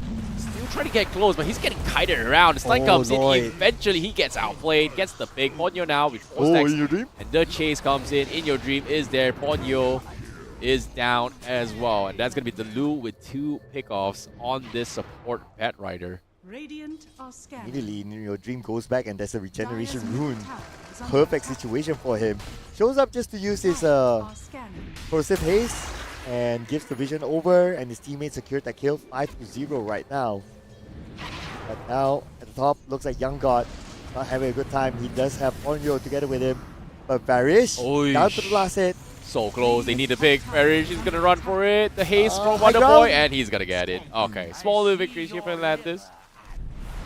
But it's support there, but here comes In Your Dream though, trying to trade it off onto Wonder Boy. Middle tower It's support for a mid, so it's going to be a big one here for Reckoning, but looks like Atlantis are trying to get more out of this fight. Ponyo gets Dalu, ending his killing spree. Yeah, Ponyo needs to make a run for it as well. The CM is a lot of trouble. He's gonna be stuck in the trees, no way out. Young God could have chopped the trees for him, but brother, that was just 2 taps in the face. That, like, even if I chop the trees, nothing much I can do about it, brother. Yeah. I mean, yep. The best thing you could do is just to give moral support, just by being there. Okay, fair enough. Now the invades comes in. They even put Dire's the top tower is under sentry attack. wall to deny the camps as well. As In Your Dream slowly getting formed up. A lot of resources and space being taken away, but one thing's going on well here for Atlantis is that Mango Rose is farming efficiently. He's got a pretty decent lane on the safe lane. Nothing super crazy in his favor. He's slightly losing out the XP against this Brewmaster, but aside from that, he's not dying. So that's a little bit of a plus sign. But as soon as I say this, here it comes. The low comes into play, force the black off. They're trying to figure out which is the real PL right now. And the low now is taking a little bit too much damage though. But now with the Primal Split coming into play, just in the nick of time, they go in for the dive. And I may have just jinxed it. This PL goes down. Is under attack. At the moment Dalu shows up, he can burn down the illusion, so that will give them instant answer on which is the exact Phantom Lancer for them to take out. So great move there. Again, strong rotation shown by them, but here comes Wonder Boy though. He's Varys in front of him. He is alone.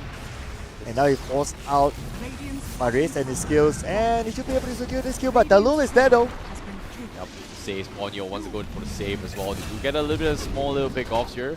Wonder Boy picks up the Lu. But bottom lane, Tiny comes in. Mangroves dies back again. Jigro is still here, and they might lose another one. Jigro finds the double. In Your Dream finally shows up on you. Now is going to be hunted down. You thought you were going to go for a hero moment. Gets two. Think you're strong, but when In Your Dream comes in your place, well, it is going to be a nightmare as Reckonix cleans them all up. As much as Atlantis wanted to go for it, but I don't know, man. Radiant are I'm starting to scanning. wonder about the Cordo pick as well. I don't think he's able to do as much as he would like. And Wonder Boy, I've seen him, I've casted a lot of his games, and a lot of his games, he goes for those kind of heroes that are very engaging, that are very like, okay, I can go in and go out sort of situation. But for a Cordo, you're not that kind of hero. So I don't think you get the best of Wonder Boy by playing the Cordo. Yeah, if you're just shoving the lane is one thing, right? But eventually, right now, I think the idea here from Atlantis is just buy time. Buy time for this PL and it's gonna be okay. But Reckonix, they've gotten a somewhat of an innate clock in them, where they make the call, oh, we're gonna, shut down Timbersaw, well, we're gonna try and slow down the farm of PL, and then make sure that everybody can't really buy time and just win in their win condition.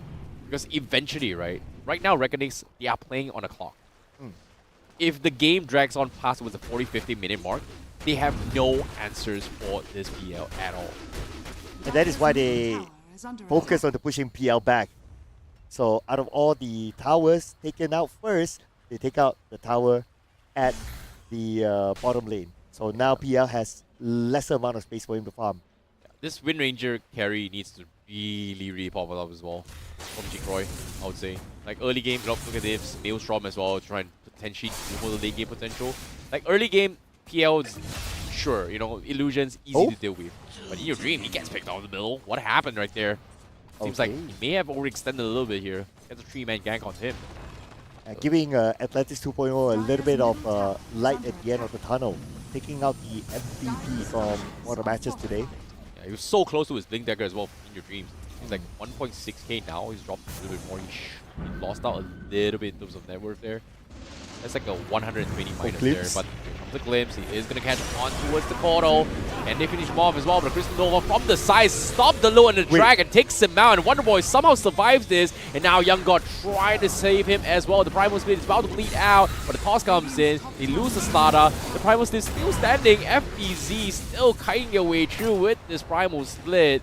They lose the Cordo, they lose the CM, but In Your Dream says hello. He's gonna chain the stun, and Timbersaw needs to make a run for it. He's out of mana, but eventually gets whittled down as Jigroy gets the double kill. A big win for Reckonix right now. It's just too bad for Lloyd as well. He was out of mana, so there's nothing he can do. He can't do the Avalanche Toss combo at all. So all he could do is just wait behind and just watch everything unfold.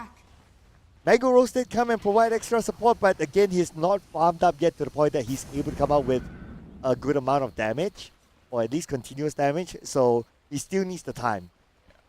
We're way past the laning phase already, at least 4 Mango Rolls. He was able to get him to this point, but he's died twice. That's really unfortunate. Dying the first time is one thing, but dying twice in a row, it's just devastating here, especially with safe lane. Fall back here for Atlantis is going to be to farm off a little bit more. But Reckonix, again, now Primal Split is on cooldown. Lasso also going to be on cooldown. So it's back to farming again for Reckonix. It's cool that the fact that Atlantis 2.0, they open up more space for Mangoros to farm at the top instead of at the bottom. They switch up the lanes, and that's a very smart move because if Mangoros stays at the bottom, then he would have space to farm. He will be harassed for sure. So instead, they send down the Timbersaw so that he can just be by his own here with the reactive armor. You know what's really interesting is the item builds coming from Reckoning as well. The Brewmaster does not have a shoe.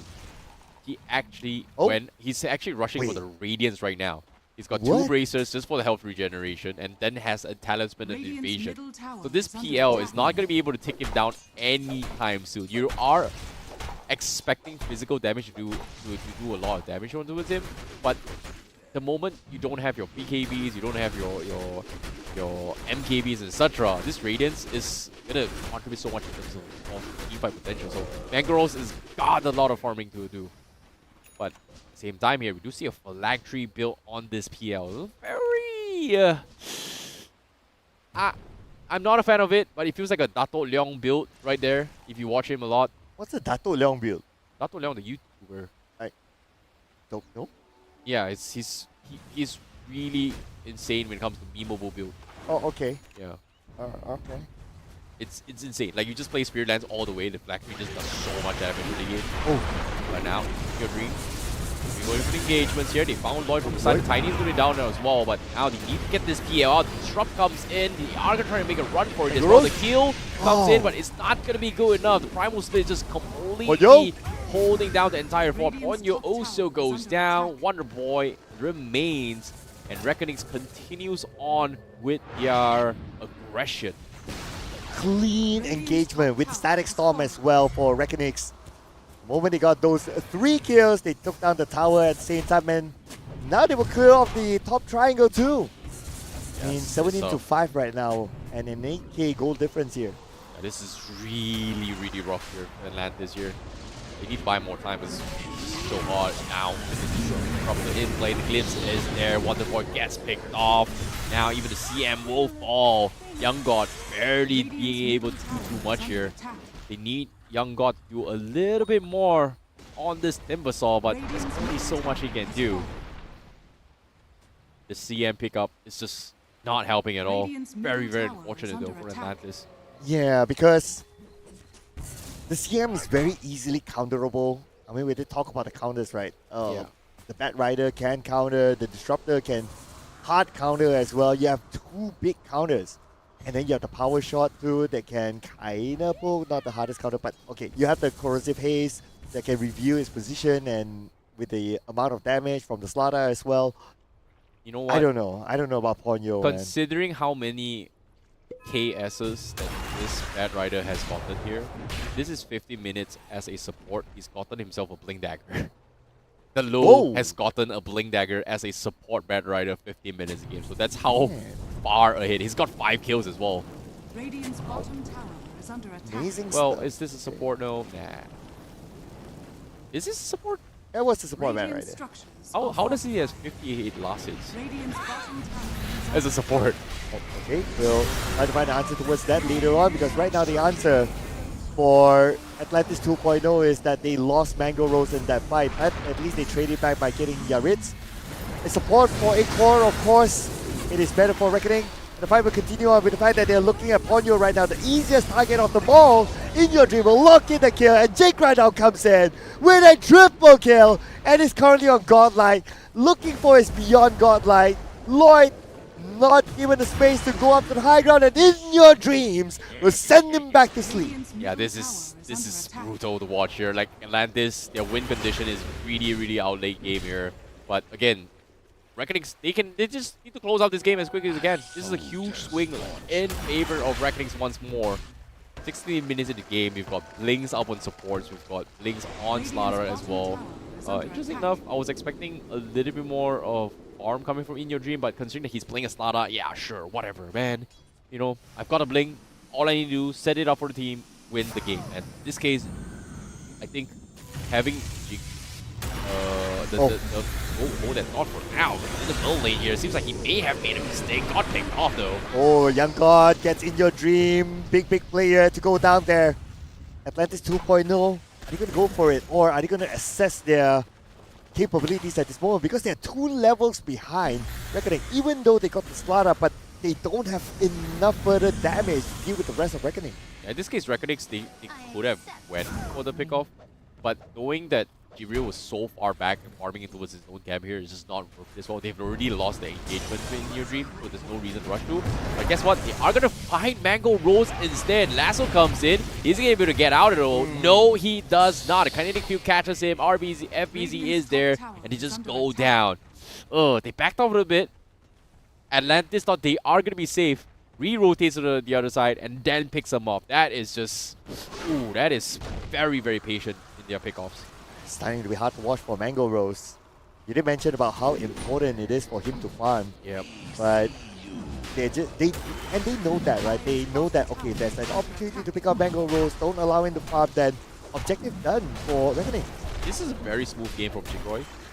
Like, normally I'm not a fan of having the Manta as the Mjolnir on the same build here, just because of the fact that it doesn't bring so much value in terms of like, if you're looking for comeback mechanics. But if you're our hit, these items are really, really good defensively, and also it gives you so much raw stats.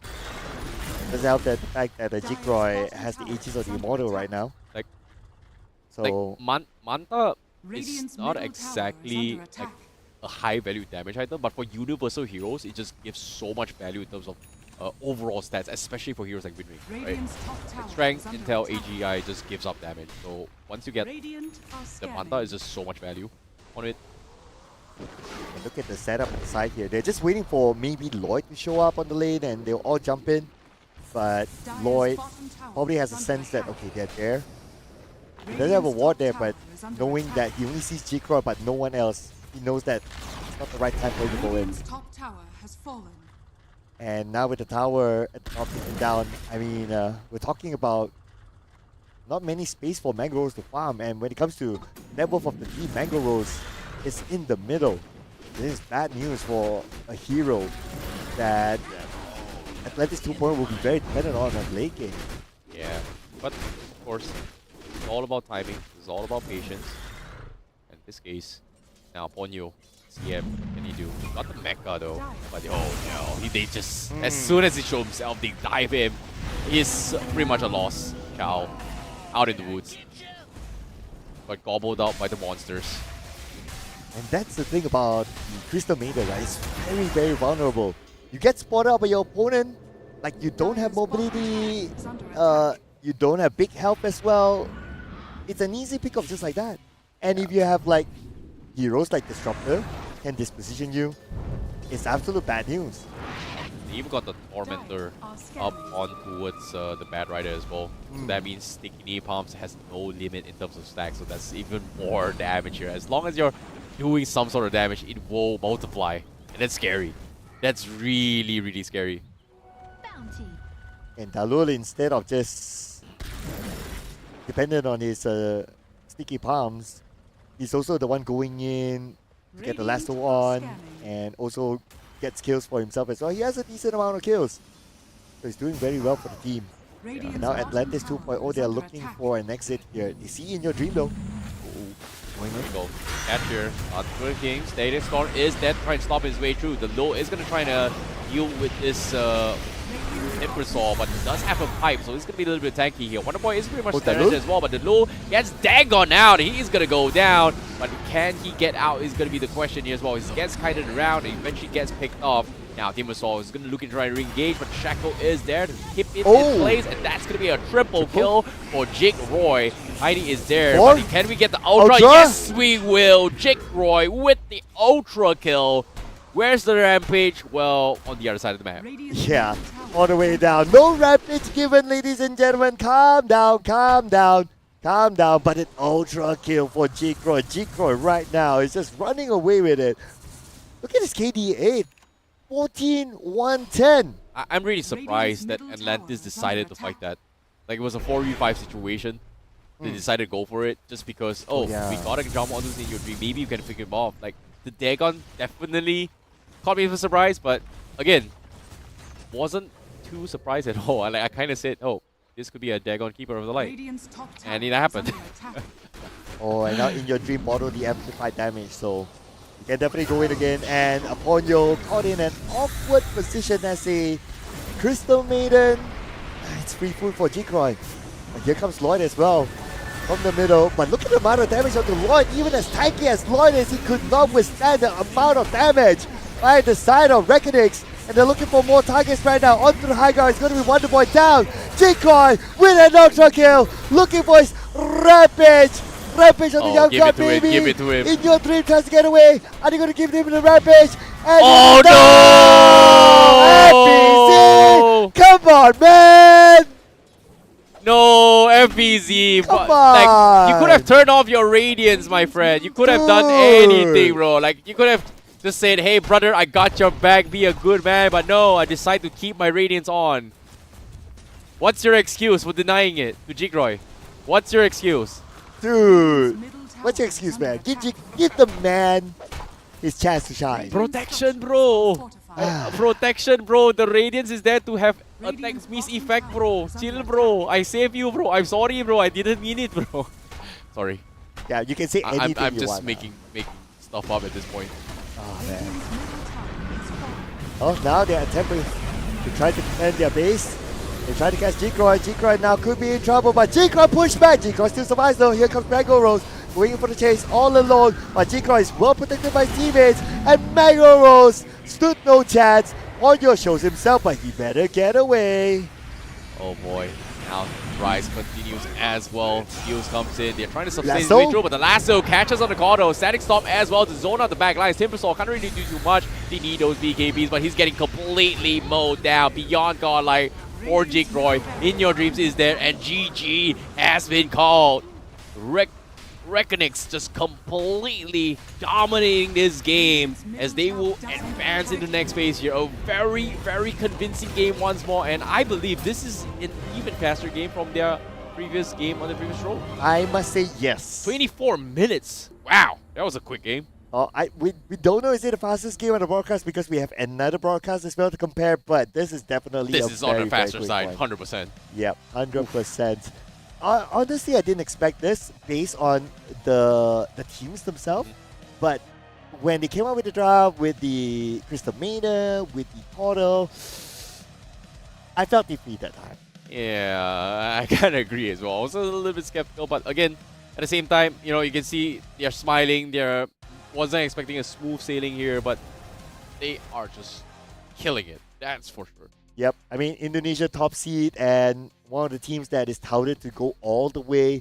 Reckonix, they're showing them why people are saying that they're one of the top favorites here in this tournament. Yeah, and I agree as well here. Based on this performance, top seed's done, you know, we know for a fact that, hey, Myth Avenue was here to defending champion and they were second place. Statistics says that maybe Reckonix might be the one to take the cake all the way through. They have not met yet though, so... Oh, whoa, Yeah, whoa, calm down, calm down. What, okay. So why again, huh? What are you... Chucky's my boy, okay? Chucky's my boy. Chucky from MEG is my boy. Okay, fair enough. You're a Myth Avenue fan from you guys watching at home. But before that, let's take a look at the highlights of how things kind of went down between Reckonix as well as Atlantis. Because that was a very, very, I would say, decisive gameplay. I would say the matter as well, because in this top lane as well, we can see G-Croy was able to find a lot of early engagements, just pickoffs after pickoffs as well. The rotations has been really spot on. But personally, my biggest issue with Atlantis draft is why do you put a Koto? You didn't like that, yeah? And why a CM final pick? That just did not make sense for me. Yeah. I mean, yeah, those two, I kind of like had a bit of like, The Timbersaw pick, I get it, but it was nicely countered by Reckonix with the fact that they got in a Bat Rider. So you have at least 3 heroes who was hard countered by Reckonix. Yeah, maybe. But at the same time, the last pick, Brewmaster, kind of threw me off as well. I was expecting maybe this is going to be a support Wind Ranger, core Bat Rider. Maybe they were hoping that that is going to be the respective matchup that they were going to go for, like a Kodo versus a Bat Rider mid, some kind of scenario, right? But when the matchup kind of appeared as well, I think it kind of surprised them, to be honest. Yep. And also there was some level of hope, right? The moment we see that, oh, okay, they got In Your Dream, Mr. MVP, cool. But everybody forgot about the potential of G-Croy. Yeah. Yeah, almost got his Rampage. Yeah, Jigroy has just been playing phenomenally well. His Naga Siren was really good. He's gotten a lot of solo kills as well. His farm has been just phenomenal this game here. Logically, I would say that don't really have the luxury to farm very, very efficiently as a Wind Ranger, but obviously he's got his Maelstrom, he's got his Manta as well. He's just been very, very active in pickoffs in general, and he's able to top Never as well. So he's been very, very efficiently farming the camps in his favor. And we should give credit to the double ultra kills. Oh yeah, double ultra kills denied by this one. by the rest of the teams. Yeah, this one was just the deny brutal. Like how did Young God actually steal this kill? I want to see this. He's just walking up FBZ. He actually right-clicked it. He right-clicked. Yeah, what? It wasn't the Radiance. Yeah, so it wasn't a Radiance. It was a right-click. He FBZ. actually stole the Rampage away from dude. Jigroy. That is mean. What did he do to you, man?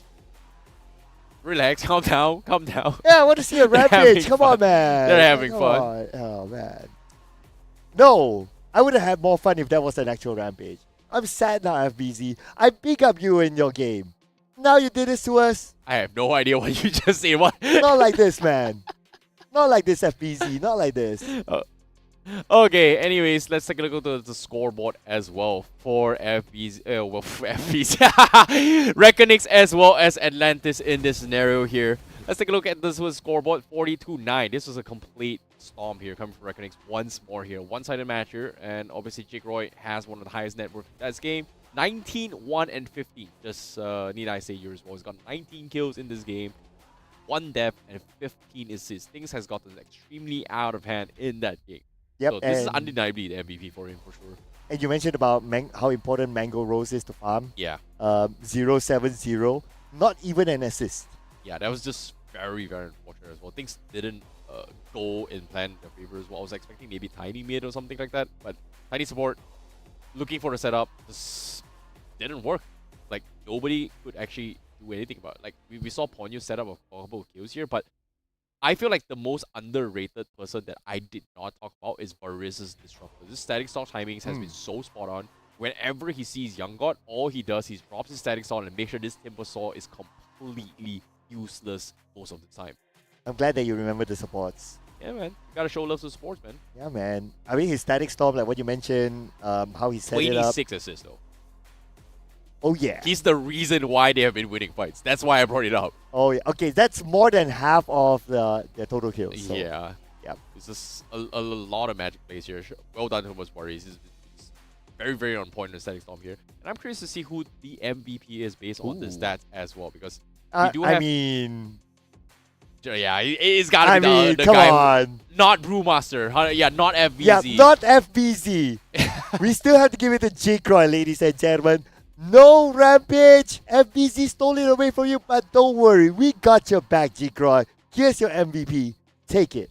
Well done indeed here. That was a very, very convincing game here. We saw In Your Dream had the MVP moments with the Tiny, but this game, Jake Roy was the star of the show. His win range was just dominating everyone as well. He's got a very, very early form. On his Dragon Legs. Actually got a late Vessel later. Not a big fan of it, but considering that, hey, you know what? You need armor reductions, Timber Saw. Whatever, man. I'm a hit. I'll do whatever I want. I'll win the game. Yeah, it's just to deal with the Timber Saw. Although, technically, it doesn't need to deal with him by that time. You have already, like, the... Oh, technically, he was in a lot of situations where he had to focus fire the Timber Saw. Okay. And after the static storm, he just couldn't burst him down. That's why he was he needed to go for the Soul later. Oh, he just needs that little bit more. Yeah, a little salt bit more. Onto, yeah.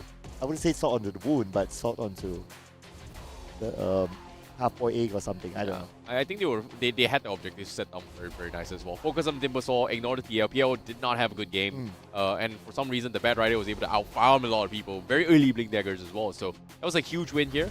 But nevertheless, Reckonix, well-deserved win. Well done indeed. And they were advanced forward.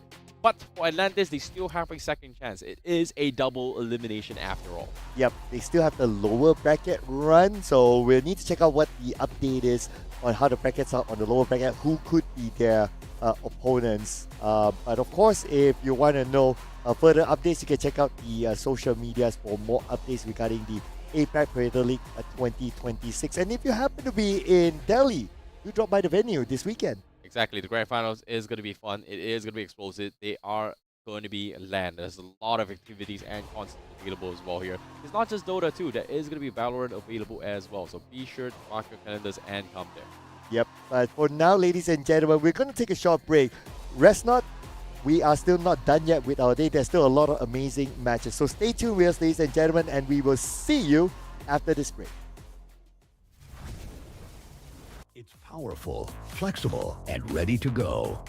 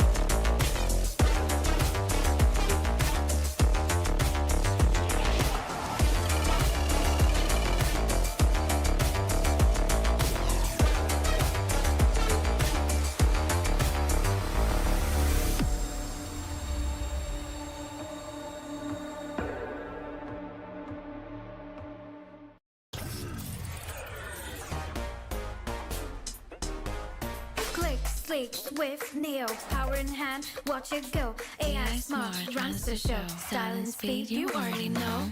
Lightweight game, heavy on mic. Work off late, it's just right. Color that pop, style and glow. Swift Neo, oh. That's how we roll. Click, sleek, swift, Neo, power in hand, watch it go. AI smart, runs the show. Style and speed, you already know. Swift Neo. You feel me? Lightweight game, heavy on mic. Work out play, it's just right. Color that pop, style and glow. Swift Neo, oh. Let it bleed, let it grow. Don't let it with every tap and glow. Swift Neo, that's how we roll. On stage, vibes up, you feel me? Swift Neo.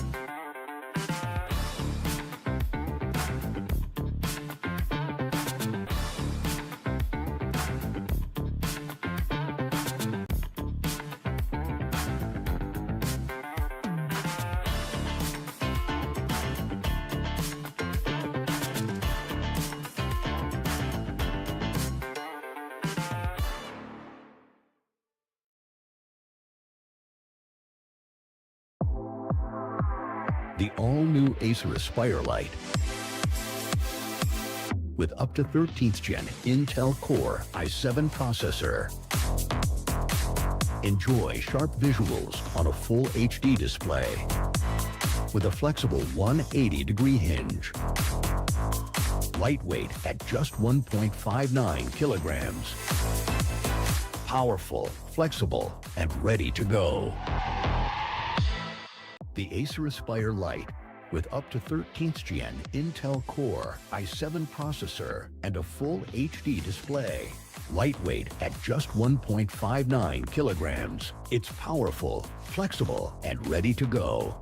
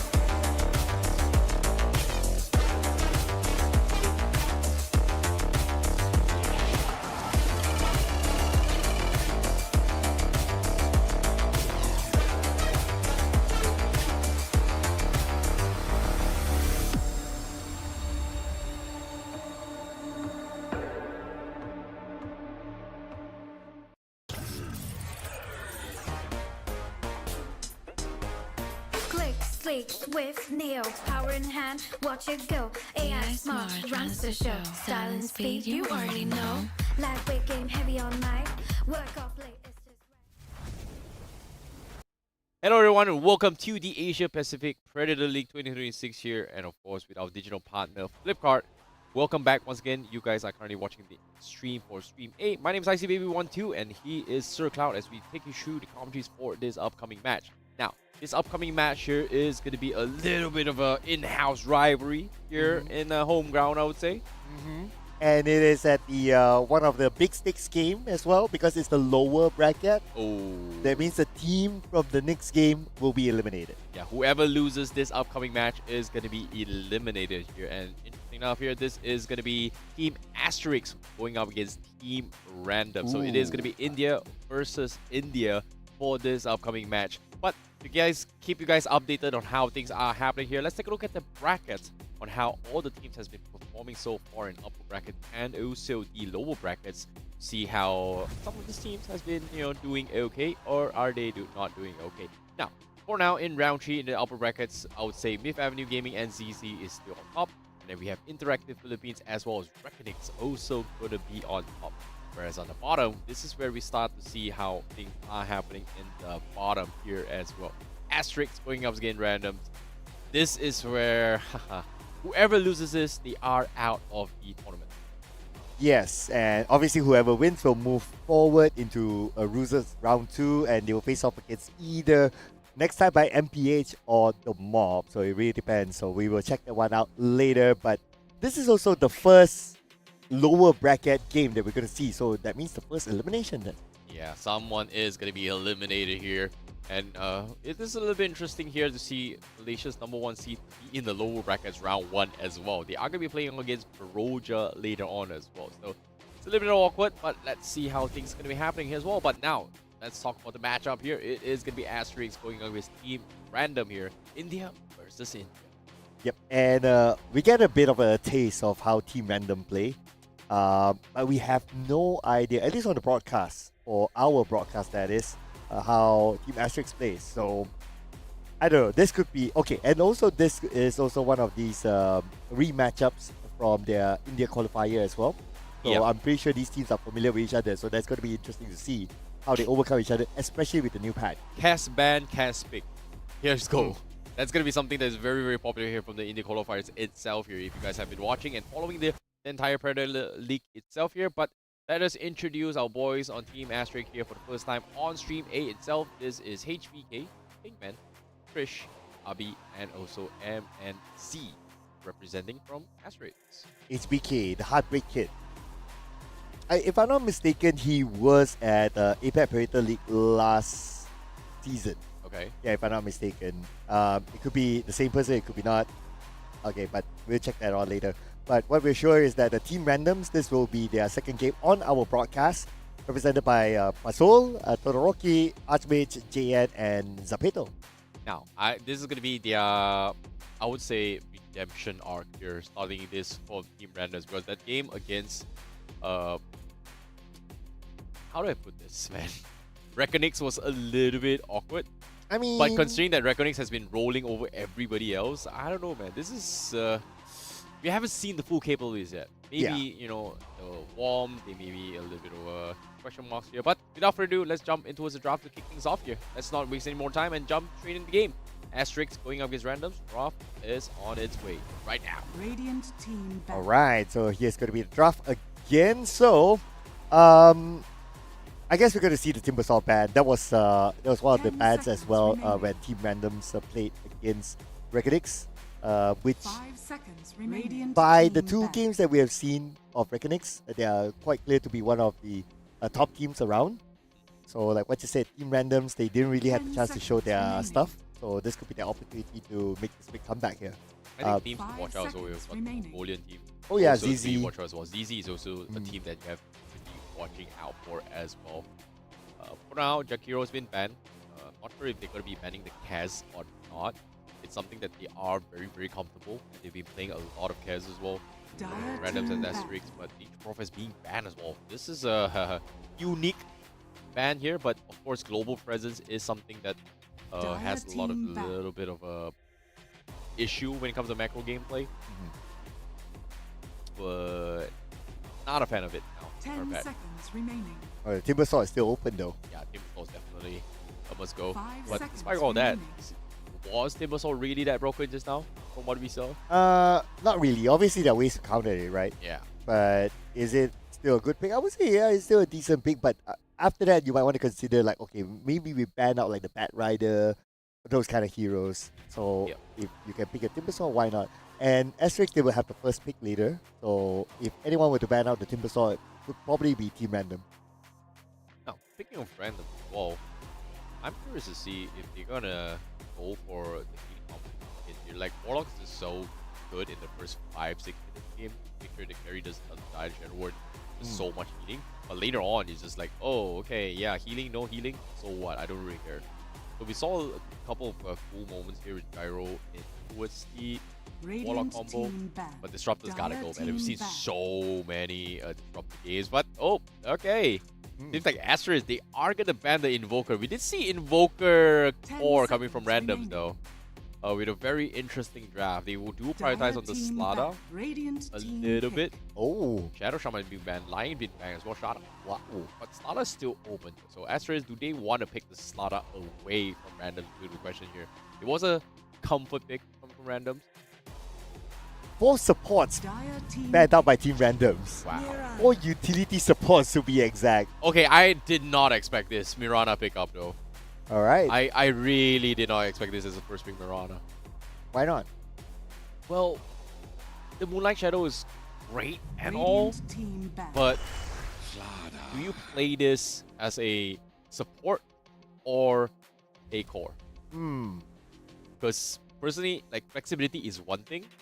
Back then, yeah, right click Mirana just because the leap gives you a lot of attack speed, yada yada, it's great and all. 10 seconds But I feel like remaining. now it's gotten to the stage where Radiant team ban. a lot of other carries just does way much more.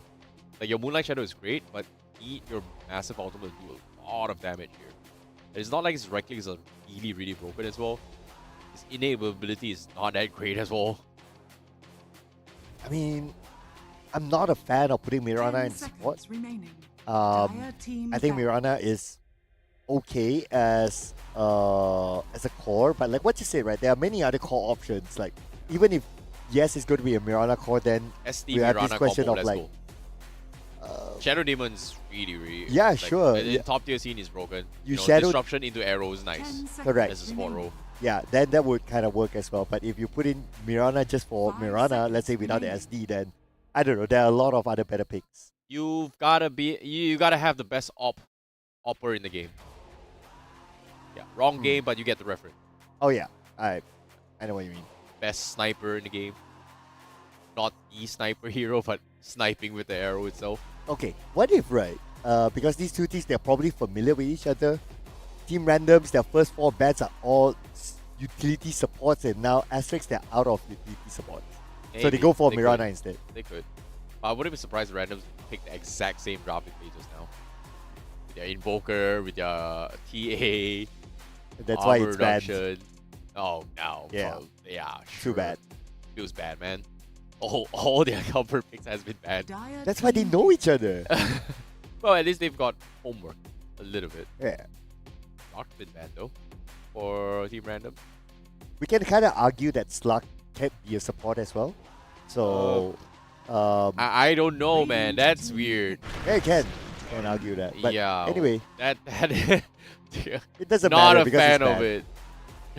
You have to be a fan of Tiny. Tiny's always Yeah, good. Tiny's pretty good. Yeah, you can play support, you can play mid lane, but so far the Tinies that has won so far today has been on mid lane, 10 seconds Hmm. remaining. I would say. I would agree as well. If 5 you're seconds Tiny on the mid remaining. lane, the potential of you getting the Blink Dagger is even faster. So that's always a core item for Tiny. One of the reasons why you want to put Tiny on the mid lane. And then for the mid, obviously you can also rotate to either the top lane or the bottom lane, whichever is needed. Comes down to the answer here. Shadow Shaman has been banned. Lions banned, Robin's banned, Warlock's banned. Most Radiant of the team traditional pick. supports are kind of out, but Skyrock is open though, so that's going to be a little bit of an interesting one. But Asterix, go for the Ambush Spirit. That's going to be a little bit of magic damage going their way. But I feel like the Skyrock is not too shabby here. Shadow Demon, Skyrock, if they decide to double down on the Mirana core coming from 10 the start, seconds Asterix, remaining. safe lane Mirana. 5 for rotation. seconds remaining. You still want for it to be a safe lane Mirana, yeah? It could, you know, Yeah. it's just versatility at this point. But nope, it's Oh. not happening. It's just a support Mirana. Yep. This That's what I is thought too. definitely a carry gyrocopter happening. Yeah, I'm not a fan of safe lane Mirana, especially with Yeah, the current it's patch. Back then, yeah. Yeah, so if you put Mirana as a support, cool. But like what you said, right, has to be the best sniper ever. 10 seconds remaining. Needs to go for a little bit of setup here. But all things considered here, the homing 5 missile in with seconds Mirana remaining. arrow isn't too bad here as well. Like especially in early laning phase wise, like the moment you get hit the missile, the arrow comes in, it's just so much stun. That guy's just pretty much locked down. Your teammate needs to Dire actually team pick. block the arrow setup. So not too shabby, I would say. Radiant team But randoms, like going for the Morphling and also the Shadow Demon here. Who seems like randoms may consider trying to go for the Skyrock Shadow Demon combo. Just because of how Reckoning's played in the offlane as well. So much magic damage burst. 10 seconds Offlane, a remaining. very specialist carry as well. If you do not 5 know seconds how to remaining. off the right time, just Radiant team gonna be back. not be able to do too much. So I'm putting it out there, right? What if the Shadow Demon is a force pick? Just because you don't want to combo with the Mirana. Yeah, it could. Yeah, Yeah. it could be a force pick as well. It could be a right, force pick. As the Mirana is kind of like the old school combo build. But Dire now with the team fact back. that AA has been taken up by Asterix, I can see why as well, because AA is the direct counter to Morphling's ability, shapeshift Somewhat, ability. yeah, but yeah, that's because it the was thing, right? it will stop the health from regeneration. Yeah, but A is not really great in the early phase, right? You need to wait until you get your 6 first, but by the 10 time most of the seconds cores are remaining. already farmed up, so it needs to be a smooth game. It's more like mid 5 to late game. seconds AA remaining back. brings somewhat of an impact, but even then, AA is most probably not going to be able to pick a fight against Morphling unless they intentionally go in for a tank. Yeah. And right now, Asteris doesn't have a combination that intentionally goes for the Morphling right now. Yeah, They so- can't catch his Morphling right now. I mean, 10 seconds remaining. Dire team back. Like Ember Spirit is great, but if Ember Spirit is not rotating to your safe to your off lane to actually gank on the Morphling, you're not gonna be able to do too much. they don't have an instant stun for sure Yeah. for Asterix, so that could be a problem to fight against high mobility heroes like the Morphling. At least the AA will stop him 10 from seconds regeneration, but remaining. like what you said, right? He probably wouldn't have that much impact until he's Radiant level 6. team pick. So when he's level 6, then the Morphling needs to be a little bit more tech careful. This is kind of scuffed. But it does amplify into its maybe a cold feed onto as a rocket cold feed into his arrow, then it's just perma lockdown. Mm-hmm. Very cheesy way, but probably to 10 actually seconds make it remaining. happen means that your opponent's off lane is 5 pretty much seconds very remaining. afraid of coming out of the lane completely if you play this on a tri lane here. And for then the safe lane itself. and then they show up with a BKB. And Oh, all that yeah. plan just gone. Yeah, but that's late, mid to late, right? So that's the game plan that randoms needs to consider as well. But defensive, what's it called? The defensive disruption is pretty good as well to actually deal with that situation. Like you said, denial pickup. Even a Ringmaster isn't too bad as well if you decide to kind of like, oh, you know what, Ringmaster, boom, get out of jail free card. But it is still open though, and it's not banned out. They're all done with the bans. If they just solely want to win the early phase game right now. Asterix. If they can get a nice tank would be great. I think they lack a bit of a durability here. They put the tank onto the off lane. Tide Hunter is open. Not too shabby as well. Can go for that.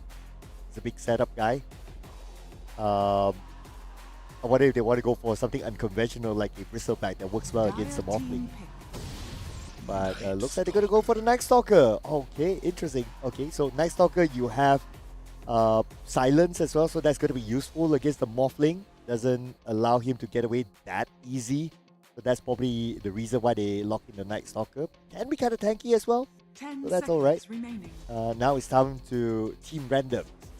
So I would say 5 that if seconds there was remaining. anything that they could pick up, it could probably be, let's see, starting off a damage up. Choose Okay, your hero. utility, Earth Spirit. So it's going to be a tiny mid for sure now. Okay, so tiny mid. Well, Night Stalker is going to be playing for sure. Yeah, this is going to be an interesting one as well. I think Astrid has a very, very decent shot in this game. Just because I like the idea of an early phase plan. I like the Night Stalker pick though. I think the silence will do them good. Oh yeah. Yeah, especially going up against the Morphling. Silence, Morphling cannot waveform away. It's basically locked. But they have to finish up the job quick. Yeah, the two things that really, really excel here, especially for Astrid, is like you said, it's not just silence, it's the Dark Night Falls as well. The nighttime mode that gives vision for Night Stalker, and also the Moonlight on top of it to make sure that this is a very, very good walking unscared ward. And you can just pick your poison, jump the fights itself. So I really like what Astrid comes up with the draft. Oh man, the Moonlight is just so annoying, man. Whenever I play my pub game and I have to fight against a Moonlight, you basically have to ward the entire map. Yeah, you definitely need to have a lot of sentries, and thus in that regards as well. So detection is going to be key here, but vision is favoring Asterix a lot. It does feels like a little bit of a diff composition here where they use Hawks from Beastmaster for vision control, wards as well, maybe even Trend Protector here and there. But surprise enough, I've not seen a single Trend Protector in today's games. But without further ado, let us jump in towards this match here. India versus India. Loser is eliminated here. This is going to be Team Random versus Asterix. Oh, and this is going to be nice and exciting. Okay, especially with the fact that it's a Night Stalker here. Not one of the most picked heroes, and not only the Night Stalker, you kind of think about it, right? Mirana is also not one of the most picked heroes as well, but if they can make it work, it'll be fun on the broadcast. It could make it work. They don't really have a choice. They have to make it work, and now, for now, for sure, 100%. Oh yeah, because this is, of course, an elimination match. Yeah. Yeah. Win or loss, that's it. You know, win, good. Next round. You lose, sayonara. Time to go home. Smoke on the other side just to scout things out. And double ward planted. I believe they saw that ward planted. Well, it is smoked up, so I don't think they saw that word, to be honest. Might not have seen it here. But Asterix, they're going to be heading down south here to actually find somebody. I don't think they're going to be meeting anybody as well. So it's going to be a mirror matchup for both sides. Nothing crazy from both sides. 30 Hoping seconds for to a battle. potential gang. But nope. Nothing major. So, going to be on a tiny. So I think this is actually a support tiny. Huh. Got the blood grenade as well. It is definitely a support tiny coming from that. Mid of Spirit. Support Tiny. Support Tiny. Yeah. Mid of Spirit. Is it a Mid of Spirit? Yeah, it's got a coiling blade on it. The Okay. battle Slaughter. begins. So this is actually a potentially mid. Yeah, it is actually a mid of Spirit. Yeah, it's, okay. Sure. Sure. I mean, post 4 Tiny. Okay, frankly speaking, for me, post 4 Tiny works as well as a mid Tiny. Yeah, but a mid of Spirit. I don't know what to think about this. Well, I think, personally, I think it's okay. I guess one of the reasons why you want to put a mid Earth Spirit going up against a Ember Spirit, not because of its lore, but it's because of, like, you don't need to force farm, if you think about it. Because Tiny, you kind of need to force farm because you're going for the Blink Dagger as early as possible.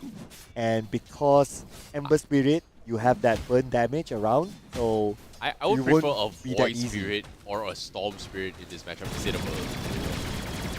This is literally a Spirit versus Spirit matchup. But I don't know. We shall see. You know, I might be wrong, but okay. His blood grenades has been spammed on G, and now getting mowed down. MSZ is gonna get a kill. The slaughter is done for. That's gonna be first blood in the hands of HBK. So now gonna be only poked apart as well, but on the other side of the map, we've got B also taking out Zafato. So that's gonna be two very, very quick kills from Asterix from across the map. less than 2 minutes. That's a very quick takedown. Okay, but it's not the end of the world, of course. I mean, Dota is a long game, and during the first few minutes, if you lose 2 kills, yeah, that's fine. There's always room to come back. Yeah, but Earth Spirit mid though. Oh, come on. Trust the man, okay? Yeah, but I've never seen it before. Like, maybe in pubs, but what's the biggest contribution? Okay, never mind. Hold that for. I'm not gonna say too much here. Disruption comes in. Pinkman getting stomped in. Oh. And oh, the Minotaur. We've got a paid actor Oh. helping as well as Pinkman goes down. That is so unlucky coming in from Asterix here. Aggro the Minotaur from the camp coincidentally because there is an SD illusion. Instantly procs the stun coming from the Minotaur, takes him down. Team Random, they take everything from their fight. That's a big chunk, a decent amount of gold in the hands of Morphling. They're going in for Mins. But yeah, Kofi onto JN. JN cannot continue on, but that's fine. He's down to 30% of health. So Rocky going in for 1v1 against RB. Not sure about that. You might want to consider to get out instead. So yeah, that's exactly what you do. But HBK, Heartbreak Kid, secures another kill, this time on the JN. Pasol is next in trouble. One last hit and HBK. It's a double kill. Yep, that's a very, very quick takedown here. But Asterix seems to be pretty okay. I really like the composition here. There's a lot of kill potential. It's a little bit scary as well. Oh. But again, another pick off as well. This is Piranha. Able to get a pick on this Vito on the top side. Calm down, people. This We're is only so 3 much minutes in. That's good, you know. Sometimes you gotta fight, and fight. You know, hope that everything goes well. But all things considered here, top side, another fight's about to break down as well. To Roruki, try and bait this fight against Abi here. He's dropping down pretty low. He's got a lot of agility. Disruptor comes in. Pinkman looking for the arrow, but here comes the silent. He's got a little bit of a bait and switch here. Magic Stick turns the tide, turns the fight. Zapito goes down. Double kill for Abi. Completely outplayed. And at least Pinkman, he left those kills for Abi, because obviously you want your cores to be tanked up or farmed up. Well, he didn't have a magic stick. He actually got the Lotus there and popped up, I believe. That was weird. How did he get so much health all of a sudden? Was it the health regeneration from Bracer? That was weird. Oh, I want to say it's nighttime, but there's nothing to do with this. Anyway, the arrow onto Todoroki, but Todoroki managed to switch up to strength, so he will be fine for now. Are we at level 6 yet for AA? Not yet. Nah, Still not level even 3. close. Yeah. It's pretty far off. It's gonna be a little bit of a tricky situation here. MNZ. Nope. Gonna be forcing a little bit of farm here. Is doing pretty okay. So I'll say good condition coming from MNZ there. Whoa. Oh, great fairy fire, but it's not gonna be able to do too much. Soul is gonna sacrifice his life. He's gonna try and deny himself to neutral creep. Doesn't get it. No, MSC just waited, sat there, stared at him. But Soul, what you gonna do? Creeps goes down. No denial, brother. Ooh, That's secret my arrow. kill. Whoa. And okay, big man with the arrow. Archmage in a lot of trouble, and he's gonna get chipped away. And guess what? We've actually got a sniper here. Best sniper in town? In this game. Okay, so far. Okay, so far. Well, he's the best and only sniper in this game. Fair enough. But the sniper could be used at the top right now. Abi is in trouble. Toss onto Abi. The tower is still active though. Abi last hit, and he'll still go down to the hands of Pasol. Pinkman, not much you can do about that. Yep, Pinkman. Only so much. But his rotation has been spot out so far. Pinkman has been getting the right gangs with those arrows for quite some time. 9-3, very, very quick matches. 6 minutes in the game, we've got 12 kills across the board. No idea how and is this happening, but for all things considered, we would say the safe lane versus safe lane matchup. MNC is having the time. 36 CS. All things only got 20. Oh, and right now, he's made his first mistake here. The stun toss comes in for Soul. He's able to get a little bit of chip there, but Power is not going to be able to do too much. And now MNC is going to try to flip the script here. Gets the kill. Gets Pasol as well. And that's going to be a double kill for MNC. Mistakes were made, though, from Pasol and J-Head. 11-3 now. We're talking about like a total of 14 kills in about 6 minutes. Hey, man. When it comes to Indian Dota, it's all about fighting, man. I love myself some fight. Go all out. Let's brawl it out. And it seems like Krish now Did you want that? is matching his tempo with Archmage now. And is he going to be able to... This is going to be the question here. Oh, But arrow. now the searing arrow in towards the arrow. That is nothing you can do about it, Arm. Nothing you can do about it. So far, his arrows have been on point. Yeah. Well, it was... Oh no. Oh no. He tried to TP there. But now, he's going to pay the price for it. It's going to be JN and Mins. Oh, Zapito showing up from behind. And they actually get that one on the Mins. Okay, JN is still there though. Is he going to go in? Oh, cannot. There's too much for him to handle. But now Zapito is the one absorbing the damage. JN now going for the chase. Mins still has... Oh! Burned down. That was so close as well. I haven't seen. It doesn't realize there's just so many poison stacks as well. Almost gets taken out. Great call. Falcon Blade saves his life a little bit. But that's going to be a small little victories. Gives him the slight little health bar to tank through that. So, very lucky him. Able to back up. That is well. That's off. Offside now. Here comes a wave from Abi. For an attempt, but Soul won't be able to finish him up. Not enough damage though. This Night Stalker is starting to get a little bit tanky. It is daytime. You're looking for those ganks on them, but it's going to be tough. Comes Krish. He dived off, but okay. Yeah, Zapito is done. It's gone. Yep, and there goes Zapito just like that. But at the same time, thanks to a bit of a support from his other teammate as well. Radiant's 14-4 bottom tower right is under now. attack. 8 minutes in. Oh, the Arrow arrow. again. Oh, perfect, wow. perfect. Beautiful arrow, beautiful. Wait, come on. wait. office? Don't, Yep. yeah, they're just playing with food right now, Krish. Now they get a 2-for-1 special. This disruption offensively comes in. AA Oh. out of Fido. It's gonna go. Archmage? Magnetize comes in. Oh, Archmage finally makes his big mark. Krish back off. He's got the Emperor Spirit. Remnants get himself out as well. Pinkman is separated, but he will eventually take away to the gravitation. And now the stun. Nope, no more stun, guys. They changed it. It's now a slow. And Pinkman gets the TP out safe. If that was a stun, he would surely get a kill. But yeah, it's okay. I was kind of worried that when he went in, it's like, yeah, he survived this one. But he was survived. Can Vin survive this one? The answer might be no. But he immediately pops the magic wand, giving himself a second chance against JN. Gets the first kill in, but Pasol makes sure there's no double kill given away. But here comes HBK onto Pasol. He won't have the damage output.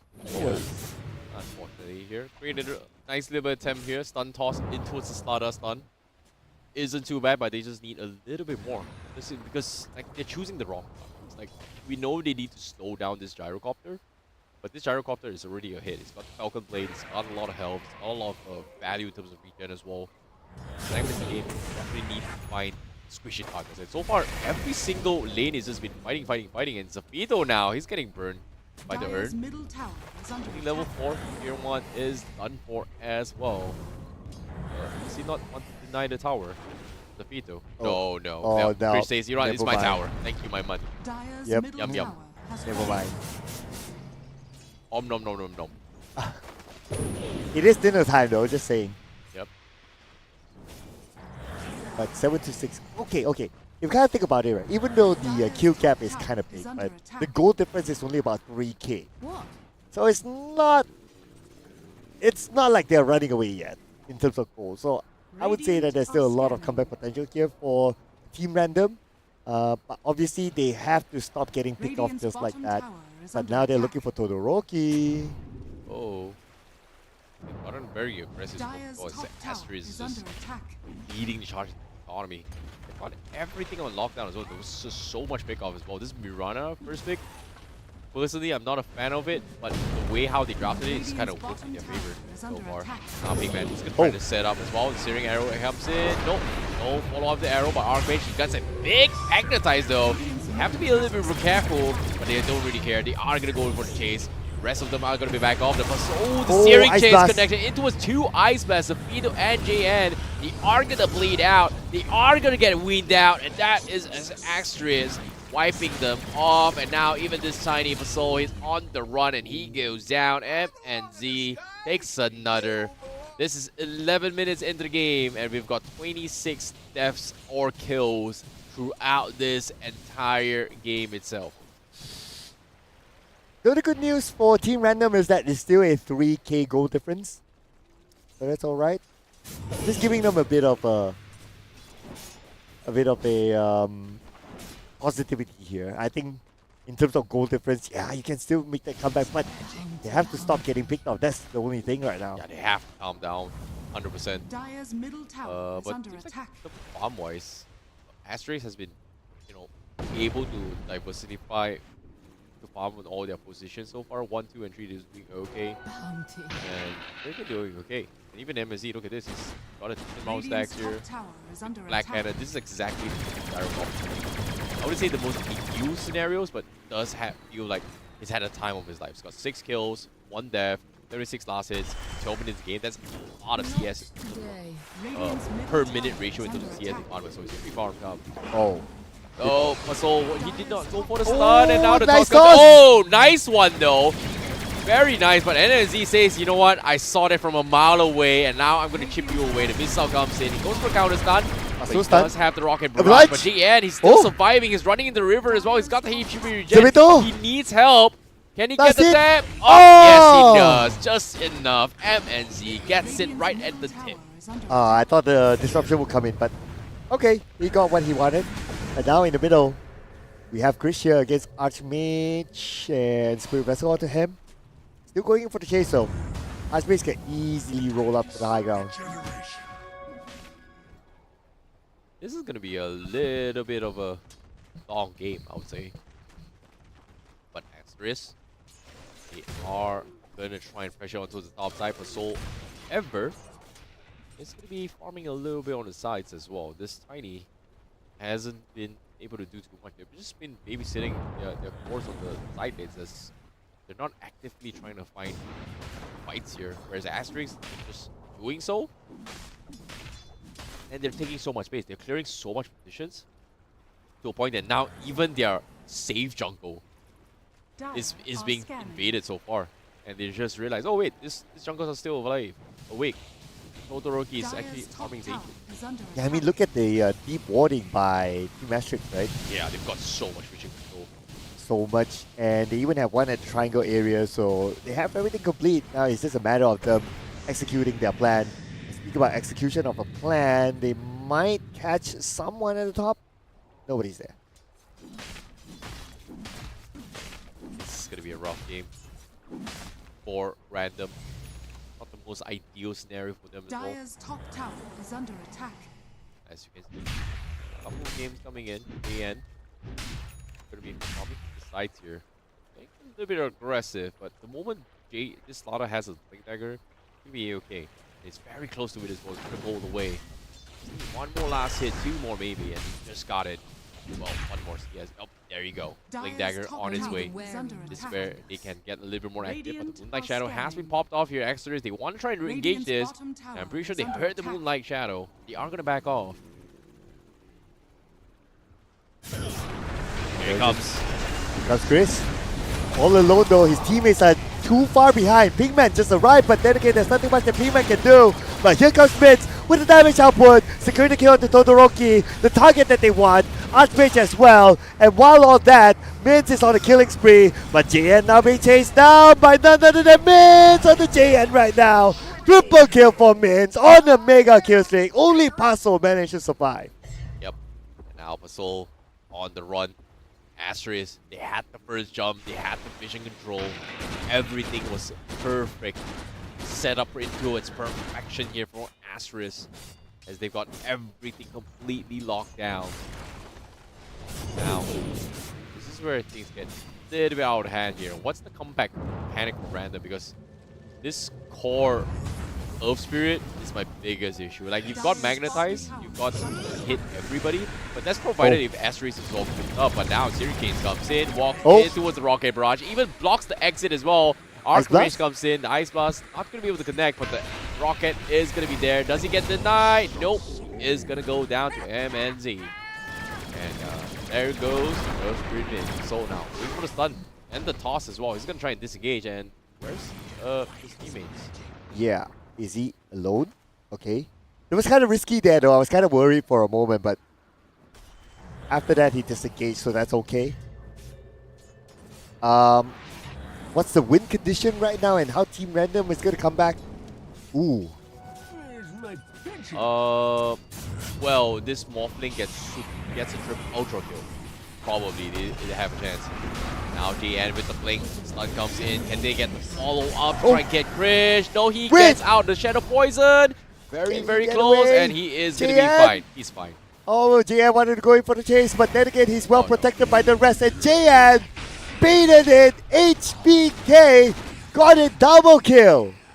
Yep, that is very, very unfortunate here. The overextended, they just could not burst down the Ember Spirit in time, and they get punished heavily for this. Random, they tried everything, all their skills, but it just wasn't enough. They're just so far behind now. 17 minutes in the game, 10k net worth difference.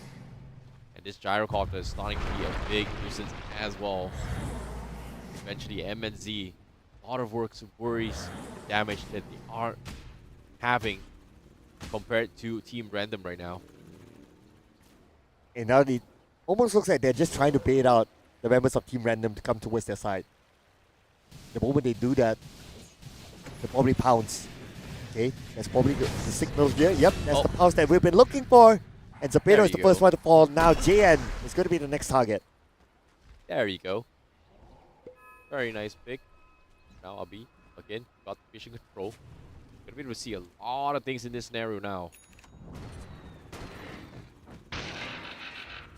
bait, the setup right now. Team Asterix, they have it.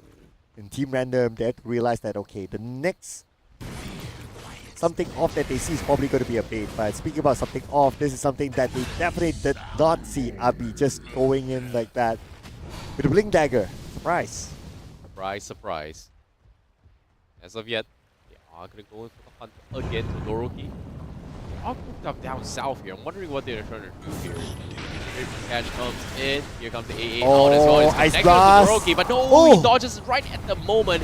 He's going to be able to survive this, but a big magnetize here coming in from for random from Archmage. But where's the follow-up? He needs backup. No, they don't get it. He won't take Archmage down. Todoroki is still left all by himself alone here. He's buying a lot of time. He's got TPs, but the arrow narrowly connects him. And the searing chain timing from Krish did not connect as well. They will get him out, but the expense of losing the Earth Spirit. Archmage getting taken down though. That's a little bit unfortunate. Now Soul, he's got the blink though. Wow. Stun. No toss combo. But you get RB here off the tower. Now Krish tries to overextend, but he's still making things work.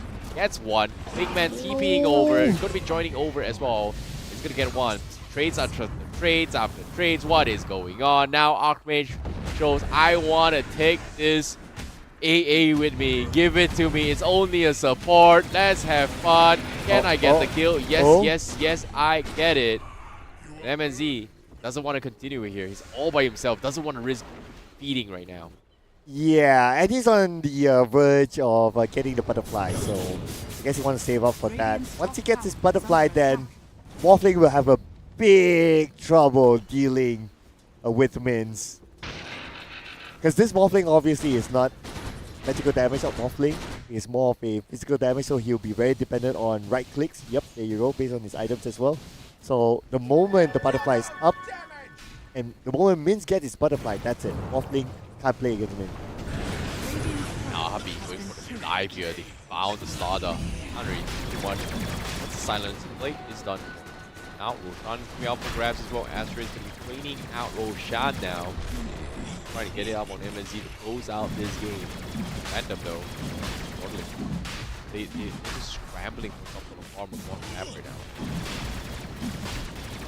Well, it looks like the Aegis of the Immortal is probably going to fall to the hands of Mins. Yeah, they already opened up a slot, and there you go. So the butterfly can wait. Well, technically you can just sell off the Falcon Blade, maybe even a Magic Blade here to go for the butterfly, so it's not that big of a deal. It's just a temporary early game here. We're going into this mid game. Shadow Demon. Well, can't really do too much. They haven't been able to use the Shadow Demon. Like, I kind of agree with you. The denial pick from the SD for the Piranha arrow was kind of forced here from random. But in order for this Shadow Demon to kind of shine as well, he needs to stack it with Earth Spirit, and even then, Tiny needs to be able to be on the same wavelength. He needs to focus fire on one guy, but it is a pick-off competition. It's gonna be tough. Abi gonna be able to save the here. He's gonna be the guy with the silence. So gonna save. Here comes Stun Toss comes in. Big man. Well, be able to do much. He has the arrow. So the rookie going for the split farm, which is great. And he's actually opted to go for the offering in this game, so that's a little bit more farming coming into his Morphling. It's gonna take a little bit more time. It's better late than never, but still, it's a little bit more time for sure. The end gets picked off Krish. Oh, they see Archmage. It's nighttime. Avi is just okay. No. Let him use his teleport. Cancel it. And TPs go wasted at the same time. Why not? Moonlight Shadow, just such a big nuisance right now. Random. They need more sentries. They can't just blindly push out like that. The Moonlight Shadow from Pigman is spot on. Support Rana now. Walking around the entirety of the map. Looking for a couple of hunts. Very nice. Bunch of dissect here. Random. They're scrambling. They're just walking around now. Todoroki is still trying his best to get his farm here, but the dive continues here. Abi finds Pasol as well. Bye-bye. This tiny support is out. And Chris is already at level 16. Dire's bottom tower Min's is under level attack. 17. His Dire's butterfly is top completed, tower by the way. So now he has a butterfly, Dragonlance, of course, and then he has this Aegis of the Immortal. So this guy is going to be super unkillable now. His next item is definitely going to be damage, but as of now, it's already very difficult to kill off the Gyrocopter. Yeah. Radiant's Butterfly's top up as tower well. is under Oh boy. attack. Fight. Not too shabby. Archmage to find his best farm here. Doesn't Radiant's really have a top tower lot of is major under items. attack. Still stuck on the Spirit of Vessel. It's going for Dire's BKB, but he's getting out armed on all fronts. Offlink does not have enough damage to contest this Gyrocopter right now. 2 minutes left on the timer. They need to find a way to force out this Aegis. Random. Now they are going to make an attempt here. The stun toss. Dragon onto T4 as well. The vanish is there. Not exactly if that was the right call, because that bought MNZ a lot of time. And now Random, Whoa! they're getting completely Chris! dived on. MNZ throws for the flag cannon. Loses Aegis, but they were able to clean 2 players out. That disruption, a little bit uncalled for, but JN, he goes for an aggressive jump, tries to take down the AA, but he goes down immediately. Triple kill for Krish. Zapito needs to run for his life. He's going to be next. That's going to be a quad, maybe. And that's the ultra kill for Krish. Where's the Rampage? Give it to them. They want it. Can we get the first Rampage? Are under attack. Rampage. I think it's now too Nah, late it's now. too It's late. expired. It's too Yeah, late. too bad. Ah. But you know what? When Middle tower Team Random, they went in for the toss onto Mins, he actually still had the Aegis on the Immortal. So it would have been a wasted effort anyway. They needed a way to burn it out. Small little victories, but we still lost too much in this scenario. Now that comes in, instantly dives on the tiny killing spree for RB. JN tries to engage from the side, but there's just no follow-up here.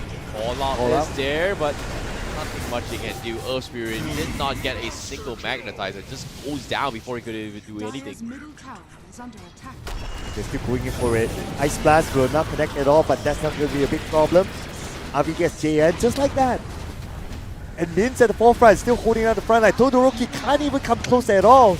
But on the other side, we have Grish going in for a 1v1. Although his health is kind of low, but he escapes just at the right timing with the random, but still taken out by Archmage himself. Monster kill, 8 kill streak, ended just like that. But the fight's not over yet though. On the other side, we do have a double kill given towards Min's.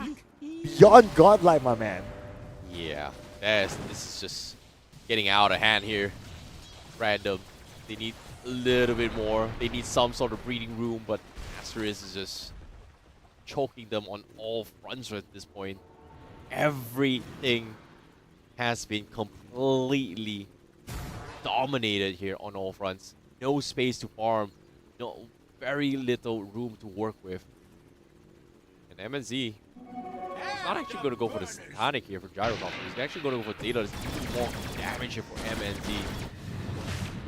Now, they arrow. don't even need him. Yeah. If he gets any more items, it's probably just a nice bonus by now. But for Team Asterix, time to clear off the mid. Dire's middle barracks First barracks, has and they're going to let go of the second barracks. fallen. Dire's Interesting. middle barracks are under I guess attack. it's a disciplined gameplay with the fact that they only have 2 players there at front. This is tough. This is really, really tough here. Networth swinging all the way Asterisk as well. You can see the win probability is 97% win ratio right now. I don't know what's the win condition for Random at all. I mean, it just dropped to 3% for Team Random by the end of the sentence. Well, it was 2% and then 3%. Oh, Radiant so the He went system up. believes in something. Yeah, 3%. Yeah. Okay, cool. The system believes in a comeback by 1%. Well, technically, it's not based off the old DOTA Plus's win percentage here. This is just based on net worth only. Just trying to be positive here, man. Hey, man. 3% is still something. It's not 100% guaranteed I yet. can give us. Yep. As long as there's a percentage. So it's... Here comes the remnant. And the arrow as well, just to follow up from there. And obviously they're going to focus on the one that's currently stunned. And that's like a 10-year stun there, ladies and gentlemen. Now Zapito is going to be the next target. Zapito, 50% of health, goes up to the high ground. Chased down by Pigman. Zapito still receiving damage. But he should be able to get back just in time. Or maybe not. Oh, nice arrow by Pigman. What an insane change that is. Not done yet though. JN is there. Now JN, no way for him to go up to the high ground. Oh, got a bit of an assist. And Abi could not go in for the chase. So the Roki is going to focus on Abi instead with the BKB on. He will have to let him go. Yeah, that is going to be a very, very unfortunate one here. Meanwhile, MSZ just did not take part in the entire fight here. Does have the tier 3s down, and now the ranks as well. Everything is exposed. They cracked open the base. Oh. Now Ramdam's forced to call GG right now, or potentially lose, risking it all, but game slowly getting out of hand. Now last hoorah, Paso goes in for stun dodge. They get the Mirana, but at what cost? They lose the Morphling as well. RB just completely diving everyone. They take 1 for 3. 1 for 3. Now Paso's gotta use the fountain as well, but it's the wrong target. The Emperor Spirit is able to give out. He dived the fountain. They get a double kill for RB. Archmage, he's stuck with the Ice Blast there. He can't really chip down, and he also goes down. That is gonna be a wipeout. And GG has been called. Team Random is the team that gets eliminated, and Team Asterisk moves on in the lower bracket itself. Well, congratulations to Team Asterisk. Very controlled game from them, and they definitely played the draft really well, especially with the AA pick. I would say that is one of the key picks there that might not be the most sexiest pick, but because of his ultimate, the Morphling could not play that much. No, I don't think it was he is the clutch here. I think the Mirana is the big MVP in this game here. The arrows has been really spot on as well. The arrows. Things has been just going well for Asterisk as well. Like everyone has been, they'll be able to get a lot of individual kills here, but this arrows has been really called for as well. The teamwork, the comms was clean. Basic fundamentals was really there as well. Searing chain into his arrow. Nice. Yum. You know, like instead of going for the SD Mirana arrow combo, they rely on other tools, and it worked, paid off really well in their favor. Okay, I take back the AA then. It's a Mirana for me too. Yeah. And also let's not forget that the SD was, well, it was probably a force pick. Yeah, definitely a force pick. There was just no combination. Like the only one time that they trying to make things work was when they try and pair up that with the Earth Spirit magnetized down bottom lane, but there was just no follow up. They look very disjointed in terms of team fights here. Well, let's release out the best moments here, especially from the arrows from Mirana, ladies and gentlemen. Through this highlights, definitely deserves a lot of it. And yeah, do enjoy it, ladies and gentlemen, because those arrows, they were just so on point, and especially at the crucial times. Exactly, and a couple moments as well, Abby coming out here. This was a little bit of a scuff one as well, because the disruption coming in out of nowhere, because it was nighttime, he was able to actually get enough regeneration, and the moment the disruption comes out, his health was already pretty healthy. Like, we thought he was going to be low for quite some time, and the disruption timings from Zafeto has not been very fortunate at all. It was just such a scuffed fight in all these scenarios here, and MNZ is just manning up in a lot of these fights here.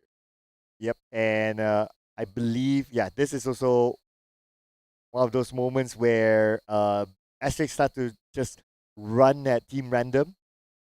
Like, whoever they see, they just go all in. Like, 4 heroes just chase one person down. That's not going to be a problem for them. But it's all started by, I would say a lot of them were started by arrows. Yeah. Gotta give it to the arrows. And one good thing about Mirana's arrow is that by level 1, or 1 point of the arrow, it's already really useful. Yeah, as long as it's based on distance, right? The stun duration is based on the overall distance of the arrow trajectory, or where it's shot from as well. The further it is away from him, the more the longer the stun comes in. So makes a lot of sense.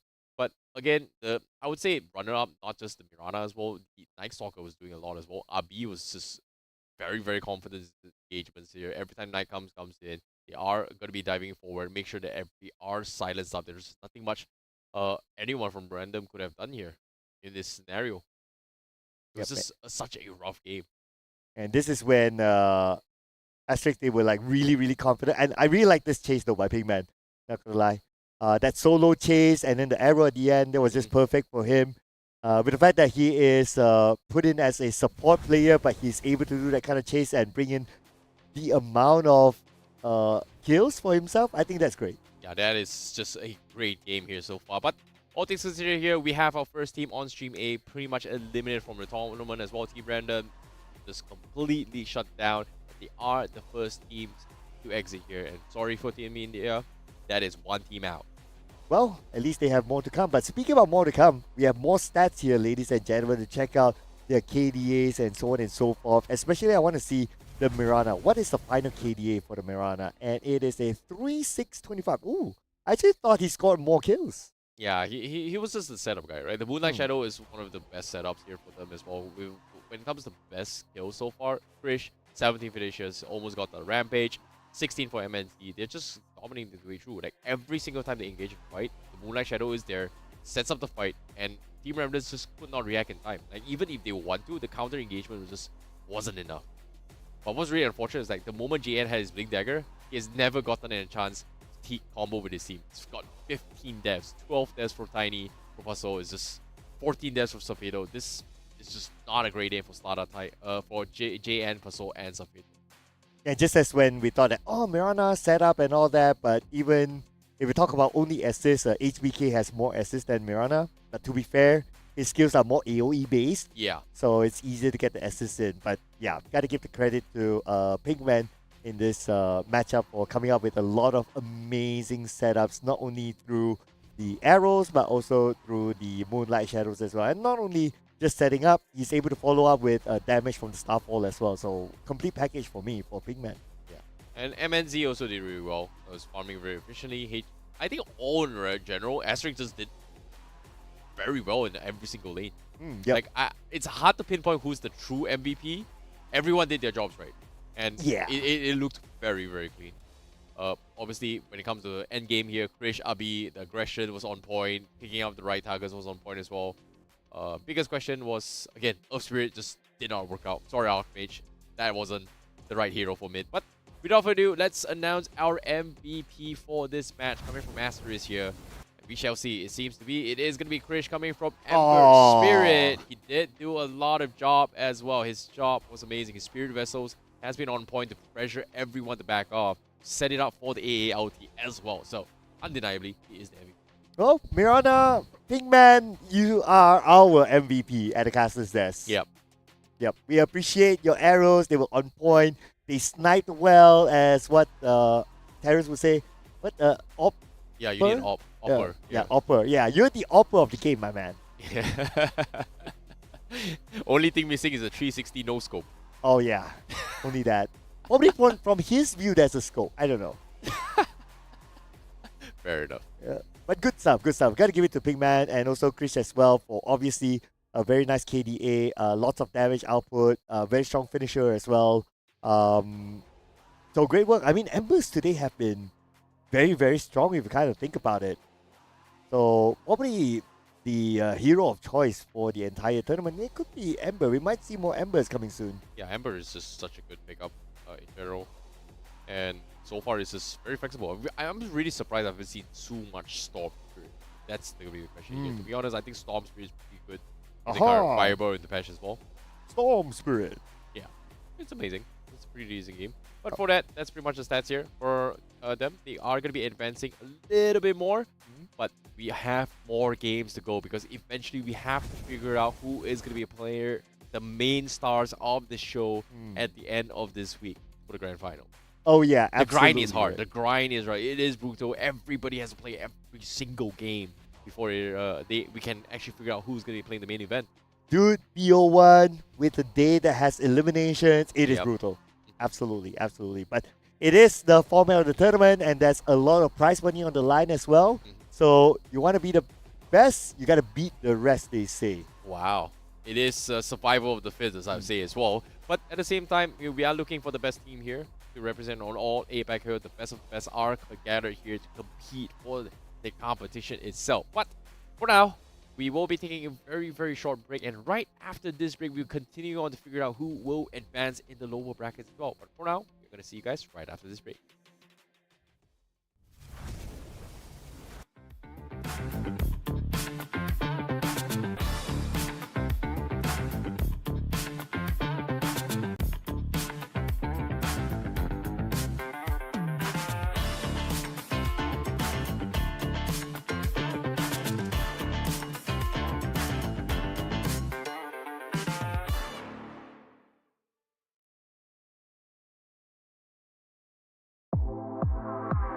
The all-new Acer Aspire Light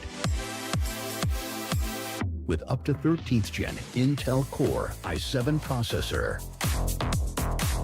Enjoy sharp visuals on a full HD display with a flexible 180-degree hinge. Lightweight at just 1.59 kilograms. Powerful, flexible, and ready to go. The Acer Aspire Light with up to 13th gen Intel Core i7 processor and a full HD display. Lightweight at just 1.59 kilograms. It's powerful, flexible, and ready to go.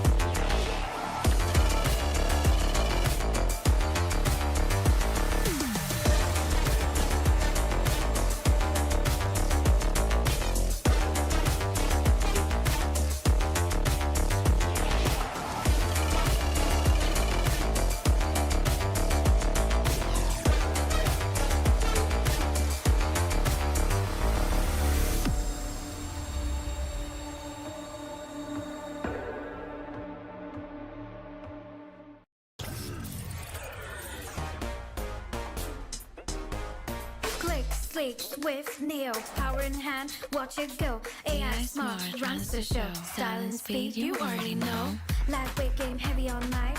Work off late, it's just right. Color that pop, style and glow. Swift Neo, oh.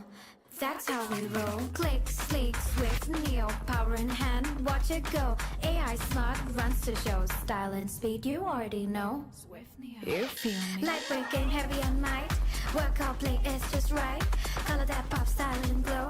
Swift Neo, oh. Let it lead, let it grow. Turn it with every tap and glow. Swift Neo, that's how we roll. On stage, vibes up, you feel me? Swift Neo.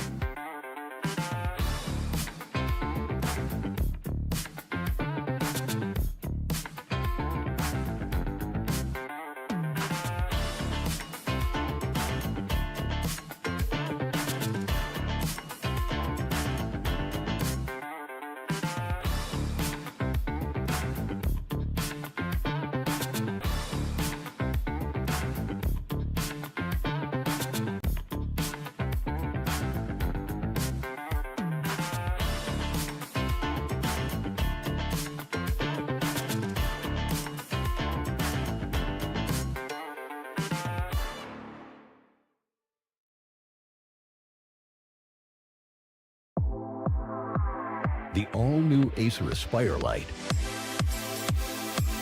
with up to 13th Gen Intel Core i7 processor. Enjoy sharp visuals on a full HD display with a flexible 180-degree hinge. Lightweight at just 1.59 kilograms. Powerful, flexible, and ready to go. The Acer Aspire Lite with up to 13th Gen Intel Core i7 processor and a full HD display. Lightweight at just 1.59 kilograms. It's powerful, flexible, and ready to go.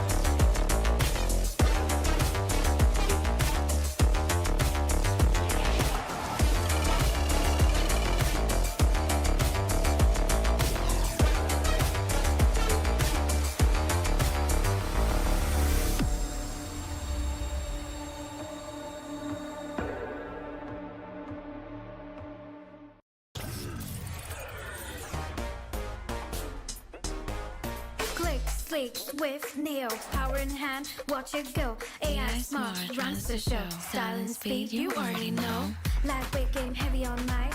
Work off late, it's just right. Color that pop, style and glow. Swift Neo, oh, that's how we roll. Click, sleek, swift, Neo, power in hand, watch it go. AI smart, runs the show. Style and speed, you already know. Swift Neo, You feel me? lightweight game, heavy on mic. Work off play, it's just right. Color that pop, style and glow. Swift Neo, oh. Let it lead, let it grow. Turn it with every tap and glow. Swift Neo, that's how we roll. On stage, vibes up, you feel me? Swift Neo.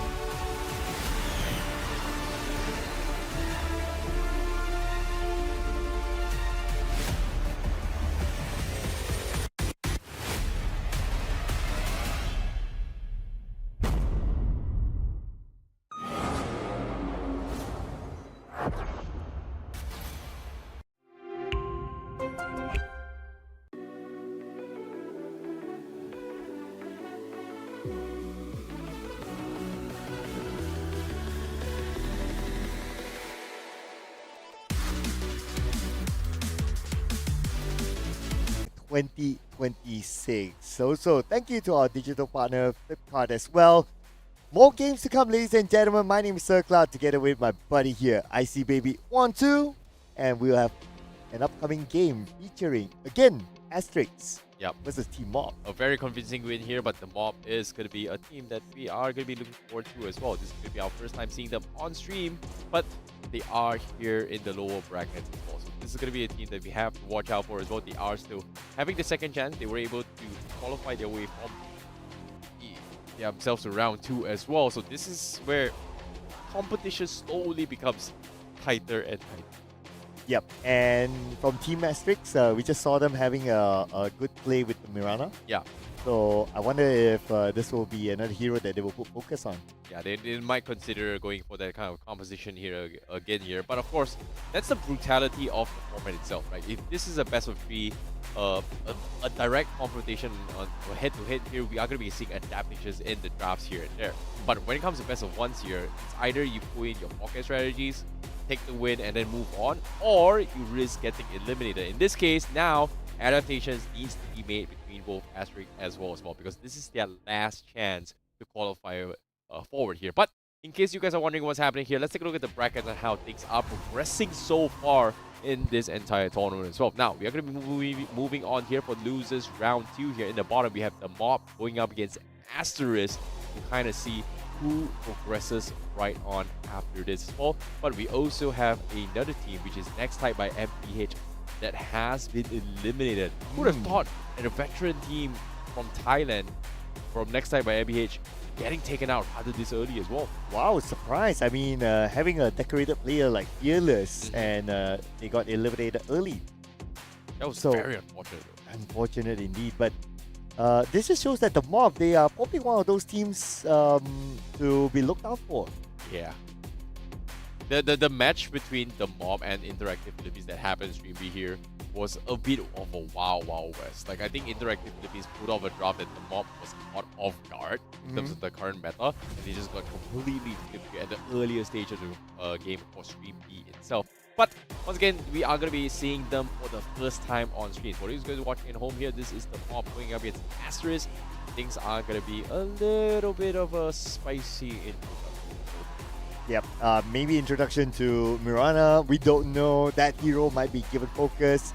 It could be bad, it could be picked, because like what you say, right? Because it's a best of 1, you want to put out all your best cards, and if it worked out well for you, why not bring it out again? Okay, I don't think we're going to see the Mirana again. You Personally, don't I'm think not so? a fan. I am Okay. absolutely not a fan of a first pick Mirana, but it did flex in towards a role where I really thought it was going to be a right pause 1 Mirana. But without further ado, let's introduce our boys from the Mob on screen here. The lineup is on screen right now, and here we go. We have Bliss Kaiser, Xander, Jackie, Swiftblade, and also Blacklock on the screen here. Oh yeah, and this is also a similar matchup like before. It's a team that qualified from the Indians qualifier versus another team that qualified from the Indian qualifier as well. So I'm pretty sure that, again, same theory applies. These two teams, they know each other like the back of their hand. And of course, again, to introduce Team Asterix, we have Pinkman, the player that came out with the Mirana. We have HBK, MNZ, Krish, who was our MVP before this with the Ember Spirit, and Abi. Yeah, with Snake Stalker. This is going to be a very, very interesting one here. I want to see how Asterisk is going to be able to do this here. There was a lot of speculations about Asterisk is going to be the team to watch out for, but for them to come up the low brackets, they do have to climb from the gutter all the way through one spot. So it's going to be a tough journey if they want to make it onto the main event itself. Will we see it? Will we not? Is going to be the question. But the team seems to be ready as well, and I'm looking forward to see MNZ once more. His Gyrocopter has been flash farming really well. Do they want to play around the Mirana again? I don't know. Like, it was a very nice cheese strategy, but like you said, right? Like, Asterix and the Mob has played each other before. So they definitely know the ins and outs in the qualifiers. But again, that was a different time. That was almost a month ago. True. And that time, the patch was a very completely different patch compared to now. Cass was like kind of popularity. Sorry, Cass was really popular during the qualifiers. But without further ado, let's not waste any time. Let's jump into the draft for this game. 10 Asterisk seconds going remaining. up against the Mob with Asterisk on the Radiant side. the mob on the dire side. Yep, and the first ban from the mob is going to be Shadow Demon, so that's out. Well, we're definitely not going to see a Shadow Demon and also Mirana combo, and we're also not going to see the Disruptor. Looks like the Viper could be banned out by Asterix as well. Probably something that they know of between the two of them. Yeah, they might figure it out as well. I think Viper is just so much value in this kind of scenarios. Just because it does so much AoE damage once you get those scepters up. Mob being banned as well. Aster is actually going for core bans instead of support bans, and the mob, they are going to go for all the support bans. As the Disruptor getting taken out, Disruptor has been really annoying those plays, those static storms. Timings has been really spot on. Let's see how things go. But for now, mob, they've got a lot of options. Trend Protector completely ignored all day, but off stream I was able to see one game. It was done by MAB, of course. Yeah, but after that I haven't seen a single MAB game yet. Right, yeah. A little bit unfortunate. Yep. But Winter Wyvern is out, so that's the first time we see the Winter Wyvern ban. Interesting, okay. I wonder if we'll see a Bat Rider ban. If the Bat Rider is being banned out, then that's a clue that Asterix might want to go for the Timbersaw. Yeah, they could go for the Timbersaw. Slada is a very, very popular pick here, still available. A lot of things can be done, but considering the healing compositions are kind of banned, I haven't seen the Greaves Holy Locket at all today.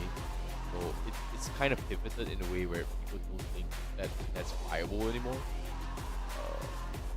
We saw a couple of games where you kind of play illusions here with Naga here and there. But poker is also something that they may consider go for, which I don't think it's going to be a pop on mid. But Wind Ranger, priority coming from the mob here. To be flexing in a little bit, maybe a little bit on the safe lane Wind Ranger. We saw how dominating that performance from Reckonix early on. So safe lane Wind Ranger, like hope. Asterix with the Lion as well. And for the first time on our broadcast, at least, we're going to see the Lion.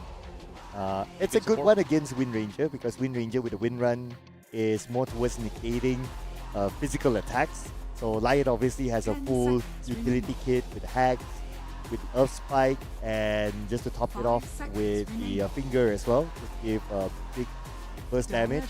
So it will be useful if in case it's a 1v1 against the Wind Ranger. Well, the mob, they definitely did watch the game here from previous round from Asterix. They did play the Night Stalker. It was a big threat indeed here, especially when Abi was playing it. It was very, very confident as well. Now it's going to be forced to play a different one. Mirana is not going to be the way to go.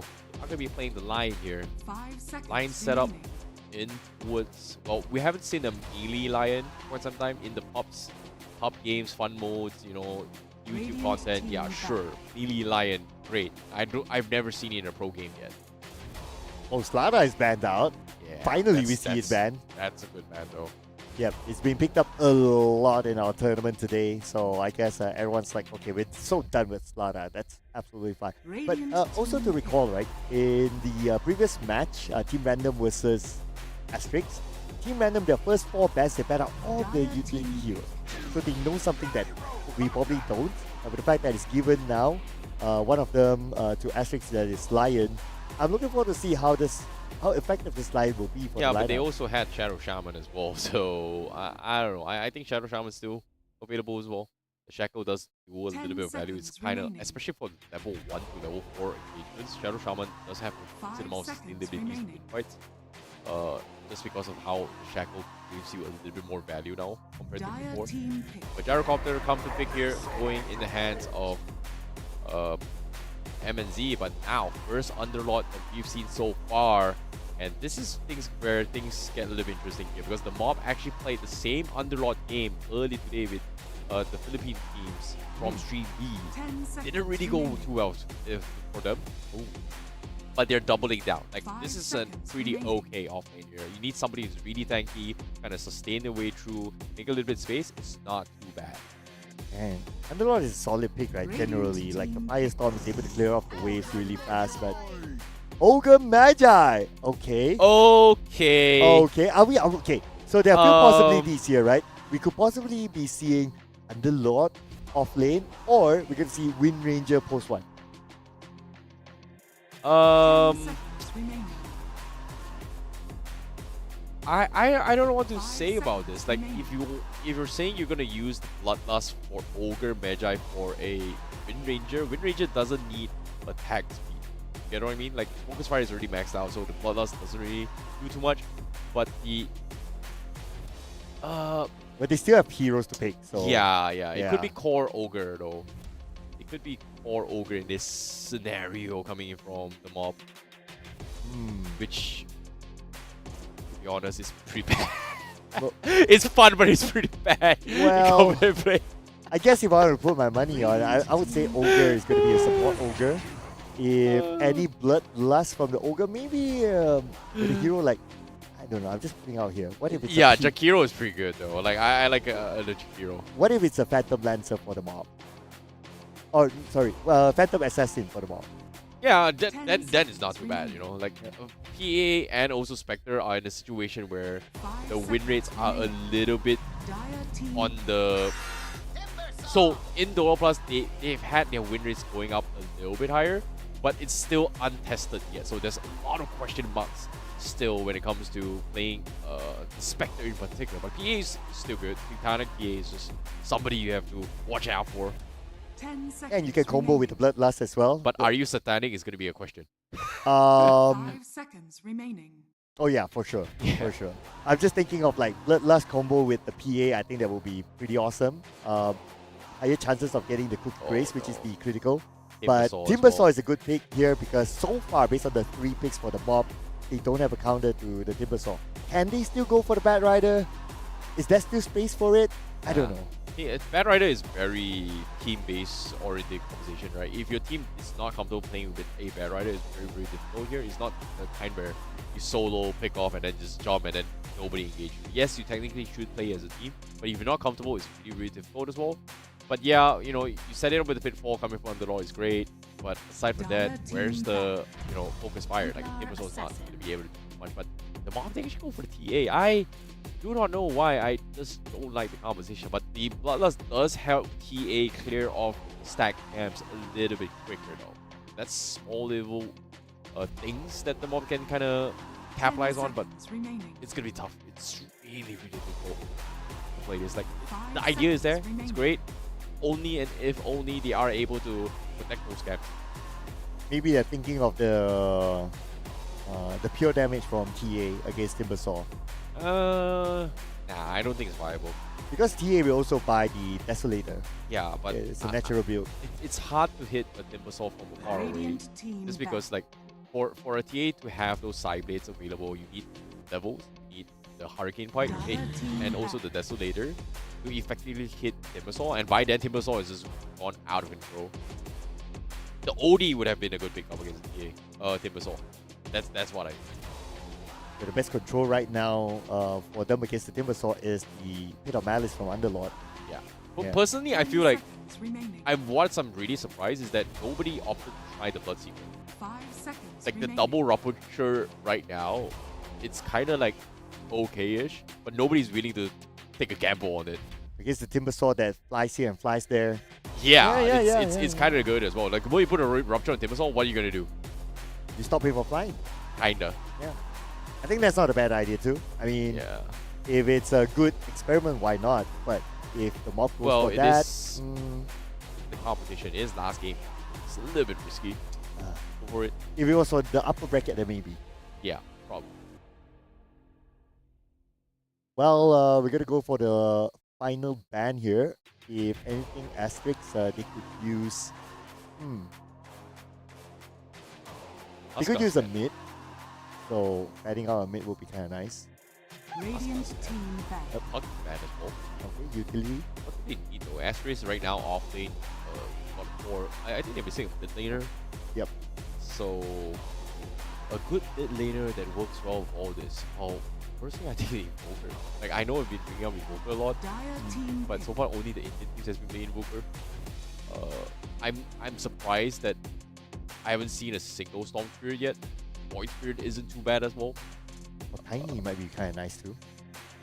Tiny for Asterisk. Yeah, Tiny for Asterix isn't too shabby as well. Pretty good. 10 seconds remaining. We've seen a lot of Slada mids, but Slada's pretty much banned off. So far, it's kind of 5 seconds a very remaining. popular trend. Centaur took a little bit of tumble. Mars also took a little bit of tumble. Current patch. Yes or no? This is still experimenting here and there. Viper is Radiant on. team That's pick. something that I think we gotta watch out for. But Mob, go for the Void Spirit, double down, and Asterix only needs their final matchup. So, what are they gonna go? Are they gonna go for the Storm Spirit?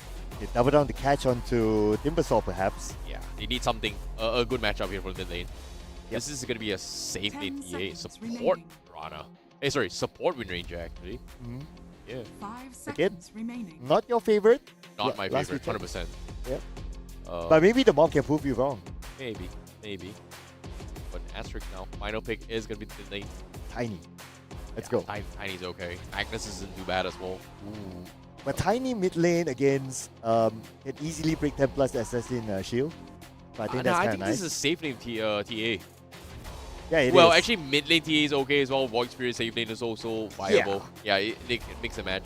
Even if it's not It's like not the according to the greatest, lanes, but yeah, but when it comes to team fights, at least you have the avalanche that can Uh-huh. easily break the shield. you So can switch it up a little bit here. yeah, that's okay. I can see the dilemma coming from Asterix on how they want to deal with this TA and Void Spirit as a matchup for the lane.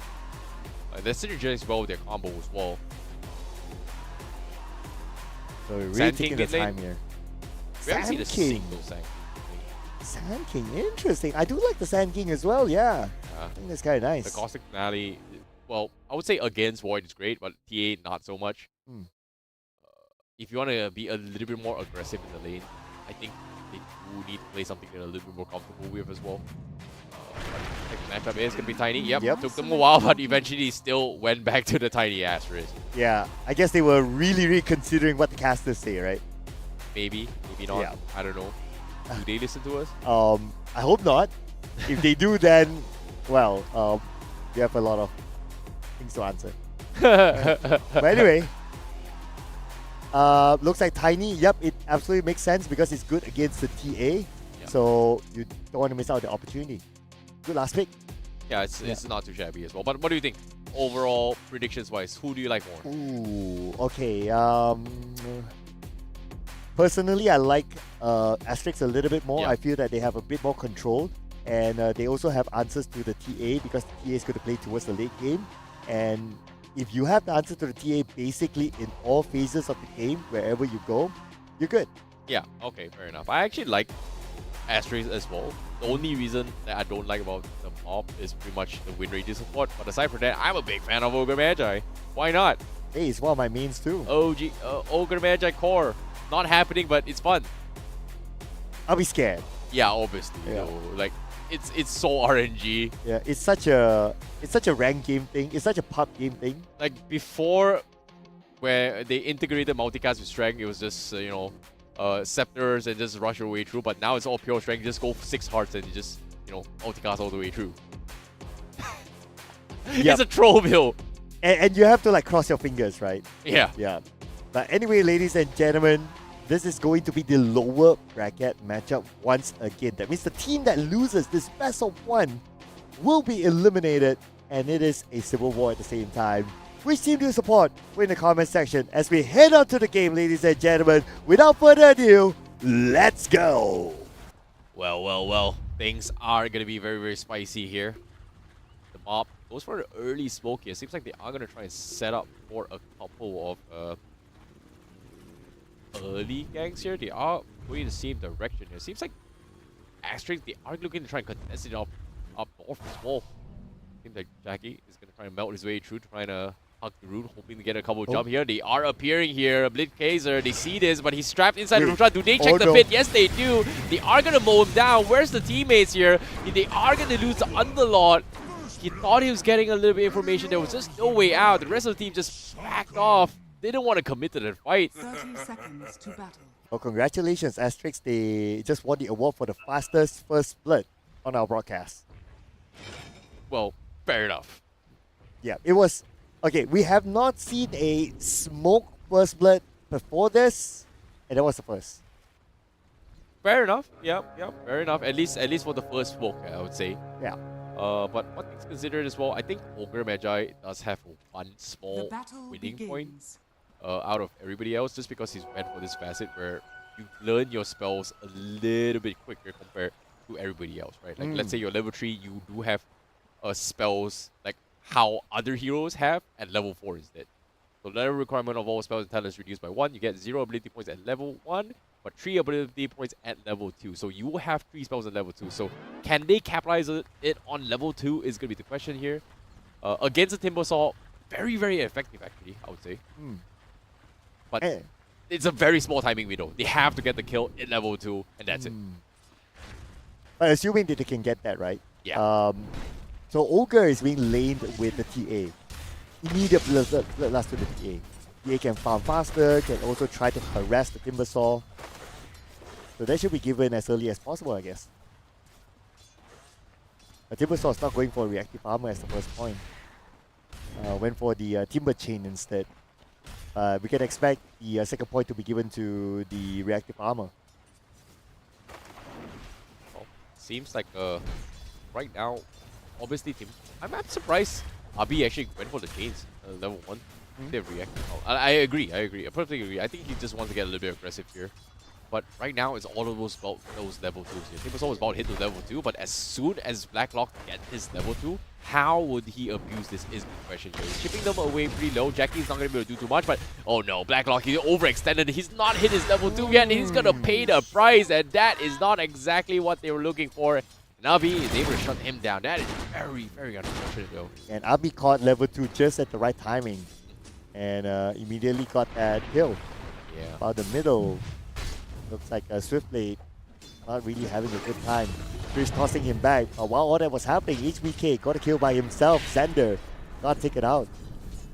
That's a little bit unfortunate there. Things are not looking great here for the mob. And even then as well, once upon a time, Ogre Magi was an INT hero. Was an intelligence hero. Now it's a strength hero. Yeah. Timbersaw actually capitalizes on strength hero. Dude, how long was that? Very, very long time ago. It was like the beginning of Dota 2 or something. Not really. Pretty much like all the way from TI1 all the way to TI8-ish. There you go. It was a very long time. There you go. The beginning of Dota. Yeah, sure. Whatever, man. Yeah, he lost his intelligence along the way. Like literally, like if you know the lore of his character. I mean, the lore of his character is Are you sure he's not pun intended though? I mean, the lore of his character is not a smart character, so. Yeah, sure. 2 heads, 1 brain. I get it. Yeah. Or is it 2 heads, 2 brains, but 1 body? Whatever, man. 1 intelligence, that's for sure. Well, he's got a memory of a goldfish now with the cosmetics. Yeah. I was always trying to show that he has 0 intelligence. Yeah, we get it. I mean, it's just part of the lore. Yeah. That he doesn't have intelligence. It's been a while though. I still remember there was this one game where Ogre Magi does not have enough mana to do anything just because Silencer killed him like 10 times. He's lost 10 intelligence. It was just so sad. Dude, I would love to see that in this tournament. You put a silencer somewhere, but hang that thought for a second because right now, at the top, Jackie just got a kill for himself. Now they're looking for Abi.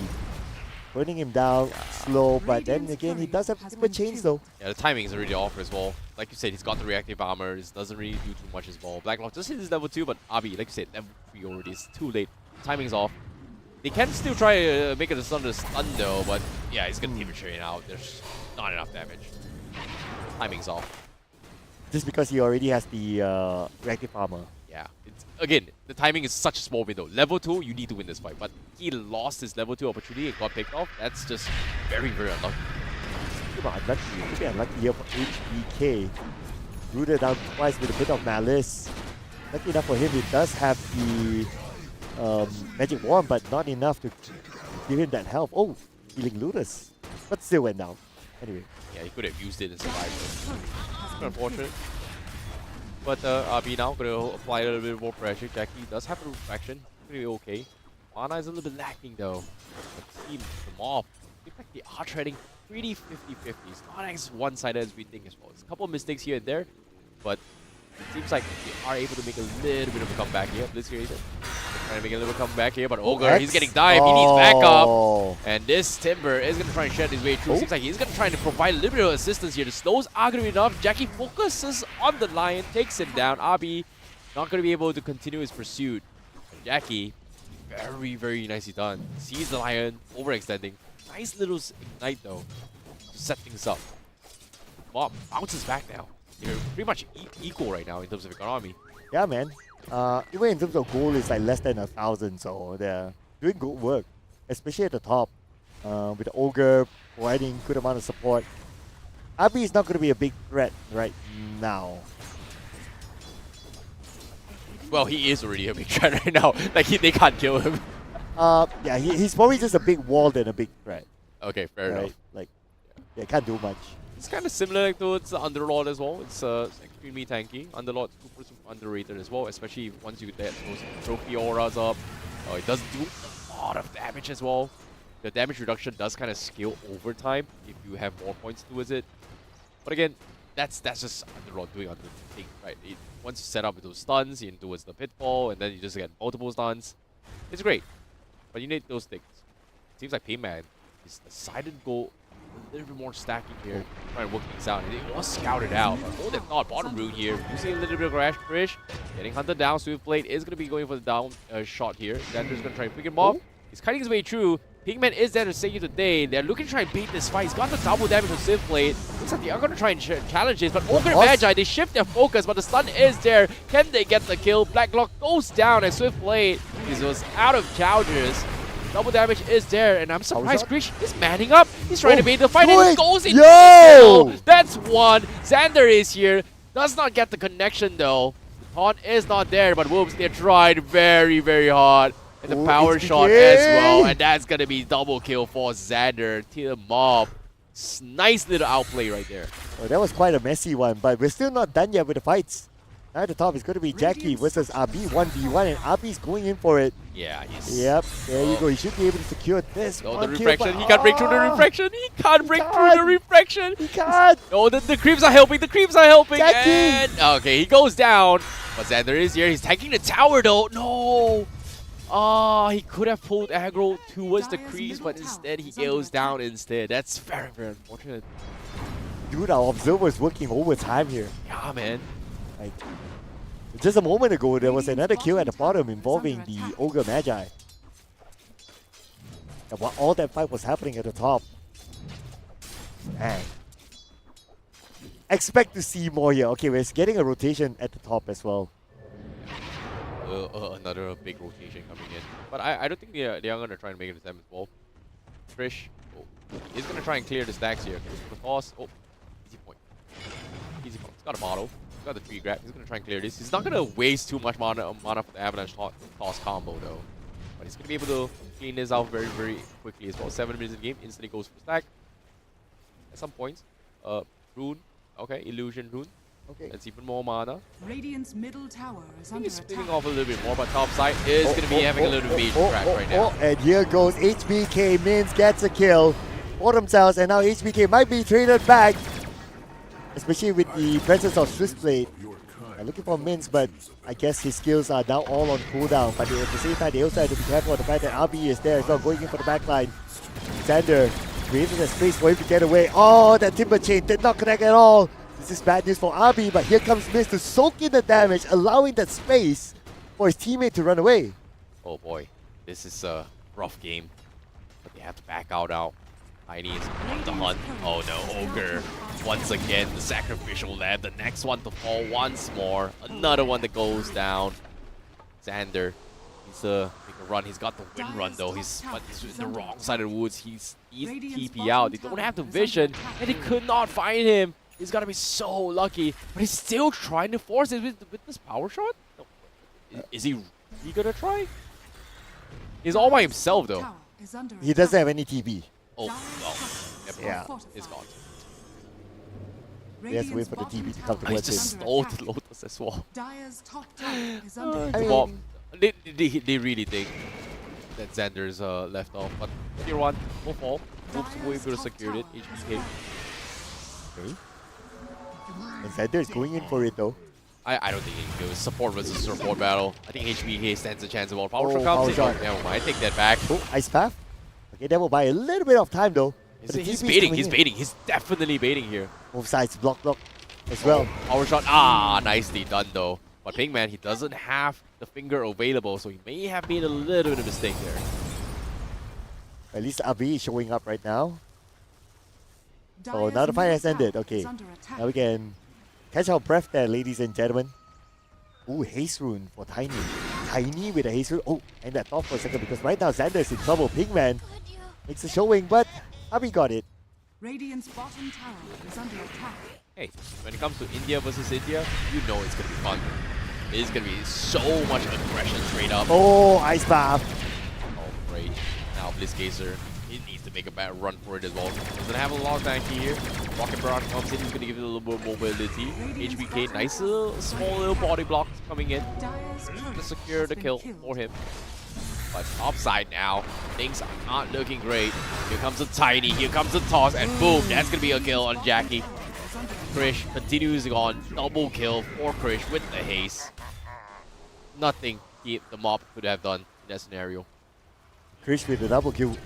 After all that action, we're still very close between the two teams, like 12 to 11 in terms of kills. Only 2k goal difference for Asterix. Dire's structures And are one good fortified. fight could swing the goal the other side. It's been unfortunate to see how things are going in this favor for them. But all things considered, back off now. HBK gets a nice stun. Waiting for Oh, power body shot cast. connection as well. HBK is done for.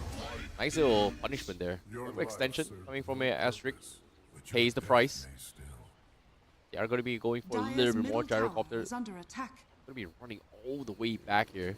Trying to farm somewhere else. Got the Falcon Base, got the Yasha. We'll be fine. Doing pretty okay here, especially coming from Asterix. They fall back a little bit, but now the mob, they're not too Dire's happy they've middle lost the tower tier 1 is up under top, so they are attack. going to try and trade off down Radiant's bottom here. bottom tower is under attack. There's a nice power shot as well. Oh, somebody got caught at the bottom.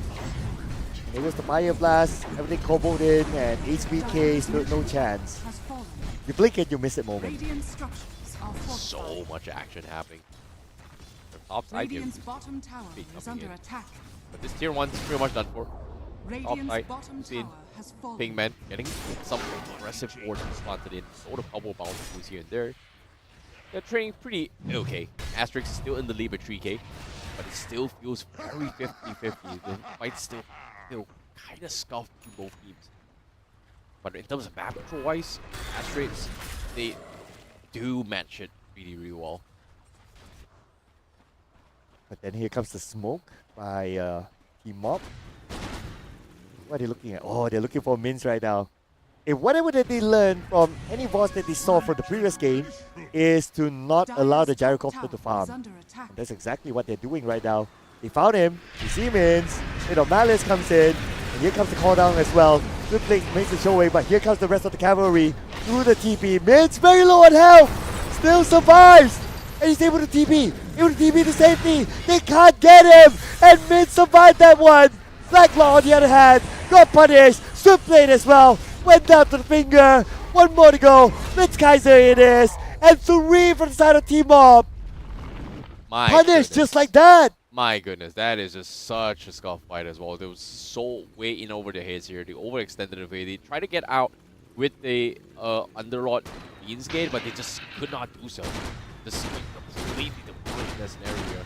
Ogre Magi is starting to fall off very, very heavily as well. You can see the big swing coming in terms of gold and worth as well. Just slowly but surely swinging onto his Asterisk. And like I said, the burst potential is just so high. And the mob right now, they need to find a way to have some sort of setup with this, because right now they've got a lot of CCs, but they just don't have the burst. And Ogre Magi, once again, Blacklock's completely shut down. Dire's They just bottom don't tower have the burst. has Like, fallen.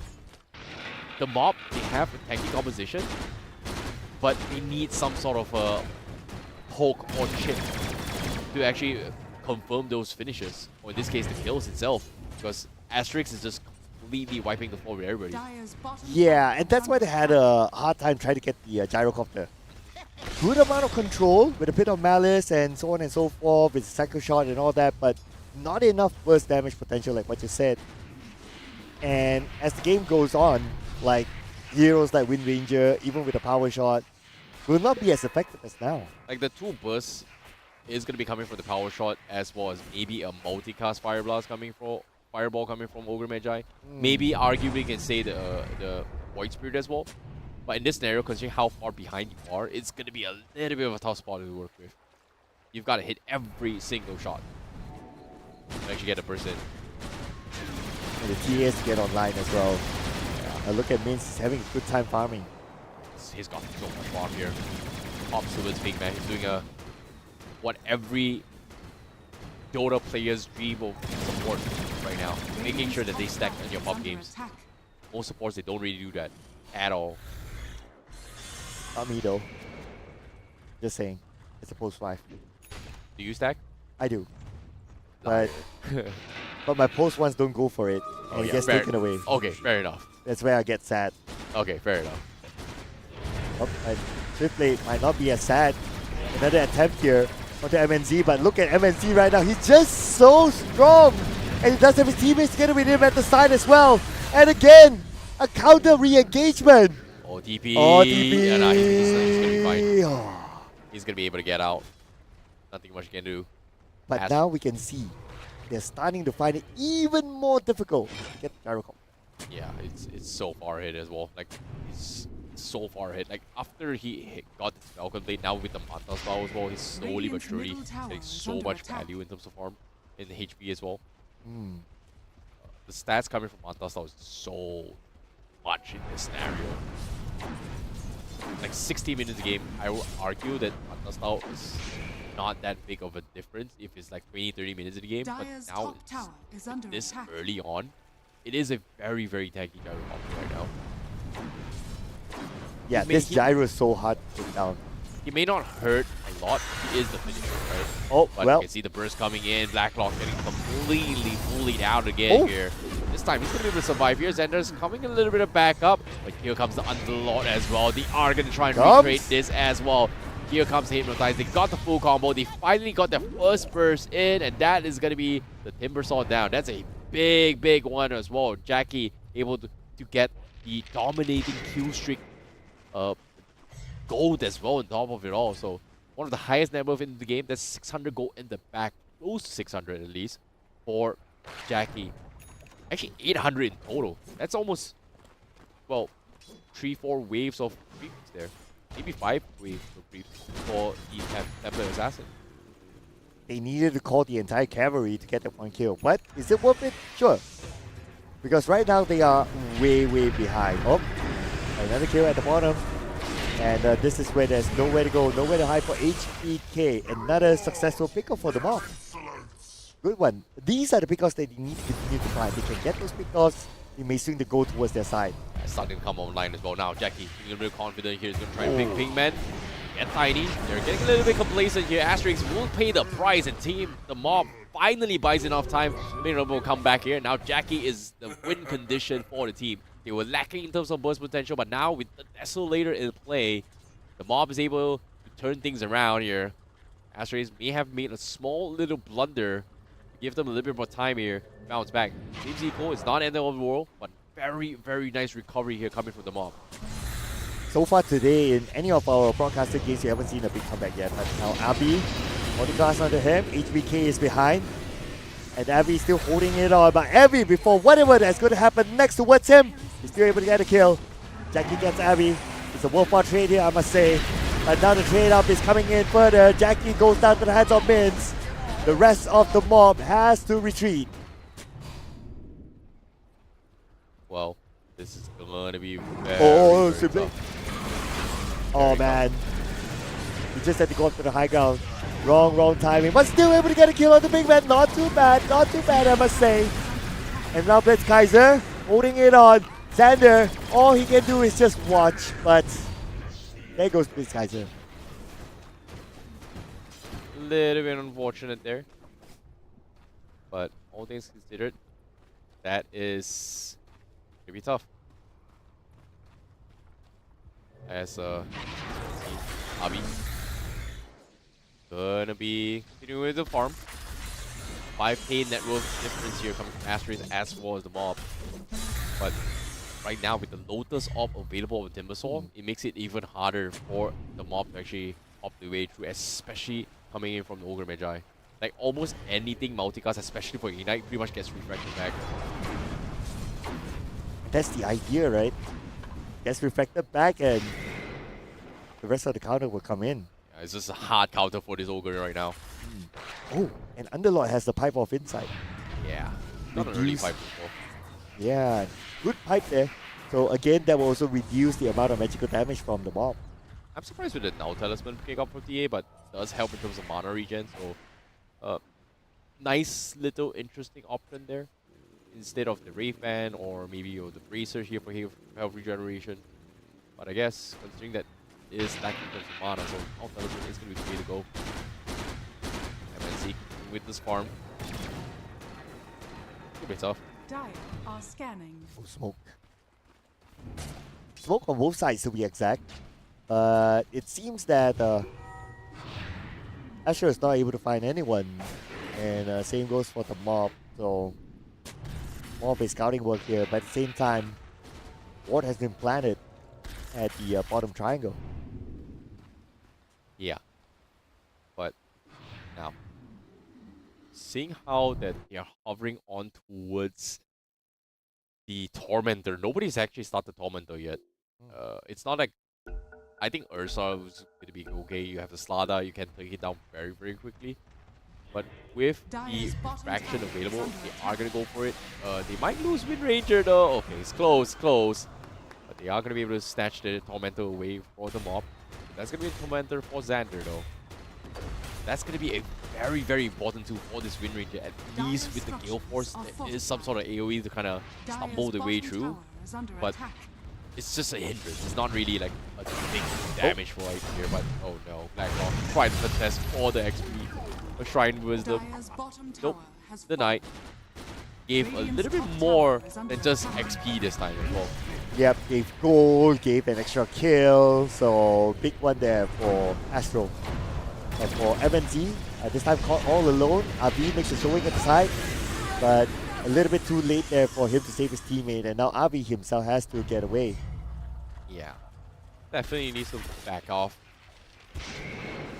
Power shot comes through. Okay, Avi. A mad dash with it as well. Now with the Hypnotize comes in play, the stun is there.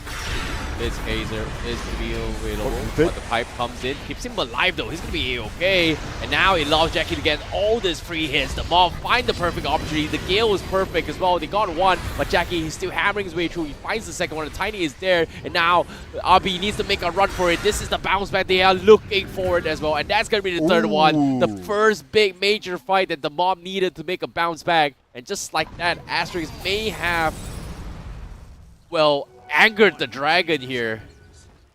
From this TA, 6.8k damage done coming from the mob, but a majority from this TA, 2.5k. That's so much damage. Yeah, he was given like free reign at the back.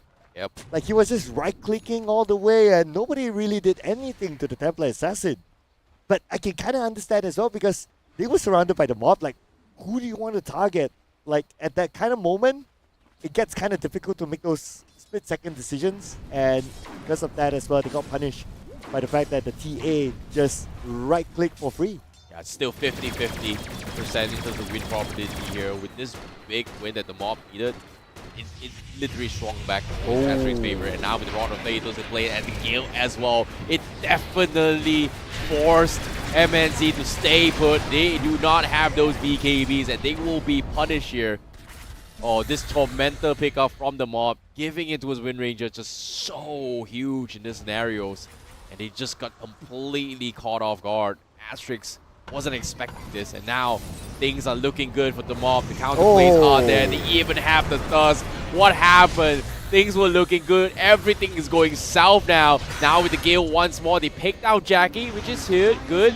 But now it all comes down to the cleanup as well. They're kiting their way through. Swiftblade is still around.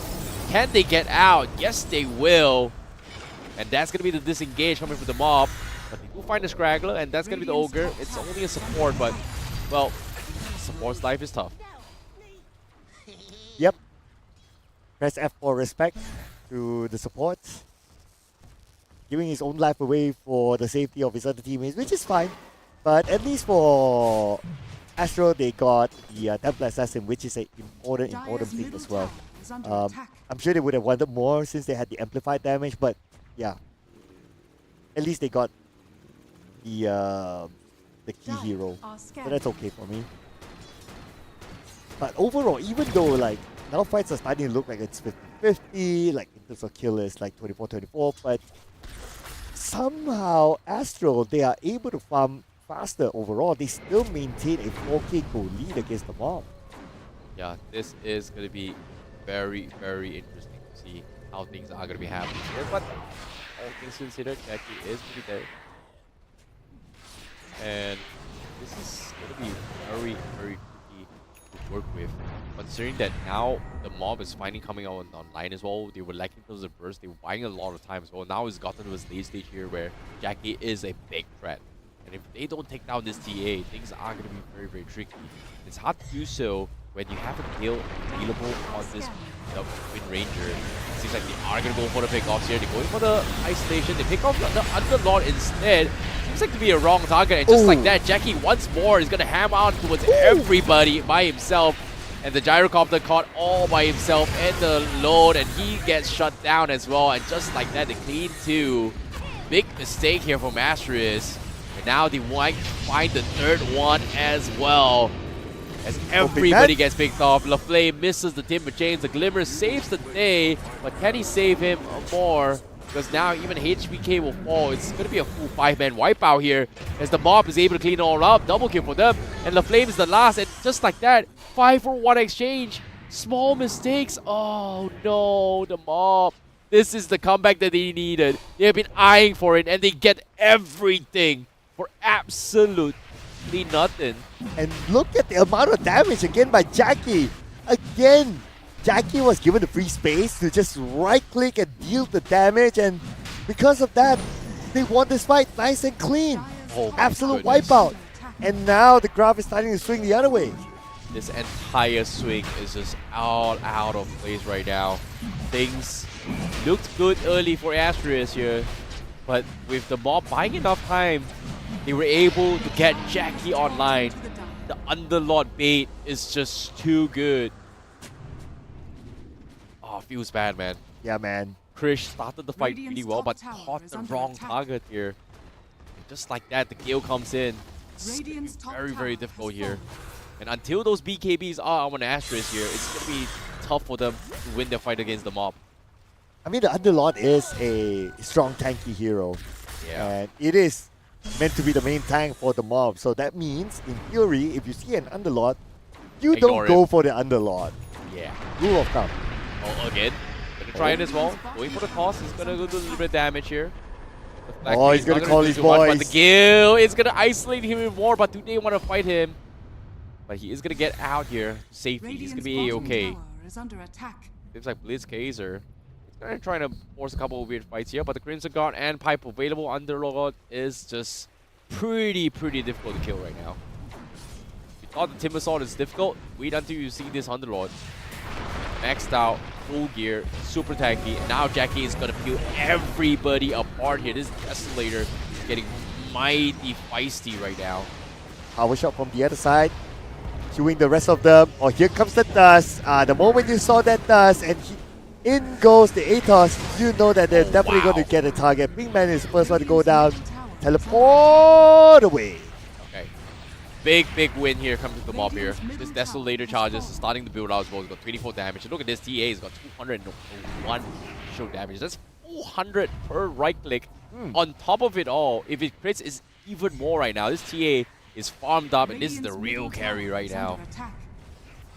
Yeah, he turned himself from just a regular Jackie to Jackie Chan now. He's pulling up those Kung Fu moves. Oh, okay. Trying to save the day. Oh, okay. Yeah, I try. Anyway, they clear off the tower in the middle, so that's good news for them. And full-on defensive mode now for Astral. They have to find a way to deal with the TA first. Now, Here he comes as well. Again, they're going to jam the Underlord as well. The Void Spirit comes in. They are going to try and catch the back as well. Hypnotize catches on towards MRZ, but Jackie from the back line cleans everybody up. That's one. Looking for the second. Doesn't have the refraction charge, and he's going to go down, but he does have the AKs available. Round 2. Can they kill him a second time as well? They've got him Avalanche Stun Toss. But no, he doesn't care. Jackie has the BKB. He's trying to catch up the back lines, but couldn't find more. RB, he is taking a little bit damage. He is going to try to roll. Gale misses, but they are going to back out. So it's going to be a 2-for-1 exchange. But no, the re-engage comes in. Tiny, you're all by yourself. And now, Krish, he needs help. He needs backup. He looks cheesy. And because of this play, MNZ was able to join the fight and also trade him off. A 2-for-2 exchange. A very, very wild and prolonged fight, but it ended up bringing 50-50. 3-for-3 exchange to this fight. The Tiny re-engage was very ambitious, I must say. Yeah, it's actually 4-for-3 now. Well, technically you lose the TA once on AK, so it's technically 3-for-3, but still a big win for AST if you think about it. That was a very important win for them. Yeah, but look at the stats again. TA has the highest amount of damage output. Again!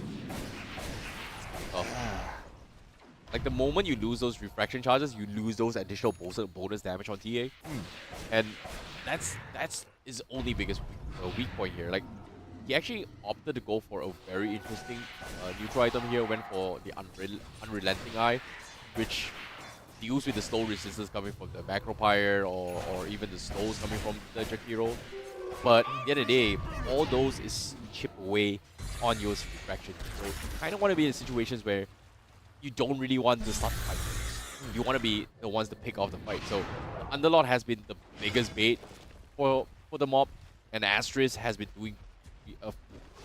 I don't know why Krish likes to start the fight with Blitzgrazer. Like could have been any other heroes, but I don't know, man. They're the pros. We're just living in their world right now. But with this Torment there, things are going to get even closer here, because right now it's just 50-50 has gone its way. But oh no, big man. They died to the Tormentor. They died to the where? Oh my god, poor big man. You miscalculated that. Oh well. I mean, at least it's a support, I guess. That's so sad. But they also gave away the fact that, oh, okay, one player's down. Maybe we can find an engagement. And the mob, they're looking for one right now. They're just right in front of Krish. Tormentor on towards the Jakiro. Not exactly the greatest, but it does, pop things out a little bit better. Both the Liquid and also the Fire, both does not have a good damage. The slows and the damage it does apply, so it does help out in terms of reducing the attack speed here, but I don't think the attack speed is the biggest problem right now. They need to be able to match TA's damage output, and MNZ is going to be the key factor here. And like I said, BKBs available, and this is where they are looking to try to pick a fight here. Oh. This is going to be the first BKB for this Gyrocopter, so this is something that the mob may not know that this is coming here. The Gale has been a big problem in this fight. The Pit has been a big problem, but once this BKB pops off, things are going to be looking good. Oh, they actually went for it. They went for the Underlord directly, and Underlord was a bait behind Jackie with the damage, right-clicking just like that. Who is going to stop Jackie? Abi, body cast onto him.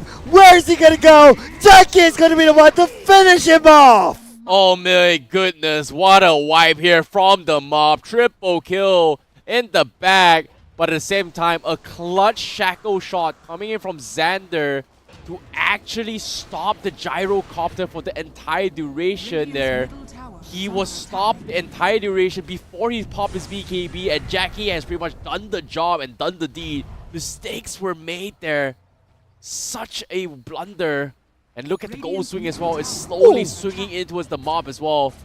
From a pretty, I would say, one-sided match towards Asterix, now slowly swinging back into the mob's favor. The comeback is real. MNZ, first BKB, did not go well at all. When the shackle shot actually connected on him, that's just so unlucky as well. dude, in that fight, the same problem that we're seeing again and again. They engage all in on the Blitzkaiser. Is under attack. Yeah, it's just not the right target, to be honest. Not at all. They've got to focus somebody else. They've got to find a better target. They gotta be more disciplined. They cannot just like, okay, I see Blitzkaiser there in the lane, all in.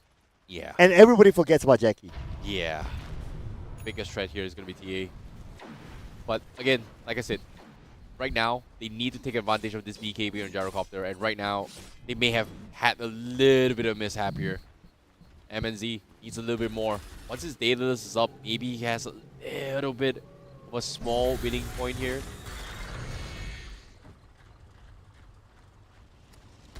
Well, the goal now has swung all the way towards the mob. We're talking about 8k now for the mob.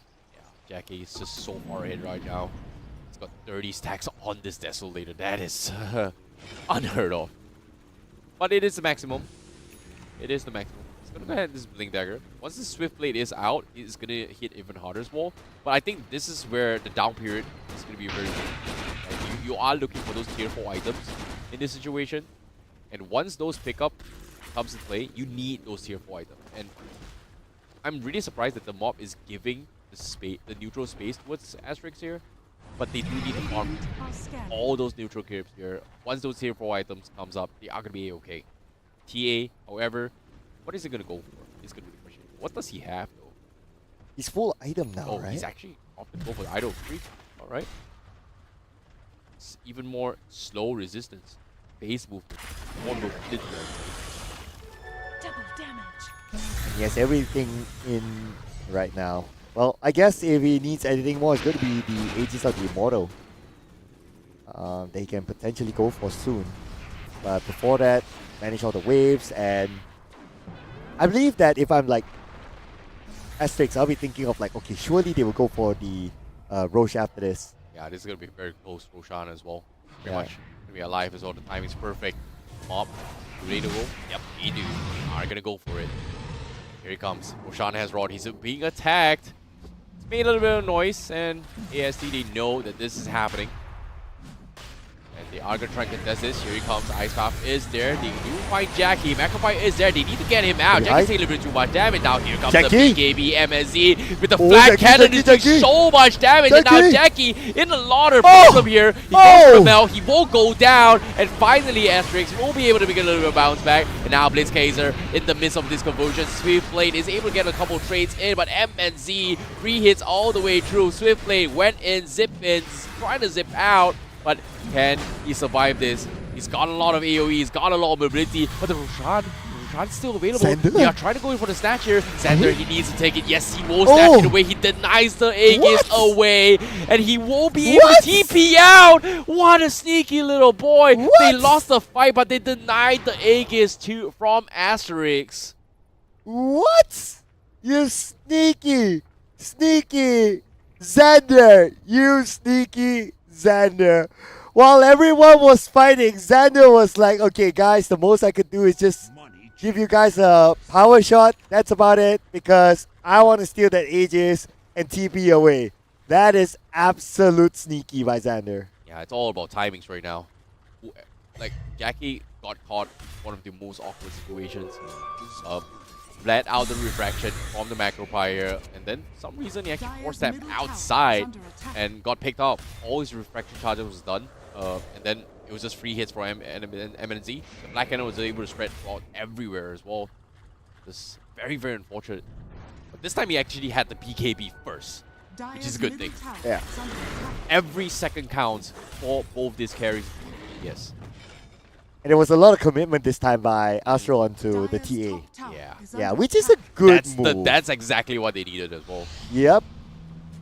Small If it's little not hiccup. because of it's the fight for the Aegis of the Immortal that Xander at the end of the day stole, well, it could be a big swing. But speaking about a swing, we're talking about a potential fight here. The Ada's coming in as well, but at the same time, at the backline, this guy's just zoning them off, splitting them up right now, and it's only Mins all alone, caught on the high ground, taken out by none other than Xander. Yep, great one as well. Xander just doing God's work right now. Just doing a lot of clutches in the guild.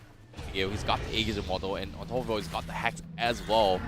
Things are getting a little bit spicy, but Mob with the gyrocopter down here, they are gonna force a buyback. But Jackie, just 2 shots HBK.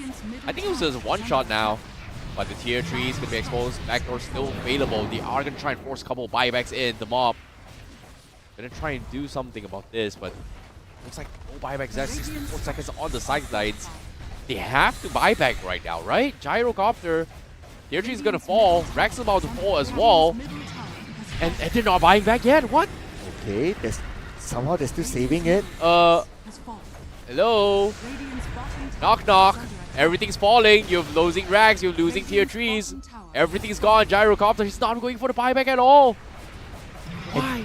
And Jackie will happily take down everything. Oh no. This is not what you're looking for. They lose Rags just for nothing. But even then, they get everything for nothing. What? Uh-oh, Jackie. Oh, he made a mistake. There was a sentry. Oh, was there a sentry? Yeah, there was a sentry there. They actually saw him. Now the nullifier is there to counter the play. Abi needs to get out. Jackie was able to pop off as well. And there he comes. He gets mowed down. Tiny focusing on the wrong target. And now Jackie is able to re-engage. And that's going to be a double kill for Jackie. Again, Jackie, ladies and gentlemen, with a KDA of 19 kills at this moment. Make that 20 with the fact that he got HBK. And this is definitely game right now. Last ditch buyback here by Astro, sending the 2 players up onto the battleground. But can they get the kills onto the Mob? Maybe they can. But now they're overly focused onto Jackie. They're trying to get Jackie all the way onto the backline. But hang on. Wait a minute. We're about to win the game. Oh boy, Jackie just completely popping off everybody. Just buybacks after buybacks. Come on, guys. Come on. This is, oh boy, one of the biggest blunders today, I would say. What a comeback from the Mob. This is an intense moment. You can't put it on a, cliffhanger like this. See you guys in season 2. Like this movie series cliffhanger. Oh, okay, boy. Okay. Do you think that it will be a huge turnaround? Now that we have the time to analyze where they are and so on and so forth. Oh, the BKB is still active. Jackie can still use the BKB. Yeah, he still has everything. Oh, and Gyro has no BKB. Yeah, Okay. he's pretty much done for as well. I guess we know our answer. Yeah, it's so unlucky as well. Okay. Who else? Okay, let's check out one by one. Jakiro.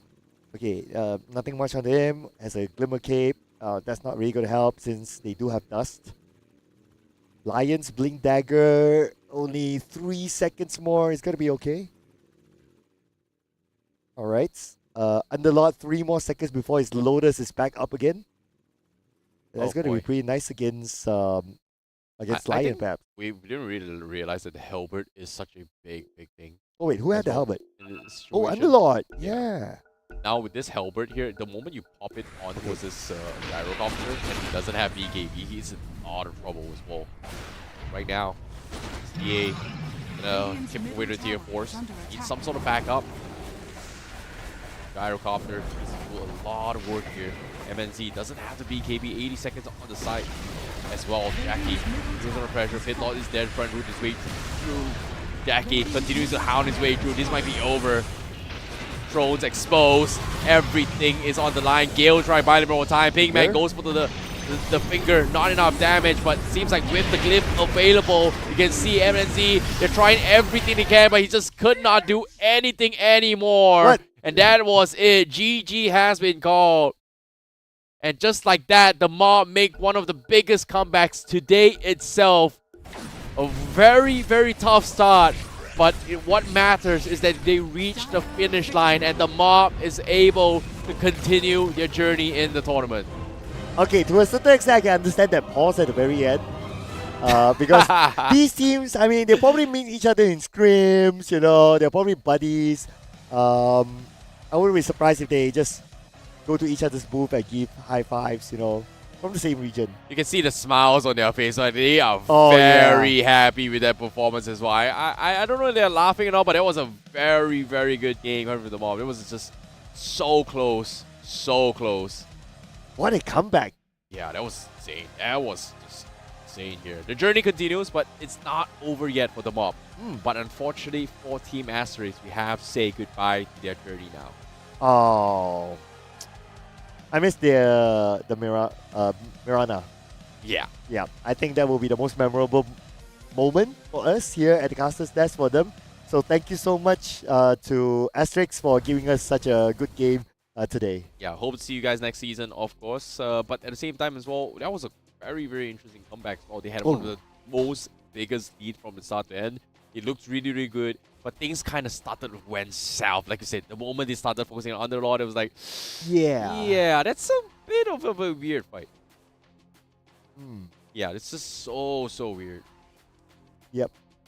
Yeah. Anyways, in case you guys are wondering as well, we do have a very, very interesting thing to talk about here. It's going to be the Intel All-Stars that is going to be up for contention for the teams as well here. Especially, this will be happening on the playoffs itself. So you guys have to vote your favorite players in this entire tournament as well. So be sure to scan this QR code right in the bottom right on the screen here to vote for your favorite All-Star. And of course, the player with the most votes will be walking away with 10K US dollars. So your players, your favorite players, if you think they are the best, be sure to do it. The closing vote will be on the 11th of January, 4 p.m. So be sure to vote by then.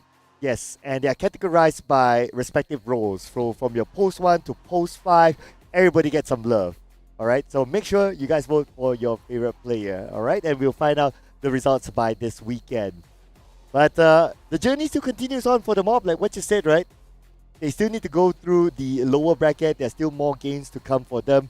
But of course, before we head on to more of the statistics, just to give us a picture of how they perform in this round, you check out some of the best moments here through the highlights of the game.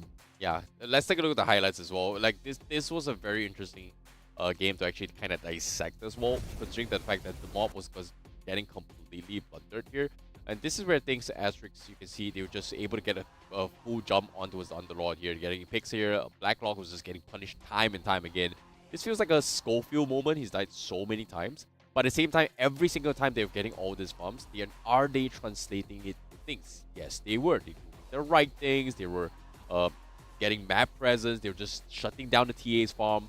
But it got into a stage where they had this 20k net worth feed, but they kind of forgot that the win condition for the mob is that they do not have bursts. And where do you find this burst? The TA needs those items. And the moment the TA got the Desolator, things got a little bit iffy at those fights.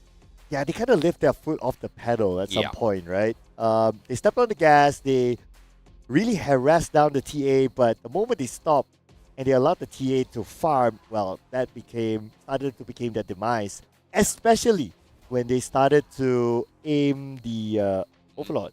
Yeah, and even then as well, even for the Void Spirit here, things was a little bit on a question mark here. Oh, he's got mobility, he doesn't have a lot of damage. But as the game dragged on by, you can see a lot of cracks into the offense coming from AST, where they just couldn't deal with the Void Spirit's ability, you couldn't deal with the annoying stuns here as well, you couldn't deal with the burst coming from Jackie, you just couldn't deal with the Ogre Magi as well. All these small little things start to become a big factor. And I feel like the biggest turning point was Xander getting the Tormentor Gale here as well, because at that point, logically, you would expect BKBs out of the Asterix, but most of them did not have those BKBs, and because of that, they just completely could not win fights. And it's not just once, they tried it twice, and then realized that, oh wait, we actually need a BKB to win this fight. And by the time they got the BKBs up, especially on the Gyrocopter, the mob was able to farm into his later stage. Just very, very awkward.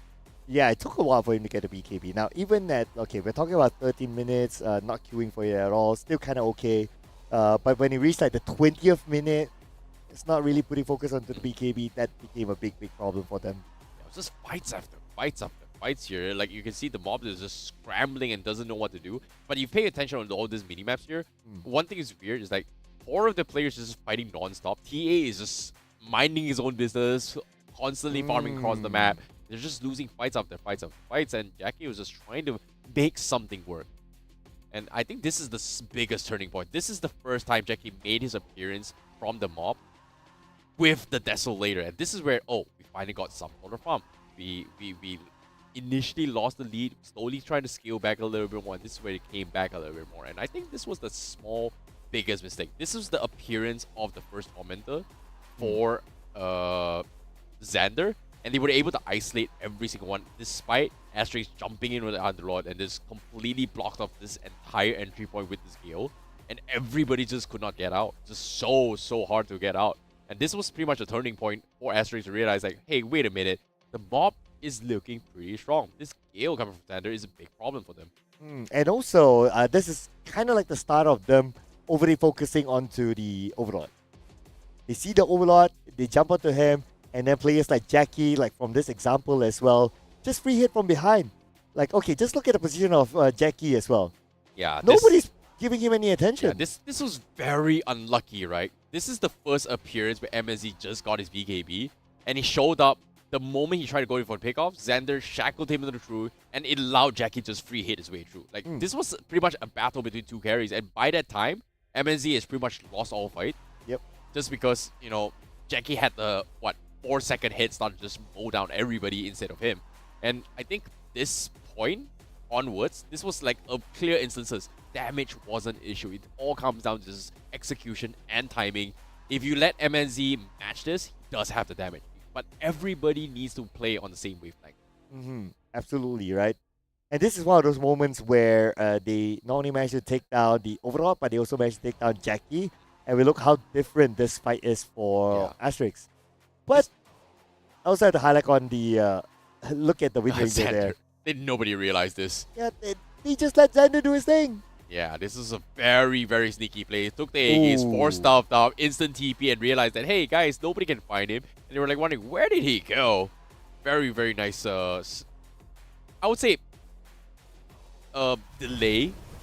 Jackie made a little mistake, forced stuff out, made a mistake, realized that, hey, maybe we can try and salvage this situation and just won that fight. So there's small little bit details matters in all this crucial moments. So the mob did really, really well in this game. Yeah, especially the detail where he forced stuff himself to the other side.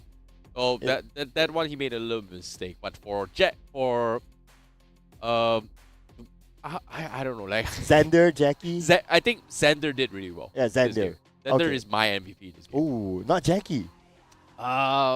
I mean, free yeah, hit. it's subjective. I think Jackie as well. Jackie did really well. Okay, but before we head on to that, of course, what will help us decide on who is going to be the MVP is our scoreboard. So we'll check out some of the numbers here just to illustrate what happened in the previous game. So when it comes to the KDA, of course, the winner is going to be Jackie with 21-7-13. Yeah, that's just him just completely annihilating the game here. 21 kills in total. Never 33k here, but Xander just did really well. He's got 25 assists, and surprise, he's got only 2 deaths as a support. So yeah, I do agree. I feel like Xander should be the MVP in this game. Yeah, and as a support, you get 10 kills as well. Yeah, he's done a lot of work here. He's bought a lot of time. He's able to make space for the team here. I think he's done a lot of work. Fantastic job here from Xander. Okay, I personally now am convinced that Xander is going to be the MVP, at least for the both of us. My personal reason is because of the Roshan thing. Yeah, I agree. He's done a lot of work.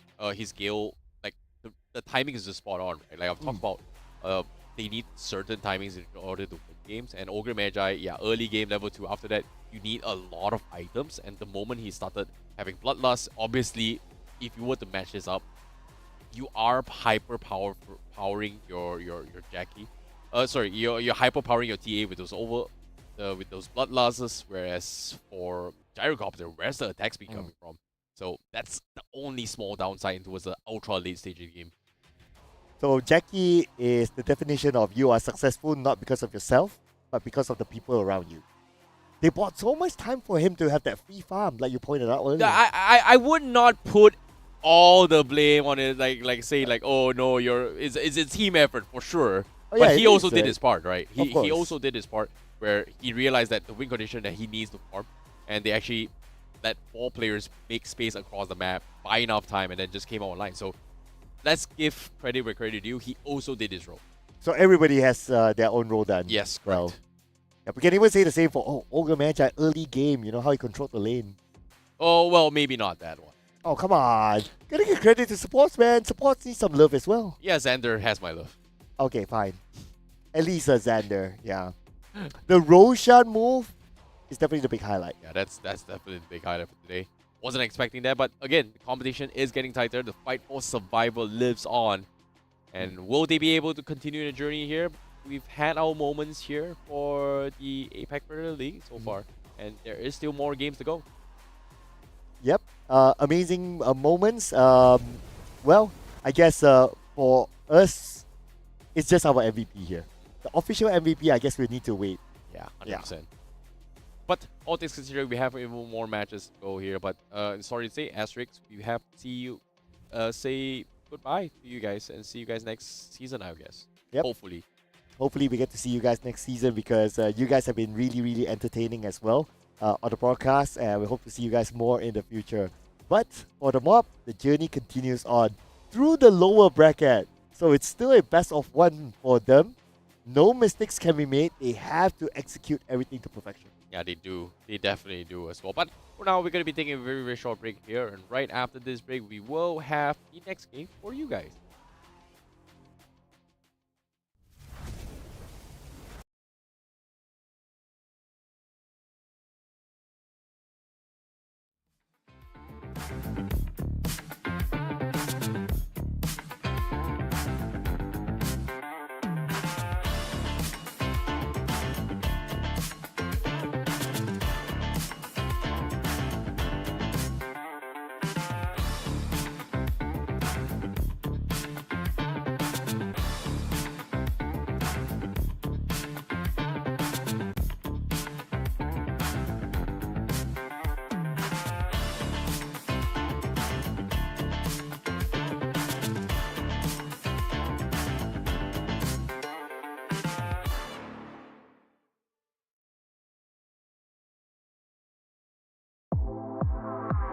The all-new Acer Aspire Lite with up to 13th gen Intel Core i7 processor. Enjoy sharp visuals on a full HD display with a flexible 180-degree hinge. Lightweight at just 1.59 kilograms. Powerful, flexible, and ready to go. The Acer Aspire Lite with up to 13th gen Intel Core i7 processor and a full HD display. Lightweight at just 1.59 kilograms. It's powerful, flexible, and ready to go.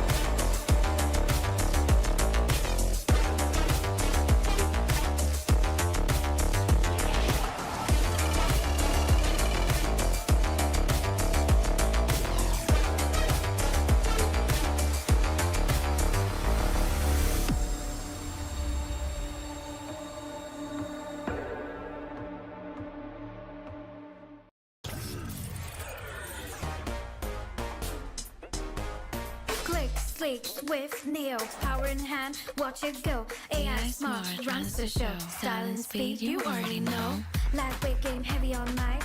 Work off late, it's just right. Color that pop, style and glow. Swift Neo, Swift Neo. Oh, that's how we roll. Click, sleek, Swift Neo. Power in hand, watch it go. AI smart runs the show. Style and speed, you already know. Swift Neo. You feel me? Lightweight game, heavy on mic. Work off play, it's just right. Color that pop, style and glow. Swift Neo, Swift Neo.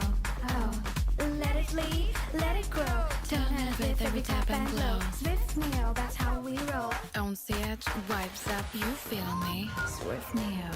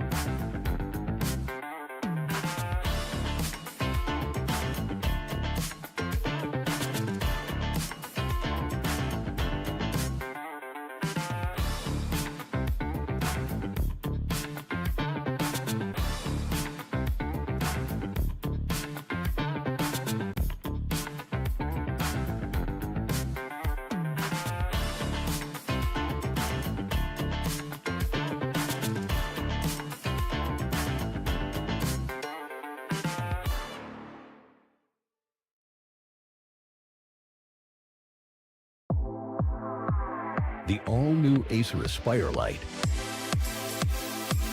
with up to 13th Gen Intel Core i7 processor. Enjoy sharp visuals on a full HD display with a flexible 180-degree hinge. Lightweight at just 1.59 kilograms. Powerful, flexible, and ready to go. The Acer Aspire Light with up to 13th Gen Intel Core i7 processor and a full HD display. Lightweight at just 1.59 kilograms. It's powerful, flexible, and ready to go.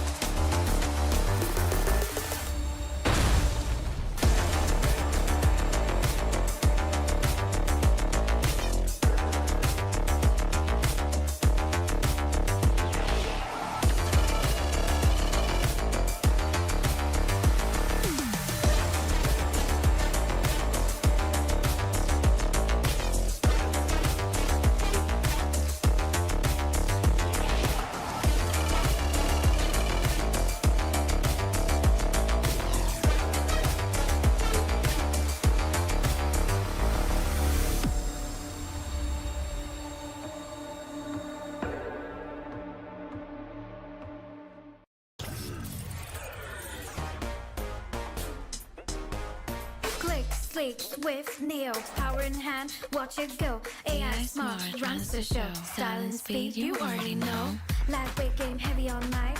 Work off late, it's just right. Color that pop, style and glow. Swift Neo, oh. That's how we roll. Click, sleek, swift, Neo, power in hand, watch it go. AI smart, runs the show. Style and speed, you already know. Swift Neo, You feel me? lightweight game, heavy on mic. Work out play, it's just right. Color that pop, style and glow. Swift Neo, oh.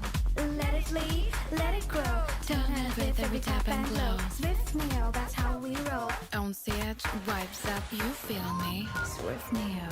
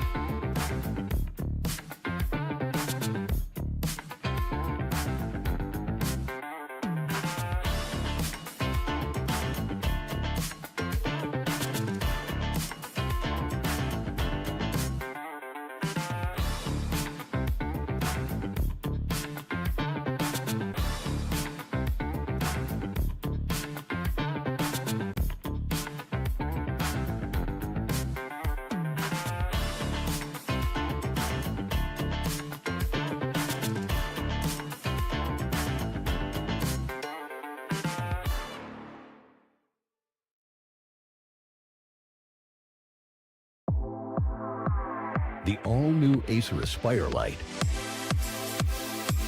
with up to 13th gen Intel Core i7 processor. Enjoy sharp visuals on a full HD display with a flexible 180-degree hinge. Lightweight at just 1.59 kilograms. Powerful, flexible, and ready to go. The Acer Aspire Light with up to 13th gen Intel Core i7 processor and a full HD display.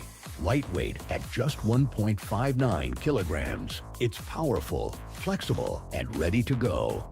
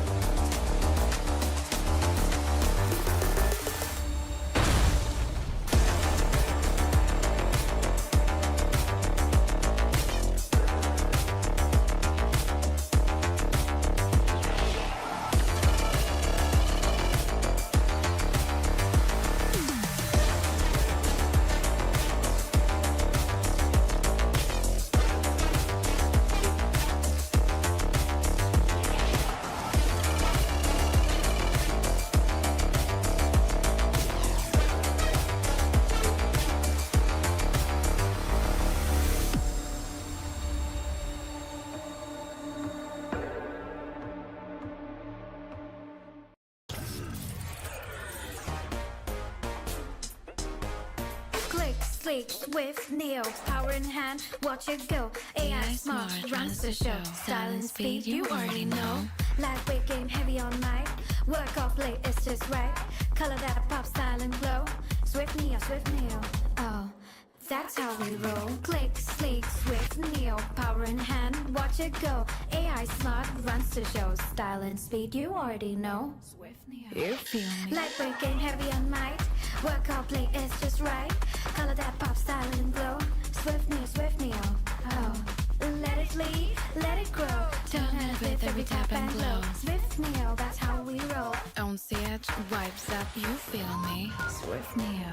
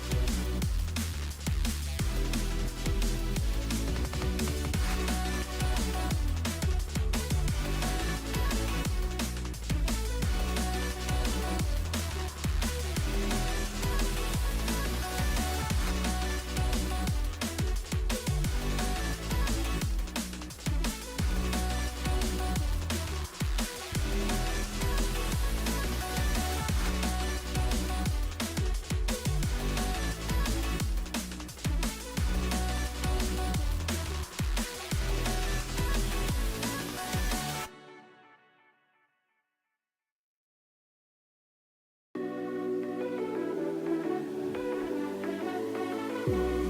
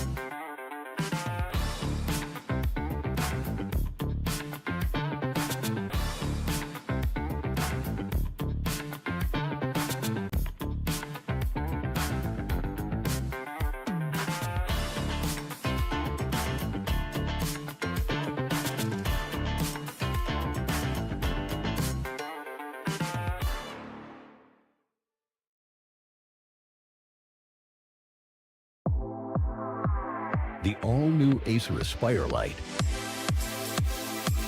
with up to 13th Gen Intel Core i7 processor.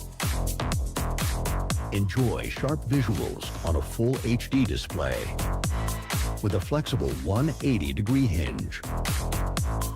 Lightweight at just 1.59 kilograms. Powerful, flexible, and ready to go. The Acer Aspire Lite with up to 13th Gen Intel Core i7 processor and a full HD display. Lightweight at just 1.59 kilograms. It's powerful, flexible, and ready to go.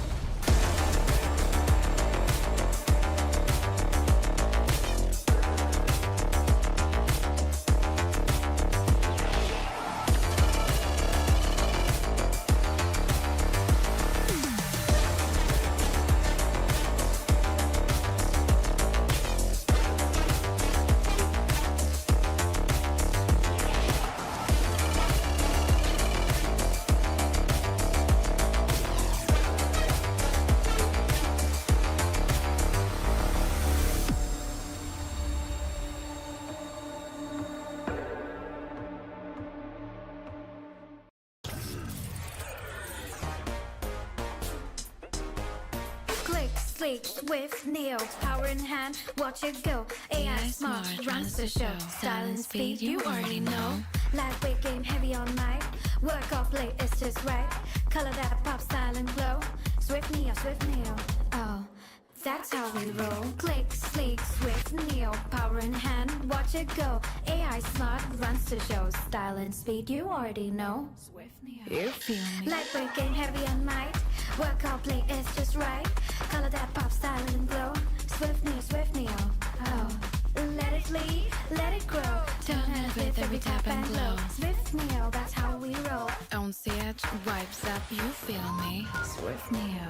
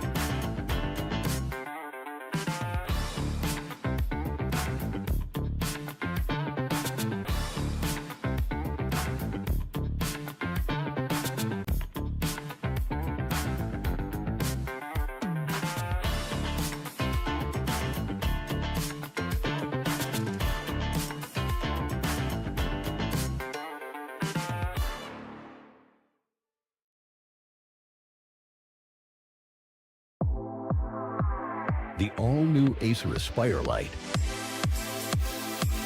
with up to 13th gen Intel Core i7 processor. Enjoy sharp visuals on a full HD display with a flexible 180-degree hinge. Lightweight at just 1.59 kilograms. Powerful, flexible, and ready to go. The Acer Aspire Lite with up to 13th gen Intel Core i7 processor and a full HD display. Lightweight at just 1.59 kilograms. It's powerful, flexible, and ready to go.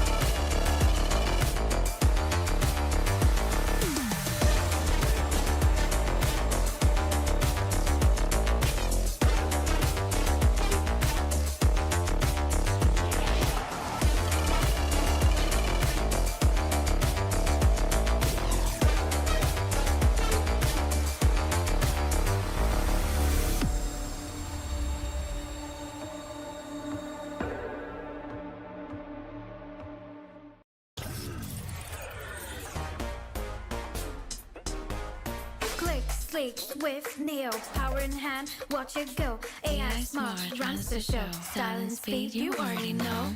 Lightweight game, heavy on mic. Work off late, it's just right. Color that pop, style and glow. Swift Neo, oh, that's how we roll. Click, sleek, swift, Neo, power in hand, watch it go. AI smart, runs the show. Style and speed, you already know. Swift Neo, You feel me? lightweight game, heavy on mic. Work off late, it's just right. Color that pop, style and glow. Swift Neo, oh, let it lead, let it grow. Turn it with every tap and glow. Swift Neo, that's how we roll. On set, vibes up, you feel me? Swift Neo.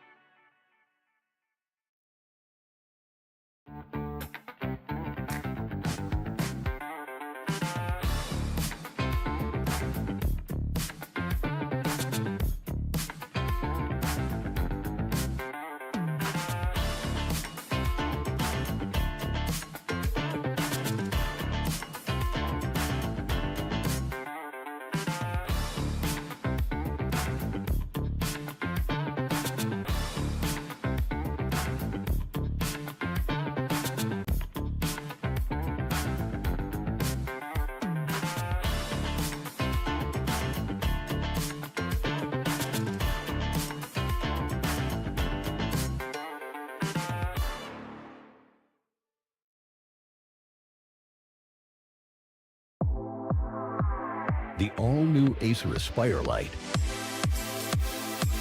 with up to 13th Gen Intel Core i7 processor.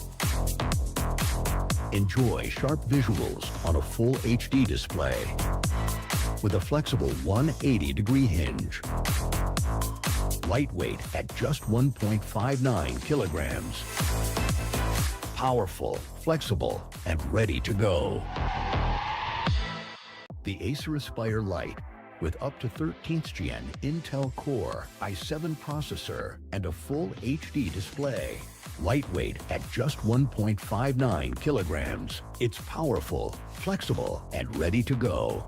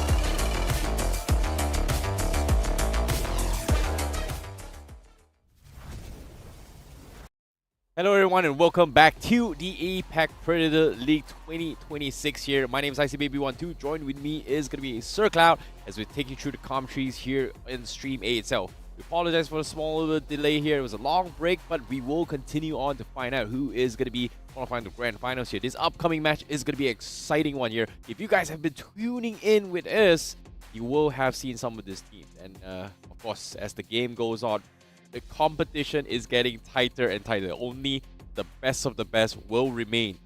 And right now, we're still in the lower brackets. But in case you're just wondering what's happening here, let's take a look at the brackets first. Sir Cloud, did any of these teams actually surprise you? Oh, interesting, right? Let's review that together with the bracket at the same time. I would say one of the surprise ones that went this far so far is the Mob, especially with the comeback game that they have in the previous round. Other than that, not much surprise when it comes to the upper bracket. Myth Avenue Gaming, the current defending champions, they made their way through the winner bracket finals, so we will see them again this weekend. We're still waiting on the results on who will be their opponents, either between Interactive Philippines or Reckonix on the upper bracket. But on the lower bracket, next up we're going to focus on the match between ZZ versus Atlantis 2.0. Yeah, that's going to be a little bit of an interesting one here as well, because Atlantis 2.0 was the #1 seed from Malaysia itself, and Myth Avenue Gaming, they qualified with the second seed, but at the same time, well, are we going to see a potential between Myth Avenue Gaming against Reckonix? I don't know. I want to see how Interactive Philippines fare against them later on as well. But for now, let's take a look at how this upcoming match is. Like you said, ZZ going up against Atlantis. We have Mongolia going up against Malaysia this time. Yeah, and what's interesting with this matchup is that, okay, first is that, like what you mentioned, Atlantis 2.0, they are the top seed from the Malaysian qualifiers. But for ZZ, we met them, we were on the same bus as them, and they said that, hey, you know what, this is probably going to be our last hoorah. And so far, they are doing so good. Yeah, they're doing pretty good as well here. Can they make it all the way is going to be the question, but they are in their lower bracket, so this is going to be their second chance for them. And on screen here, we will have a little bit of glimmer on how they look like. Introduction, we have Ikigai, we have No Chance, Basic, Don Sushi, and also Seimei. Duin Soshi and Seimei. And this is going to be a very interesting one as well, because Ikigai on the mid lane has been stomping his way through. So this is something that I'm looking forward to. Whether or not is he going to be able to surprise us this time against Atlantis though. Yep, and speaking about Atlantis, here are the players of Atlantis. Introducing again a Mango, Ponyo, Young God, Wonder Boy, and Lloyd. Last on the podcast, we saw them going up against Reckonix, and Reckonix actually had a big win against Atlantis, which, frankly speaking, is a bit of a surprise for me, knowing, for me who's been following this team for quite a while, I thought the potential was definitely there, but no doubt Reckonix, they had a very good game against Atlantis, so gotta give it to them as well. So I would say between these two matchup, it's going to be quite a challenge for ZZ going up against Atlantis. Yeah, I'm curious to see as well here. There was a questionable draft coming into play here, but without further ado, have they adapted is going to be the question. Let us jump into his draft to figure out how things are going to go here. Atlantis 2.0 is going to be on the Radiant side and ZZ on the Dire side. Seems like first pick is going to be in Atlantis' favor as well. We do see the Gyrocopter band coming play, Timbersaw as well as the Wind Ranger.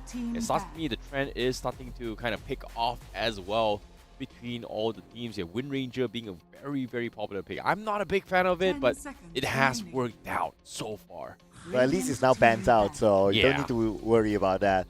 I worry if we were to see again the Keep Out the Light mid and the Crystal Maiden being picked up again by Atlantis, but I don't think they want to risk it considering that now we're at the lower bracket. Yeah, I agree. That's going to be something that we are going to see whether or not are they going to adapt as well. Ember Spirit is going to be something that's going to be contested, especially from ZZ for sure. I think we saw it coming from Ikigai is pretty good. Trend Protector hasn't been seen yet. I know Myth has been playing it off stream. We haven't seen a single game coming from Myth, but I'm giving guys the inside scoop as well that he does. They do play Trend Protector as well, which is a subject of debate in the current patch. Yep, and we have not seen it yet here on our broadcast, so hopefully we get to see it soon. Trend Protector is one of my mains as well. I do love playing it. But it's yet to be played by any of these pros.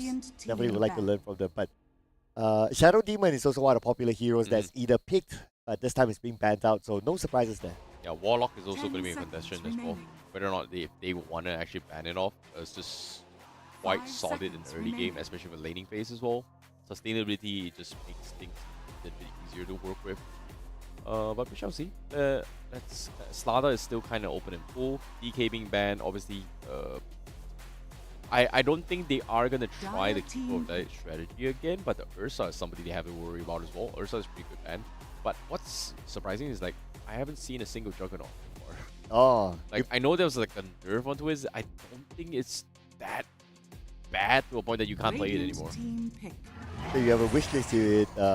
It's going to be the Juggernaut. Okay, Yeah, but we're going to see the probably. Jakiro again. This is definitely a solid one on the laning phase. It can harass on the laning phase very well, and if they're able to push to the tower, it's also able to give extra damage to the tower. So it's a nice pick up there as a first pick for ZZ. Yeah. Let's see. It's going to be a counter push here. Are they going to go for Keep of the Light? No, right? No. Okay, Oh, Ember here, Spirit. now we're talking. Yeah, they definitely have to contest this. This is something that ZZ's very comfortable at. As we watched early on, Ikigai is really good. So this is going to be a little bit of a denial pick up here. Just to kind of force it themselves. Curious to see how this is going to go. Now with no Ember Spirit, it's easy. What's going to good matchups? Storm Spirit is pretty okay. Void is okay as well against the Ember Spirit matchup. Not sure about the MK coming in. Saw a couple of Monkey Kings just now. Not a fan of it. Didn't really go too well in the game. I would say Disruptor. Oh, they banned the Keeper. They actually went for the Respect ban. Huh. They don't really want to deal with it. So they don't expect Ember to play mid? Interesting. This is okay. Yeah, I mean, sure. Keyboard Light 10 can be seconds support as well. Yeah. That's one thing. But then again, I'm not sure if it's a worthwhile ban in the 5 first place seconds anyway. remaining. Yeah, because of the healing meta thing. Right? Like I know they nerfed the Holy Locket combo with the Guardian Greaves as well. Like Keeper like doesn't go for this kind of build, but you know healing is something that people have been struggling with in the previous match as well. Like DK is a must ban for those kind of specific reasons. It's not just healing. It's tanky. Its sieging potential is really strong as well. It's an all-rounder depending on which facet you go for. Yeah. So aside from that, I think that's going to be something that they have to focus about. Viper is also something that we've seen a couple of ban and pick situations coming for the teams. Radiant team ban. Oh, ooh, they actually banned the Chen. Wow. Wow. Like I know Chen is strong in the throw scene, but Chen is such a specialist Radiant hero team, Dire where team if you do not know how to play Chen and you do not have very, very good macro timings, when it comes to stacking, when it comes to setups, when it comes to when to gang and rotating, it's going to be a big struggle. So I'm very surprised about this ban coming from ZZ. They just don't want to take the risk here. But Skyra being picked up though. Support Skyra. Going to be chipping a lot of the damage here. I believe that the Skyra pick is to put in the silence to Ember Spirit. Yeah, that's pretty 10 cool. seconds Yeah, you don't want remaining. the Ember Spirit to just go around with the Remnant and all that. You want to try to find something that can lock him 5 down. So seconds remaining. Skyra is definitely a good one.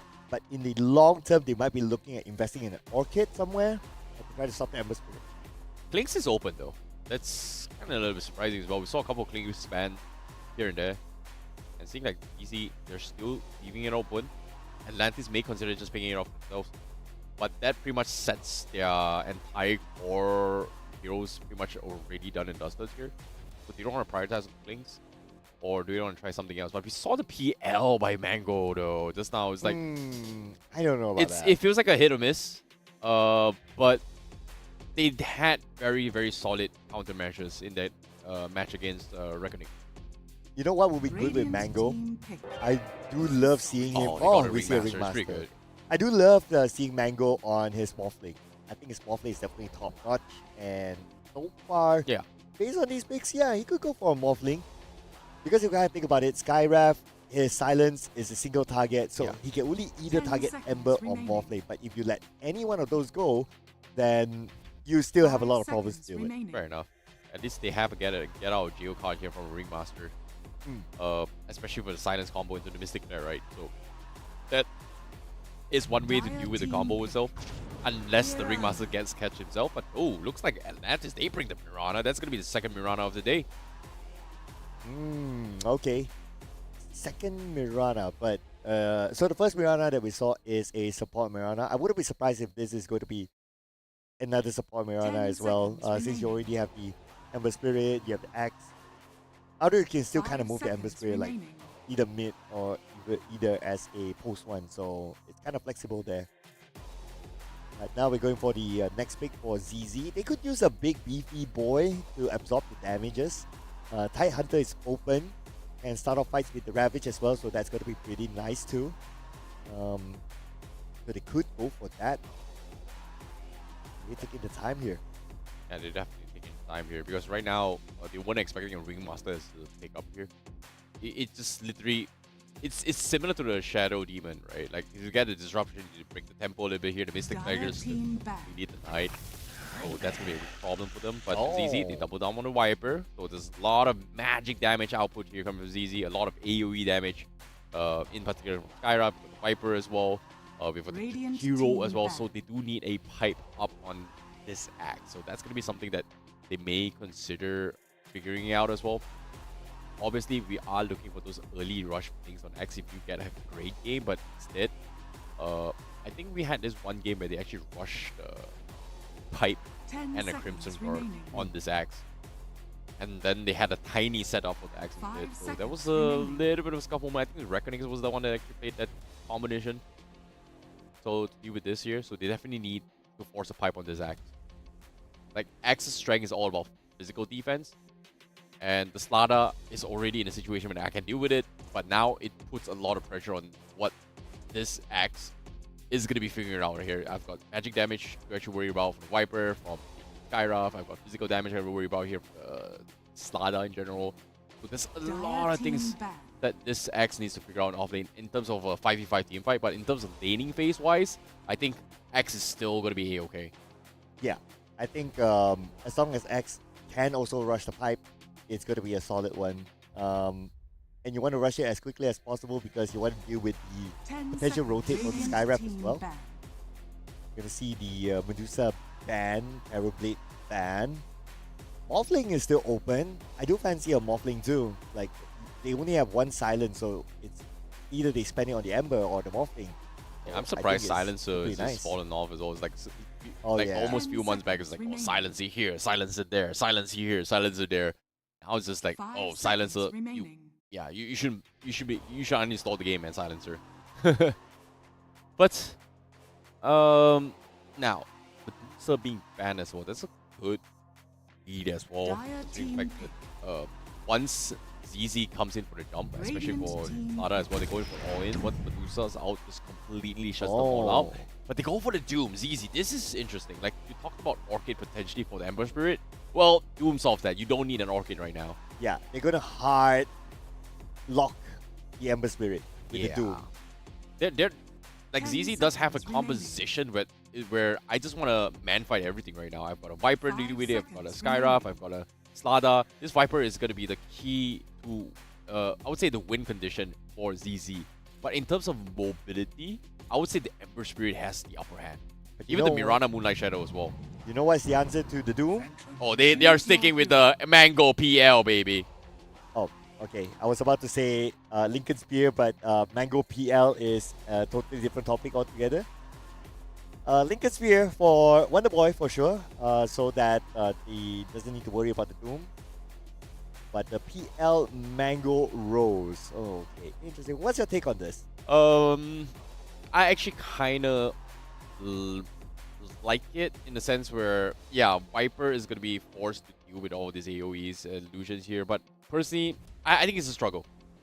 I think it's a struggle for Mango Rose in particular, just because if you try to man fight a Viper, you drop Nether Toxin, you try to in it here, those illusions are going to take more damage. So as long as depending on which facet you go for the Viper, either or, it's still good. It's a lot of AoE damage. So I have a very, very strong confidence in ZZ's composition, to be honest. Right. I'm kind of iffy on the Phantom Lancer pick as well, because you have a lot of skills that can deal with the illusions.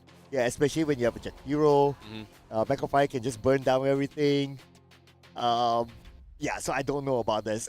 It wasn't a very convincing Phantom Lancer the last time we saw it, so this is the second time for him to prove it to us. Yeah, I agree. But they had a bad rider in that game, so this time we shall see whether or not they are going to be able to do so here. Are they going to be playing split macro gameplay, or are we going to see a 5v5 team fight? Because ZZ, they are locked in, they are looking for the 5v5 team fight. And Atlantis 2.0, they have a lot of alternatives, so I want to see how they pull this off. Yep, let's see how will they pull this off, because it is the lower bracket run for both sides, ladies and gentlemen. Feast your eyes upon Atlantis 2.0 versus ZZ. Yeah, this is going to be a very interesting one as well. But seems like we do have Caustic Bash up on this Viper. So that's a little bit of a tankiness, so he is going to be swimming in Nether Toxin. So again, I like that they actually ban off the counter push strategy, just because of the fact that how do I put this? They had this Medusa ban where the moment ZZ jumps in, you pop a Stone Gaze everywhere back out composition.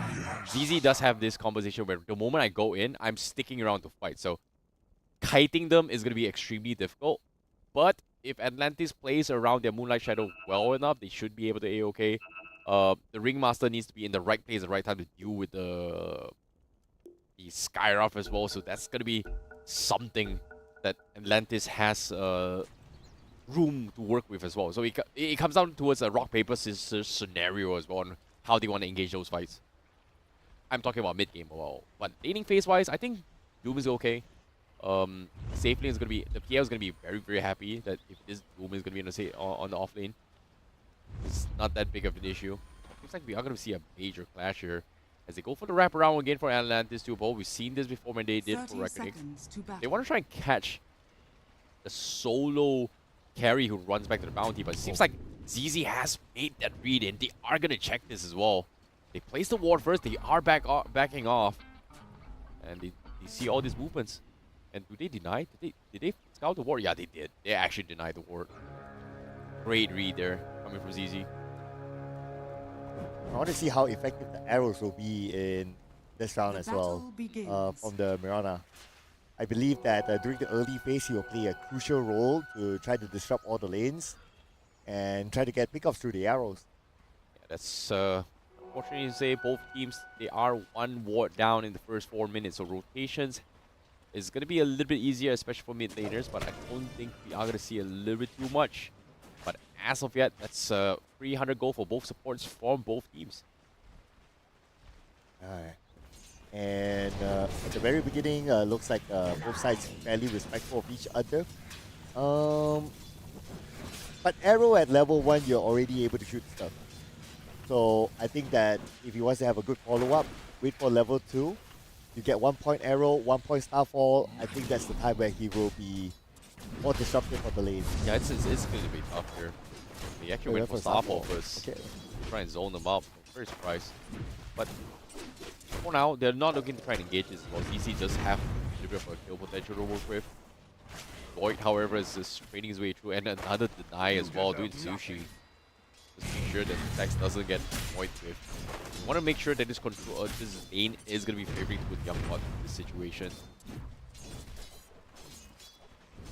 I'm curious though, is this going to be a Blink Dagger act? I think that's going to be, if they want to try and get aggressive tempo, so I guess that's going to be the situation for them. So if they want to get aggressive, then Blink Dagger is going to be an early item. If they want to play a little bit more defensive, then Pipe perhaps. But if you want to dictate the game, you normally want to play a little bit more aggressive. So perhaps Blink Dagger might still be the main choice for the Axe. Considering that this Axe is going for the one-man army facet, I think the idea here is to actually get him towards level 4, level 5, where he gets his Ring of Health, or once the Vanguard comes into play. That's where, Lloyd can, go out towards the other lane. He is going to be, trying to pressure the top lane all by himself all the way through. So I guess that's going to be the comfort here, but so far he hasn't been able to do so. But this, Onyo gets first blood down bottom, but the mid lane, this Viper is getting, Ikigai is able to win this fight. OTP. And now, that's going to be another down here coming from Atlantis. So a 2-for-1 exchange here. Got the Skyrim down bottom, but they've lost the mid lane and also the support up top. So that is going to be ZZ winning on the trade-off here overall. I wonder why did Lloyd not TP earlier? Maybe he was still on cooldown at the time. Wasn't expecting the pressure, to be honest. Do not underestimate a hero, man. This does so much damage over time. Yeah, not at all. I mean, at the early game, Jakiro, his poking capability is very high. No chance, very, very low on health right now. Mango Rose, don't think he wants to risk it at this point. He's pretty low on mana at the same time. Does have a Spirit Lance, but it looks like he's queuing up with the Black Tree once again. Radiant's courier Not a big fan, but I've seen it happen. But the Curry, the Curry going down. BYSK gets a Curry off Mango Rose as well. That's just a little bit of slight delay there. So this is the perfect time to actually punish him as well. You can bleed out those tangos rather early, just because the shared tangos has been kind of halved as well. Force your carries to buy on your own tangos. Did he had anything on the career? Nah, nothing much, nothing major. It's not that bad then. He just got it and then just, got picked off. He's able to resell his Mango. Oh, but you know what? No arrow on Mirana. Oh. So I guess he plans to stay on the lane a little bit longer this time. Learning from whatever happened earlier, needs to give a bit more space for Mango Rose to farm. Yeah, no point.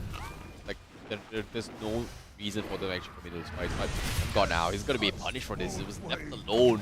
One more army, not enough for him to actually survive this. It gets run down. ZZ having a great start here, 3-1. Young God wanted to deny himself earlier on, but okay, nice sidestep from Ponyo. He's able to get a nice pick off on BYSK. Mango Rose took no part in that engagement. Want to go for it? Okay. I think he can go for it though. Yeah, there goes the lance. But somehow he's not willing to take that risk. no point taking a risk here. Just let him waste time. There's a lot of space created as well. With Ponyo getting the kill here, there's just so much space for Mango Rose now. This is huge. Now rotation down mid. They are gonna try and set things up nice here. timing. Ikigai in a lot of trouble here. Does not have the arrow, which in this case will not connect. But Ikigai is down low. Even with Sushi is gonna be jumping down middle as well, try and relieve pressure off the other lanes. Love the timing there. The moment the TP came in, Are scanning. like he was ready to just move forward and Starfall. Getting enough damage, okay, not to get a kill, but if you're able to lower down your enemy's health to that little, forcing him to turn back, that's good enough. That's definitely good enough. But seeing how Angros is heading us a little bit space here, but in terms of CS department, this team is having so much time of lives. But 3-1 CS and 10 denies. Angros is not having the most ideal farm right now. Needs more help. After Ponyo is back. Ponyo with one Starfall just pushes them back, creating a little bit more space for Mango Rose. You know what's really surprising for me is that they Radiant actually are scanning. self-watered. They actually denied their own 2 camps here. Yeah, they actually have a sentry on their bottom 2 Are camps, scanning. so that ZZ can't pull the camp. Not exactly sure why, but because of the Doom, I think the idea here is that he cannot benefit on skills. And I don't think Doom right now has a skill at all. Yeah, he doesn't have a Devour ability at all. Oh, So that is very, very interesting here. Oh, he just coming got from one. ZZ. No, he does not have an ability oh yeah. at all. So that 2 sentries down bottom is to make sure that there's no Radiant's NC. middle tower is Like, under attack. if Doom wants an ability, he needs to go all the way far back to a creep and then take a creep. And here comes the arrow. 3 on the 1. Looks like Seimei is in big trouble, but Ikigai shows up with amplified damage to trade it back against Lloyd. TP, 1 goes away. Onyo is still around the corner, and Ikigai is looking for him. Ikigai says hello, they give a high five to each other, and double leap.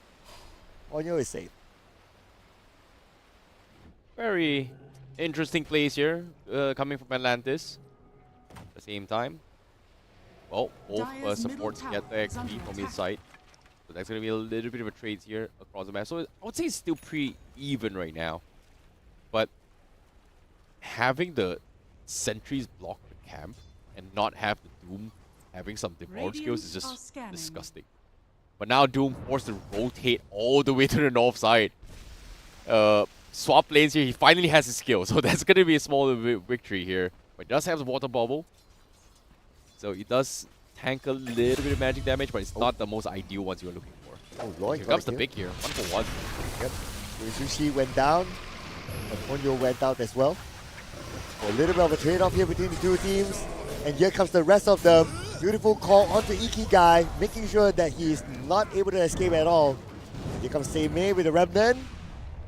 Wonder Boy still trying to get away. Oh, he's doomed. That's it. Yeah, That's going to be dead. enough. He's He just needs 1 hit, and that's going to be the kill secure. perfect timing in the rotations. But as soon as he got his safe, he's going for lane swap. But because of this, Angros, he's looking to kill. That's going to be a kill in his favor. But Jakiro is there doing Sushi. Will trade him off. So a carry for an off lane, not too shabby, I would say. DZ doing really well again. But it's 5-9 right now. I would say economy-wise, it's still okay. Like, technically, as a Doom, you should have even more gold here just because of those Devour. It's very similar to like the Alchemist concept where, oh, your goals is going to be inflated because of your skills. Yep. So, technically, I think Atlantis is doing pretty okay, if you think about it. But, as of yet, same aim. Nice little rotation here to go for the lane swap. It's happening well Radiant's for them. middle tower is under attack. Sushi, can he get out? Wonder Boy is hesitating going for the pick as well, but here it comes. They want to kind of get Mango Rose fed up with the Phylactery in play. That's just enough damage. But Ponyo will secure it with the Starfall. He shared among 2 heroes. I guess the other hero is going to be Mango Rose since he dealt a decent amount of damage as well. Now, Atlantis, they need to catch up in terms of farm. Last we saw Mango Rose, he had a hard time farming. Oh, but here comes the Mystic Flare on the Ponyo. 1 last hit, and good enough. Oh wait, He denied away himself. Oh my goodness, what a huge play here coming from Ponyo. He's making God's work here. Oh, housekeeping is just on point so far. Nice deny by Ponyo. Was So effective. But all things considered here, still great game coming from Mango Rose. Does have a little more space to farm. But DZ is slowly but surely need to figure out what's going to be the game plan here. But Wonder Boy goes for the catch. The arrow a little bit too late. BYSK goes for a sidestep, but eventually goes down. Ponyo gets the kill with the Starfall though. But here comes the Macro Boy. Wonder Boy buying enough time. Doing Sushi may have overextended. X comes in, tries to pull him back, but they do, and they have the damage. Is going to be questioned. No, they do this. Yes, they do. Ponyo goes in for the Starfall again, and here comes the Escape Act as well to dodge the final take to get out. just at the right timing, the escape act.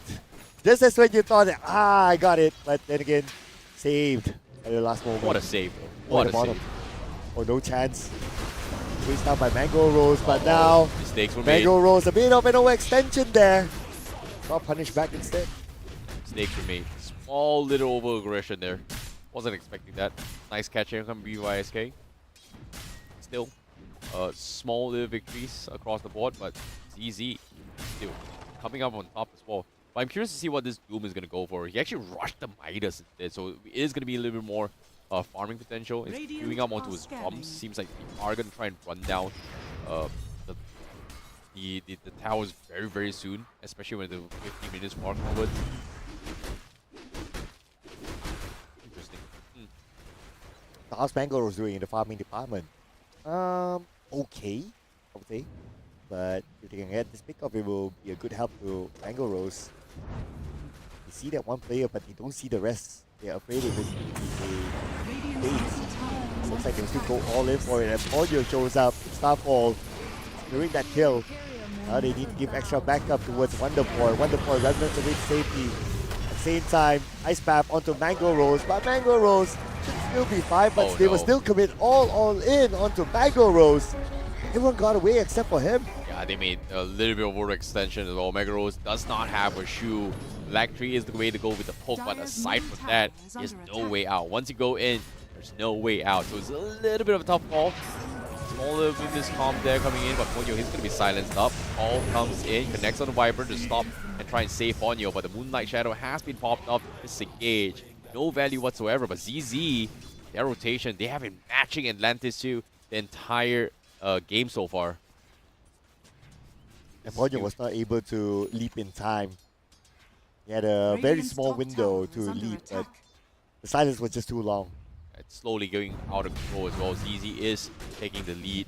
No chance. Break extends here. Here comes a flank tree first, but it seems like he's going to be able to get out. Maybe, oh, Snow comes in. He's going to be able to sidestep, but TP comes in. They do not have damage. They don't have the vision, and he gets out. Oh no, no chance. What an escape. Wow. Beautiful escape there. For a second there, I thought the same as well. Like, oh, no chance overextended. But yeah, he timed it nice and well. Went up to the high ground, found a little bit of space and TP'd away. A little bit unfortunate. But Mangroves definitely needed that kill right there.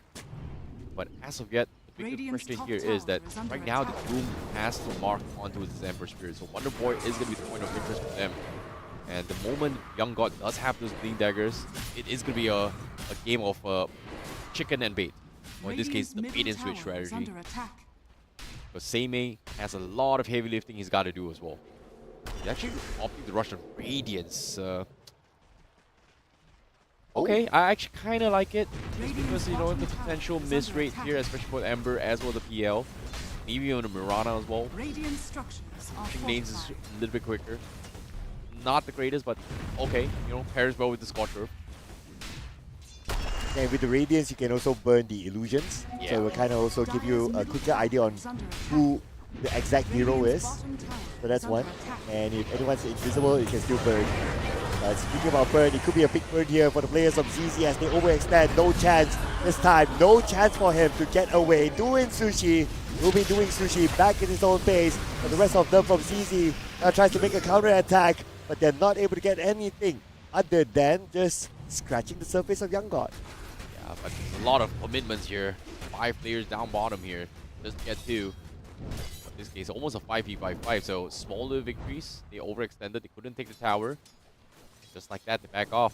But this engagement here, Ix not going for those Blink Dagger was a smart call. He's got to go for the Vanguard, and he's going for the pipe next as well. And once this pipe comes into play, just maybe Atlantis 2 will have that fighting chance. Top tower is under attack. And starting to catch up right now. The goal difference is less than 1,000 between the two of them. And what's also very important is Mango Rose and his net worth is currently the top net worth for Atlantis 2.0. So that's good news for Mango Rose. Just needs more time right now to get his items in. Manta is going to be one of his next few items. Atlantis 2 is just stalling right now. Like, all they need to do is just stall for the X to get those pipe. And then they are going to try and challenge the Viper a little bit more. Because Viper, the moment Viper gets those Scepter available, this is where Viper gets a little bit out of control.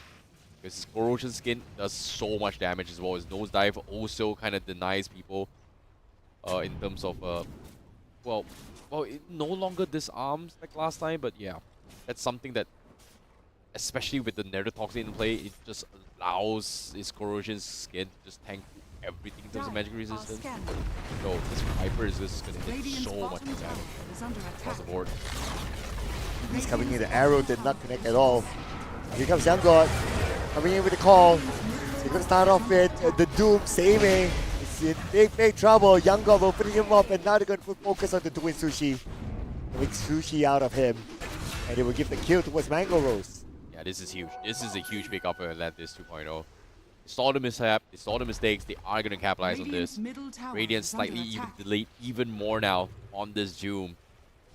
Does have to purge. A-okay. I don't think he's going to be able to do that. Radiant's middle tower But has all in fallen. all, great catch from Atlantis. They've got the Wombo combo. They're playing the timings really well with the Wheel of Wonder Radiant's up on the middle Ringmaster. tower is under attack. More of Oh, those. arrow? Okay. Okay, farming a little bit. But I can't wait. Like, the timing Dire are for scanning. Atlantis right now is that the moment they hit his 15 talent here, he can actually go for the Moonlight Shadow for the evasion, which is not too shabby. But again, the only right clicker from DZ is pretty much the Viper or the Slaughter. I would consider Viper kind of like a mage build here, so I don't think it's really that effective as well, the Moonlight Shadow evasion. Dire's Going in top for tower it and is up. under attack. Trying to find where the Viper is at. The guy? Radiant Yeah, are I believe they scanning. found him. Yeah, I Taking out don't the think random. I don't think they should try and shut him down right now. Dire's Just take it top one tower time. is under Got the attack. Scepter already. Huge. On you. Guess picked up. Oh. Small mistake here. Not exactly where we were alone here, but top side. Trying to trade off here. Instant TP comes in. Out drops in. Everybody's coming in as well. But look at this. Ember Spirit. He's being silenced. He needs to get out. What a save though from Young God. Gets the chop. Buys enough time to get out of safety. And they are going to go out. But Mango Rose, he's been left all by himself there. Needs some sort of backup. He's doing some sort of damage. Can he buy enough time for his team? Seems like the team is ready to re-engage. They are going to back off. And Lotus is there. And they will be able to get out safely here. ZZ could not find the Radiant's trade here. bottom tower is under Oh, attack. that was such a close one. If only there was a slow-mo. Mango Rose almost paid his life there, but 2 ticks of heal came in just at the right timing and gave Mango Rose that second chance in life. Yeah. Very nicely done. And for DZ, is just they tried something, they did a lot of damage, they just could not be through here. And now, oh, they made a mistake here. They found Young God. That shouldn't have happened. The Doom came true. That means 120 seconds. Doom is on cooldown. And that means free reign for this Ember Spirit. But because of that as well, ZZ, they will not move alone. You see Ponyo in the middle, silence out, and here comes the Mystic Flare. Ponyo will be taken out. Now ZZ back at the lead. Yeah. Nice little bit of mistakes coming from Atlantis. ZZ was able to capitalize this. Very, very nice pickup. Now with the blink in play up on no chance, this is where things get a Dire's little top bit tower interesting is here. under for DZ. attack. They are going to be looking for the hunt, and yeah, he is going to go for the hunt. And Mango Rose, oh no, they found him. He is silent, he is stuck. But Do they know which is the real one here? Yes, they do, and that's gonna be Mango Rose out of the equation. ZZ, they hunted him. And that silence felt like forever. That's the downside. They need the Manta up on the Phantom Lancer to just get out. Yeah, to cancel out the silence. You get silence, you Manta, you cool, and you can do anything after that. But if a Doom comes in, then Yeah, it's gonna be a different story. That's gonna be a different story as well. And it's pure damage as well. His type of heal doesn't really do too much here, but you find the Viper. This is a huge pickup. They need to shut him down. And with the Roshan in play, is it gonna third party for the team? Yes, they do. They toss the axe forward, but fortunately for the axe, ZZ is in no position to capitalize on this. Oh boy, Roshan, what a bully. Oh, nice pickup though. At the same time, one of the players from ZZ managed to get away. Look at this, so much more space for no chance to farm now at the bottom. He already got his Blink Dagger, so he can initiate anytime. And this will not allow Mango Rose that space to farm at the bottom as much as he would have wanted. Tormentor is going to be in play as well, coming from Atlas too. That could be, well, out of goal for the support here. Ouch, ouch. Yeah, it's going to be on Ponyo as well. So the deep does give him a little bit of extra leap charge, a little bit more mobility to work with. So it's pretty nice coming from them. A little bit more value swinging on towards Atlantis, but Network still favors ZZ because of this Doom. Doom now does have the Radiance, and once those BKB is up on him, and as well as the Blink Dagger, that's where things get a little bit tricky here for Atlantis. They need maybe a Lotus, maybe a Lincoln's here to a certain degree. But Ember Spirit needs to be a little bit more careful here. Like, Wonder Boy has been sitting idly just because of the fact they are so afraid. And now with the Doom available, you can see ZZ, they're intentionally hiding the Doom across the map. But BYSK, they do find Bonyo. Pick them apart. Okay, but no chance against Young God. At least they trade 1-for-1. And it's a 1-for trade for Atlantis. He lost his support. He got an offlaner. It's all good. A lot of farm here. They even had the stacks available as well. 2-3, okay. They're actually matching up with ZZ's farm. Like this Doom, slowly but surely, if they do not take advantage of the fact that, oh, he's got a Midas, he's doing pretty okay, and it's not snowballing, it's going to be very tricky. And you can't really blame them for ZZ. They just could not find an opportunity to do so. Like, every time they want to try and engage, yeah, they can't find the Ember Spirit. Like I said, that is going to be the biggest problem for them, eventually. Young God does not have the Blink, but it all comes down to the Moonlight Shadow as well. So forcing those sentries does hurt the economies on those supports here. Radiant's middle tower is under attack. Okay, here comes the double smoke. But Atlantis, they're going to go for the disengage. Whereas for ZZ, trying to track them down, and they're quite far between each other now. Are scanning. Bit of a scan. Spots no one. Oh, they got the scan. They know exactly where they are. They know what's up. They're disengaging. There's no point risking the fight as well. The Doom is available. They can't afford to get the Doom on the PL or the Ember Spirit, so they need to find a way to make this out, or even go for the Sacrificial Lamb. Right now, Box has been revealed. Onyo.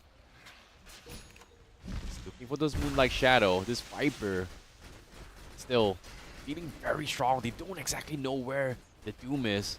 It seems like Roshan is going to be in play. Dire using the scan here. They are going to try and isolate this fight. And they do have a secondary scan onto Roshan. They know they're doing Roshan. Atlantis too. They have to make the play here. Secondary smoke. Looks like they are going to try and make the attempt here. Young God, he doesn't have a blink. They need to make it fast. Roshan dropping down pretty low. Comes down to this. Okay, here we go. Roshan, 10%. Who gets it? Ikigai gets the Aegis on the Immortal. But the fight will continue on. Now Atlantis going in. They want to burn down the Aegis on the Immortal. But before that, they take that one player out of ZZ. Seimei is in trouble right now. He's being chased down. He's being cornered back. But Ponyo is the next one to fall first. Well, Wonder Boy gets Seimei all the way in the back line. Doing Sushi will be the next one to fall. Ikigai, one last stick of health left. The Aegis on the Immortal will be burned down. 4 players from Atlantis waiting to pounce on them, and this is surely going to be a major team wipe. He's just buying time right now. Ikigai can go up to the high ground, not going to be a problem. For Atlantis to chase him down, officially Team Oh White. my god, the perfect game sense, the perfect wombo combo clumped up. They were all clumped up in one piece. A massive wheel of wonder from this Ringmaster in towards the call, just completely shutting down ZZ. They even stole the Roshan kill. Yes, they may have lost the Aegis, but what matters was this Team White and, of course, this slow of aggression onto his Doom. And on top of it all, they've got so much pressure. And look at this, because of this massive team fight, immediately the network swings in towards Atlantis' favor. Slowly but surely, they are going to be able to overcome this here. Great game sense, though, coming from Atlantis. What a read. Yeah, absolutely, right? That scan, that smoke, the engagement.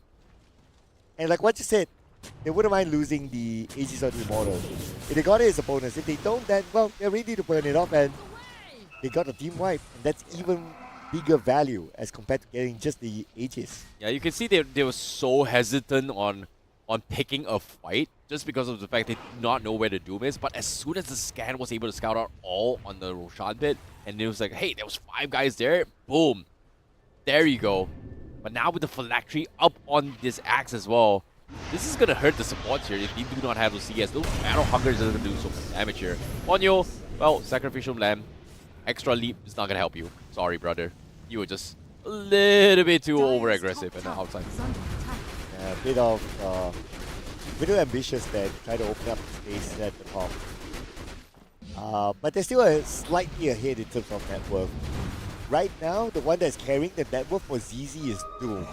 It's way, way ahead. But the rest of them, they need to catch up. Especially Slada. Yeah, they definitely do.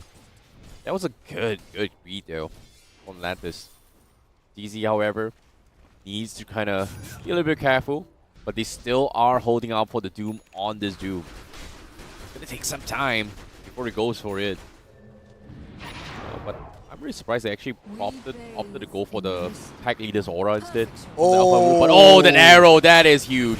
That's going to be Seimei being caught out as well. The Tauntaun is there, no Doom available. They need to do somebody. Seimei pops the BKB to disengage. Doing Sushi is going to go down. They're going for a hunt down. Ikigai going to chip away, but it doesn't matter. Banker Rose is online, and they cannot stop him at all. They even have the Guardian Greaves available to keep his illusions alive. That's crazy. That surprise arrow.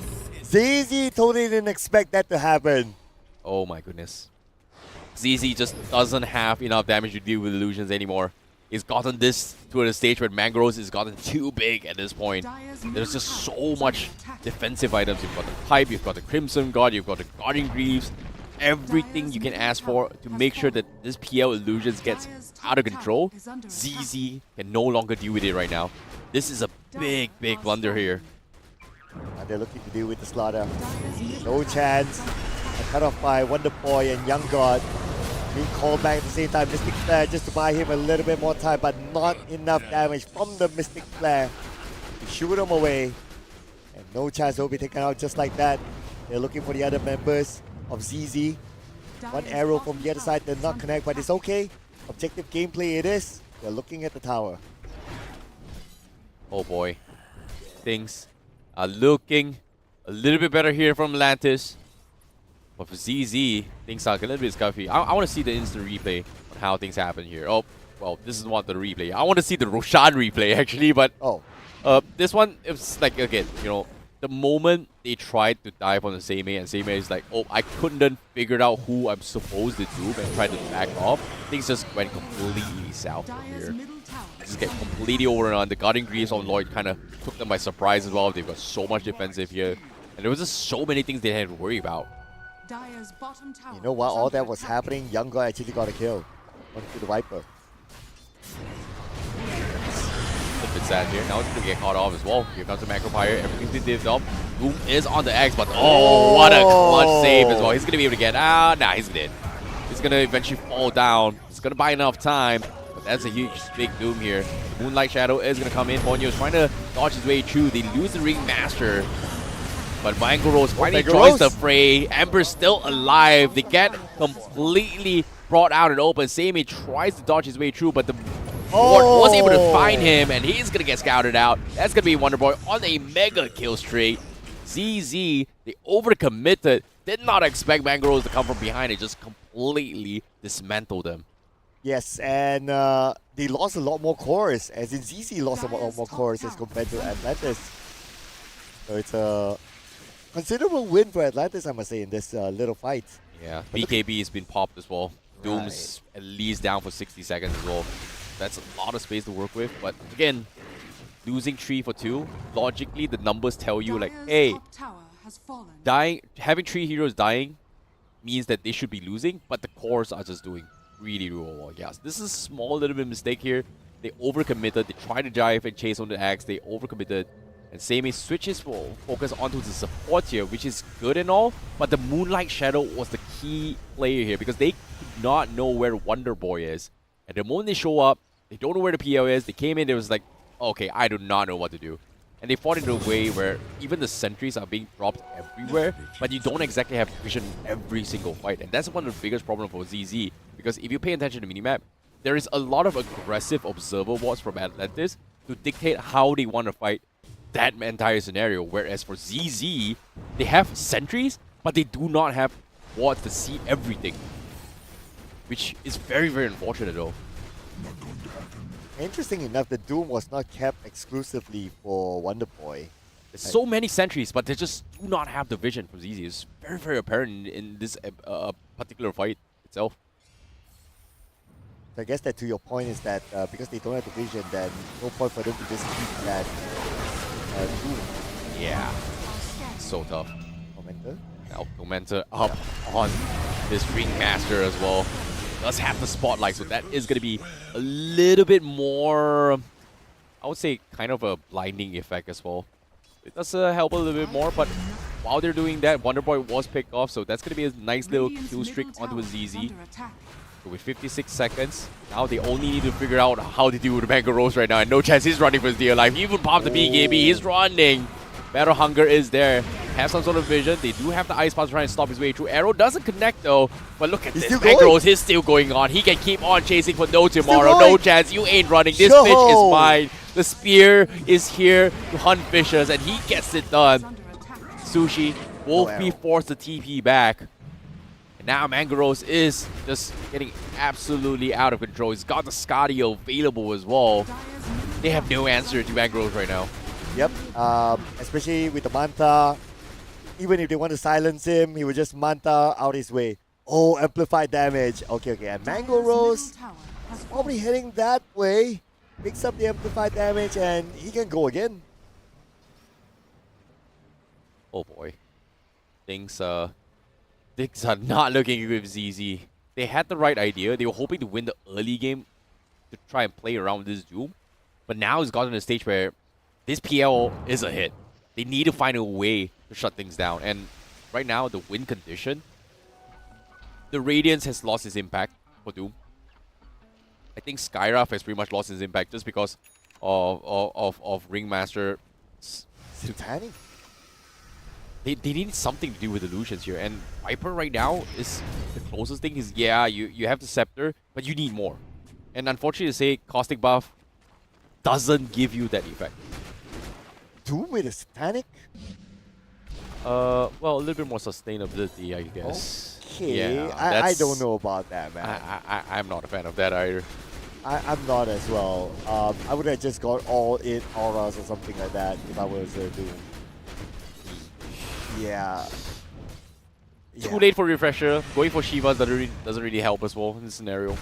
I guess he's gonna try and out-kite them, I would say.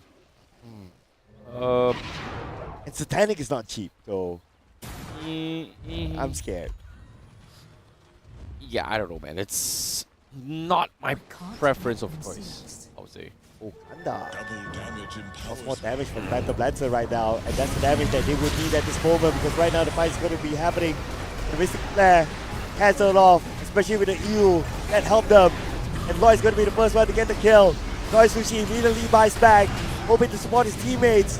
He needs to come back as quickly as possible, but Mango Rose makes a showing. Gets BYSK immediately buys back as well. Same is very low. Will be taken up by Thunder and the Mango Rose, who locks in a triple kill. Looking for his 4th kill right now. Ultra. Can he surely get it? Ultra, one more. Rampage. No Rampage. No Rampage yet. No. But they're going for the chase. With Sushi.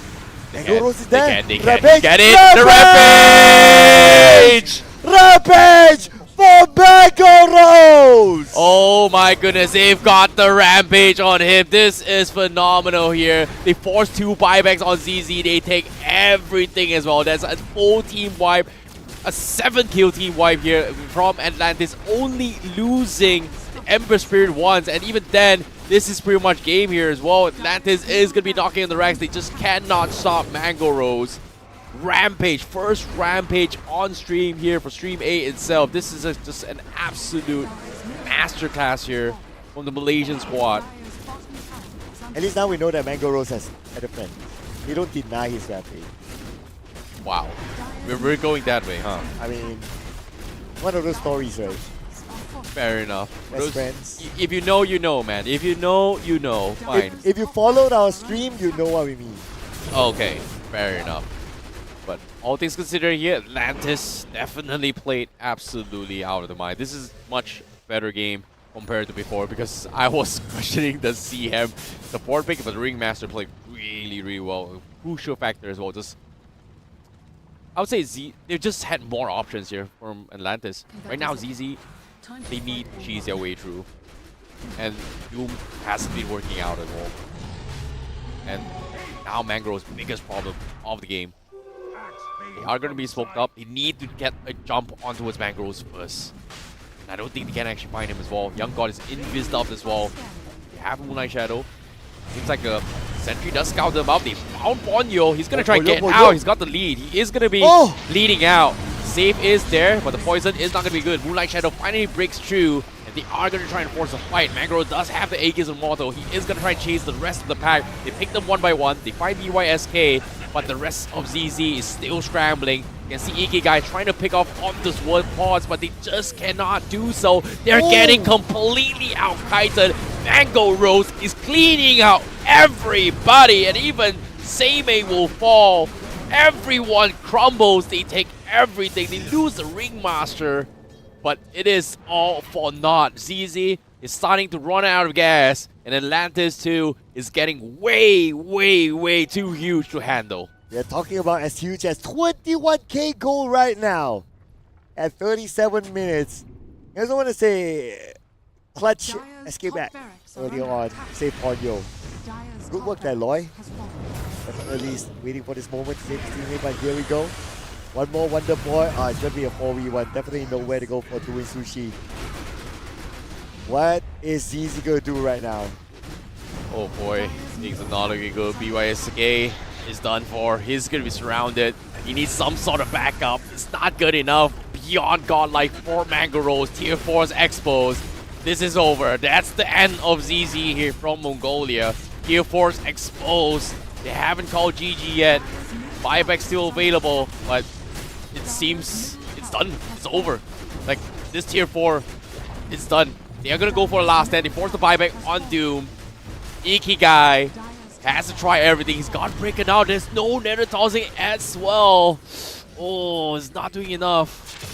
It seems like they are going to play around a little bit more. They do find the Slaughter on the side. He's going to be rooted down. Magros goes on for a catch.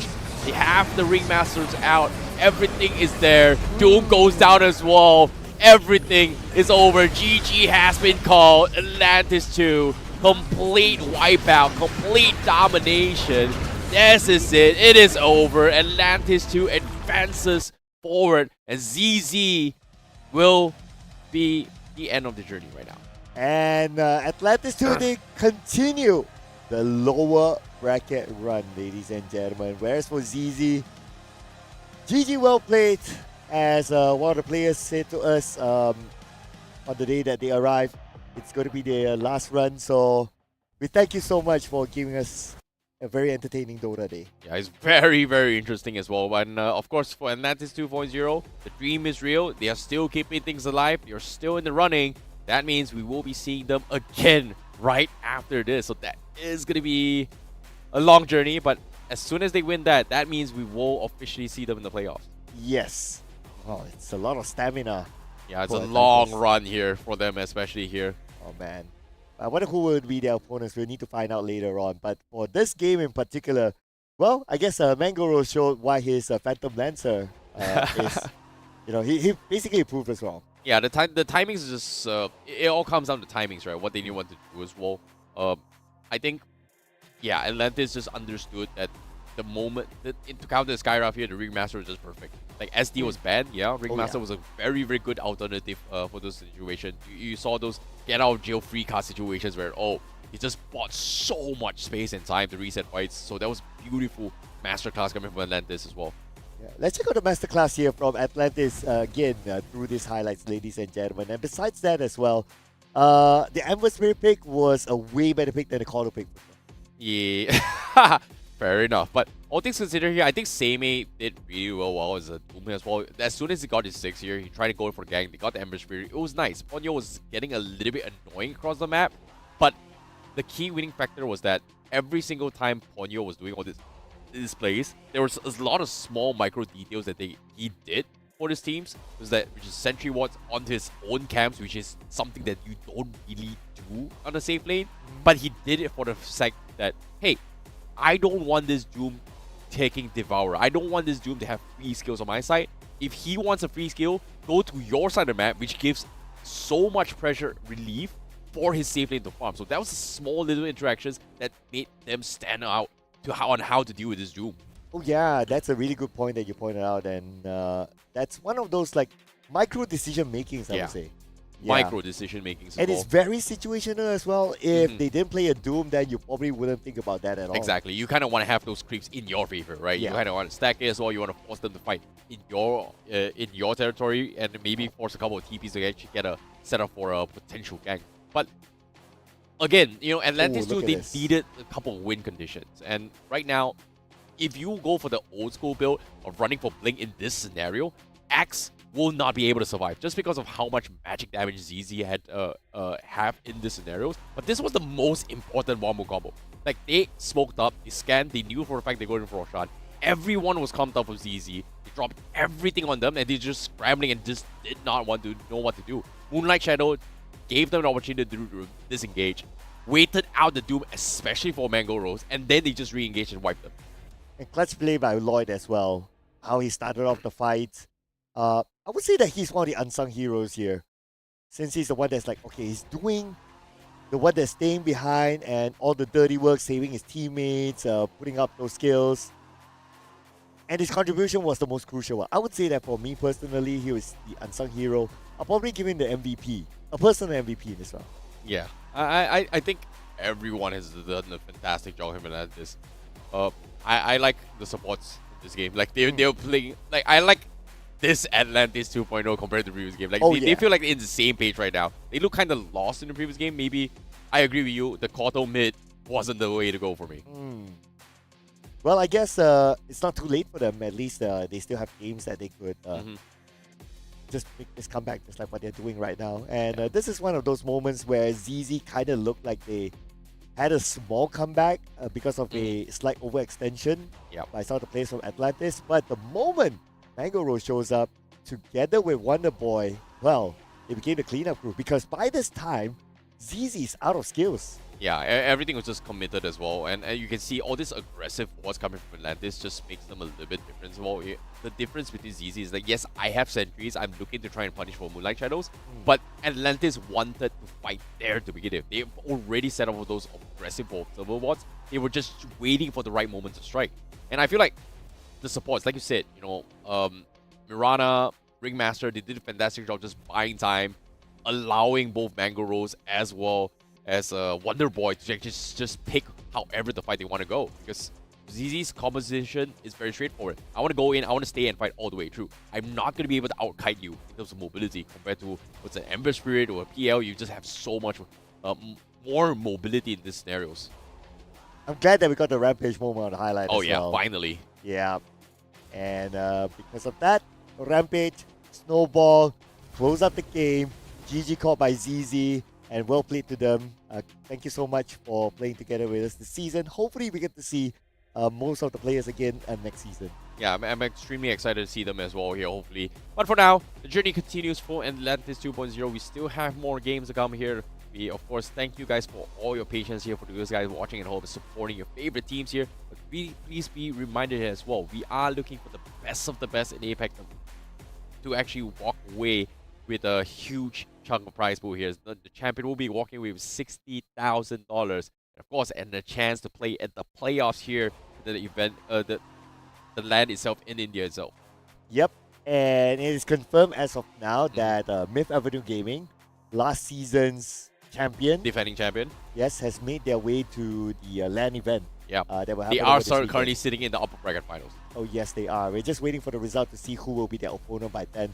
Perhaps when we come back from the break later, we'll get an idea. But before we head on to more stats to give you guys an idea of whatever happened in the previous game, we'd like to remind all of you again that you guys can decide who the Intel All-Star is by scanning this QR code and vote for your favorite player. The vote will be closed on the 11th of January by 4 p.m. So make sure you vote.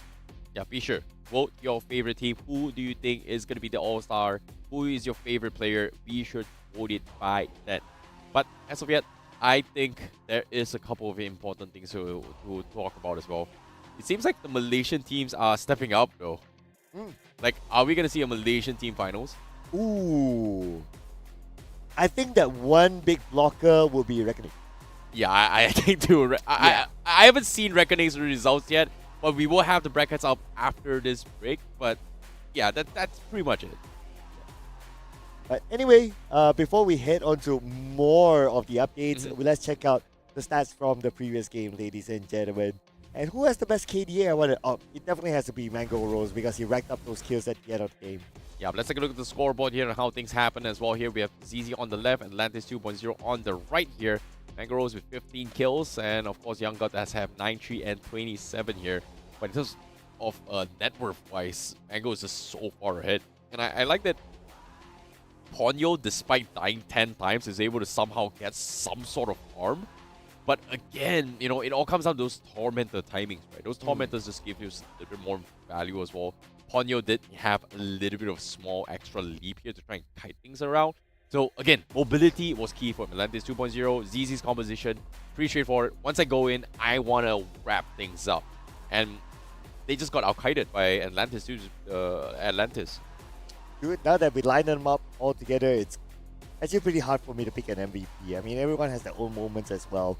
Whether it's Lloyd, whether it's Ponyo, or even Wonder Boy, Mango Rose towards the end as well. And Young God actually set up a lot of plays. But that's not for us to worry. We'll let our officials announce our MVP. And ladies and gentlemen, here it is, our MVP for this round. Congratulations to Mango Rose. Yeah, Mango definitely stepped up as well. He's actually got so far ahead in terms of farm as well. Actually sold his boots later on, though. So, okay. Well, he has the Aegis model, so never mind. He still has his boots. But at the same time, you know, Black Tree, not a big fan of it, but they make things work. You know, helps you have a little bit of a kill pressure in the early game. In addition to Kanda, he got his Manta reroute, and the moment he got his Skadi, that was the point where Phantom, I would say Phantom Lancer was just unkillable at this point. Like, unless you get a surprise jump onto him, he is gonna have so many evolutions that you just could not do anything with it. So Yep. Nicely done from Mango Rose.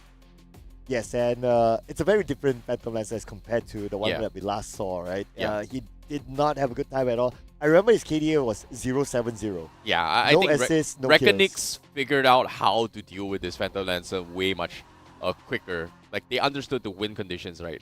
Like, this game cannot be dragged onto the ultra late game, and this is like specifically why, right? You give Mangrove that kind of space, and he's farmed up. He's just pretty much at the state where it's unkillable. And I think Reckonix just understood this gameplay and just capitalized on that. And I'm pretty sure that, well, I don't know if they're going to be playing again later on. If they lose their respective matches, we are going to see them go up against Atlantis again. Yeah, so we'll need to wait and see, I guess, Yeah, right? wait for the brackets. We need to wait for the brackets because there are a few games that are played simultaneously as well. So we'll have a recap when we come back from the break, ladies and gentlemen. And speaking about the break, we are going to jump into a little break. But while you wait for the next game, don't forget to follow the social medias of Predator Gaming, wherever you're watching this right now, for future updates of the APAC Predator League 2026 and beyond as well. Till then, ladies and gentlemen, we're taking a short one, but we'll see you guys after this break.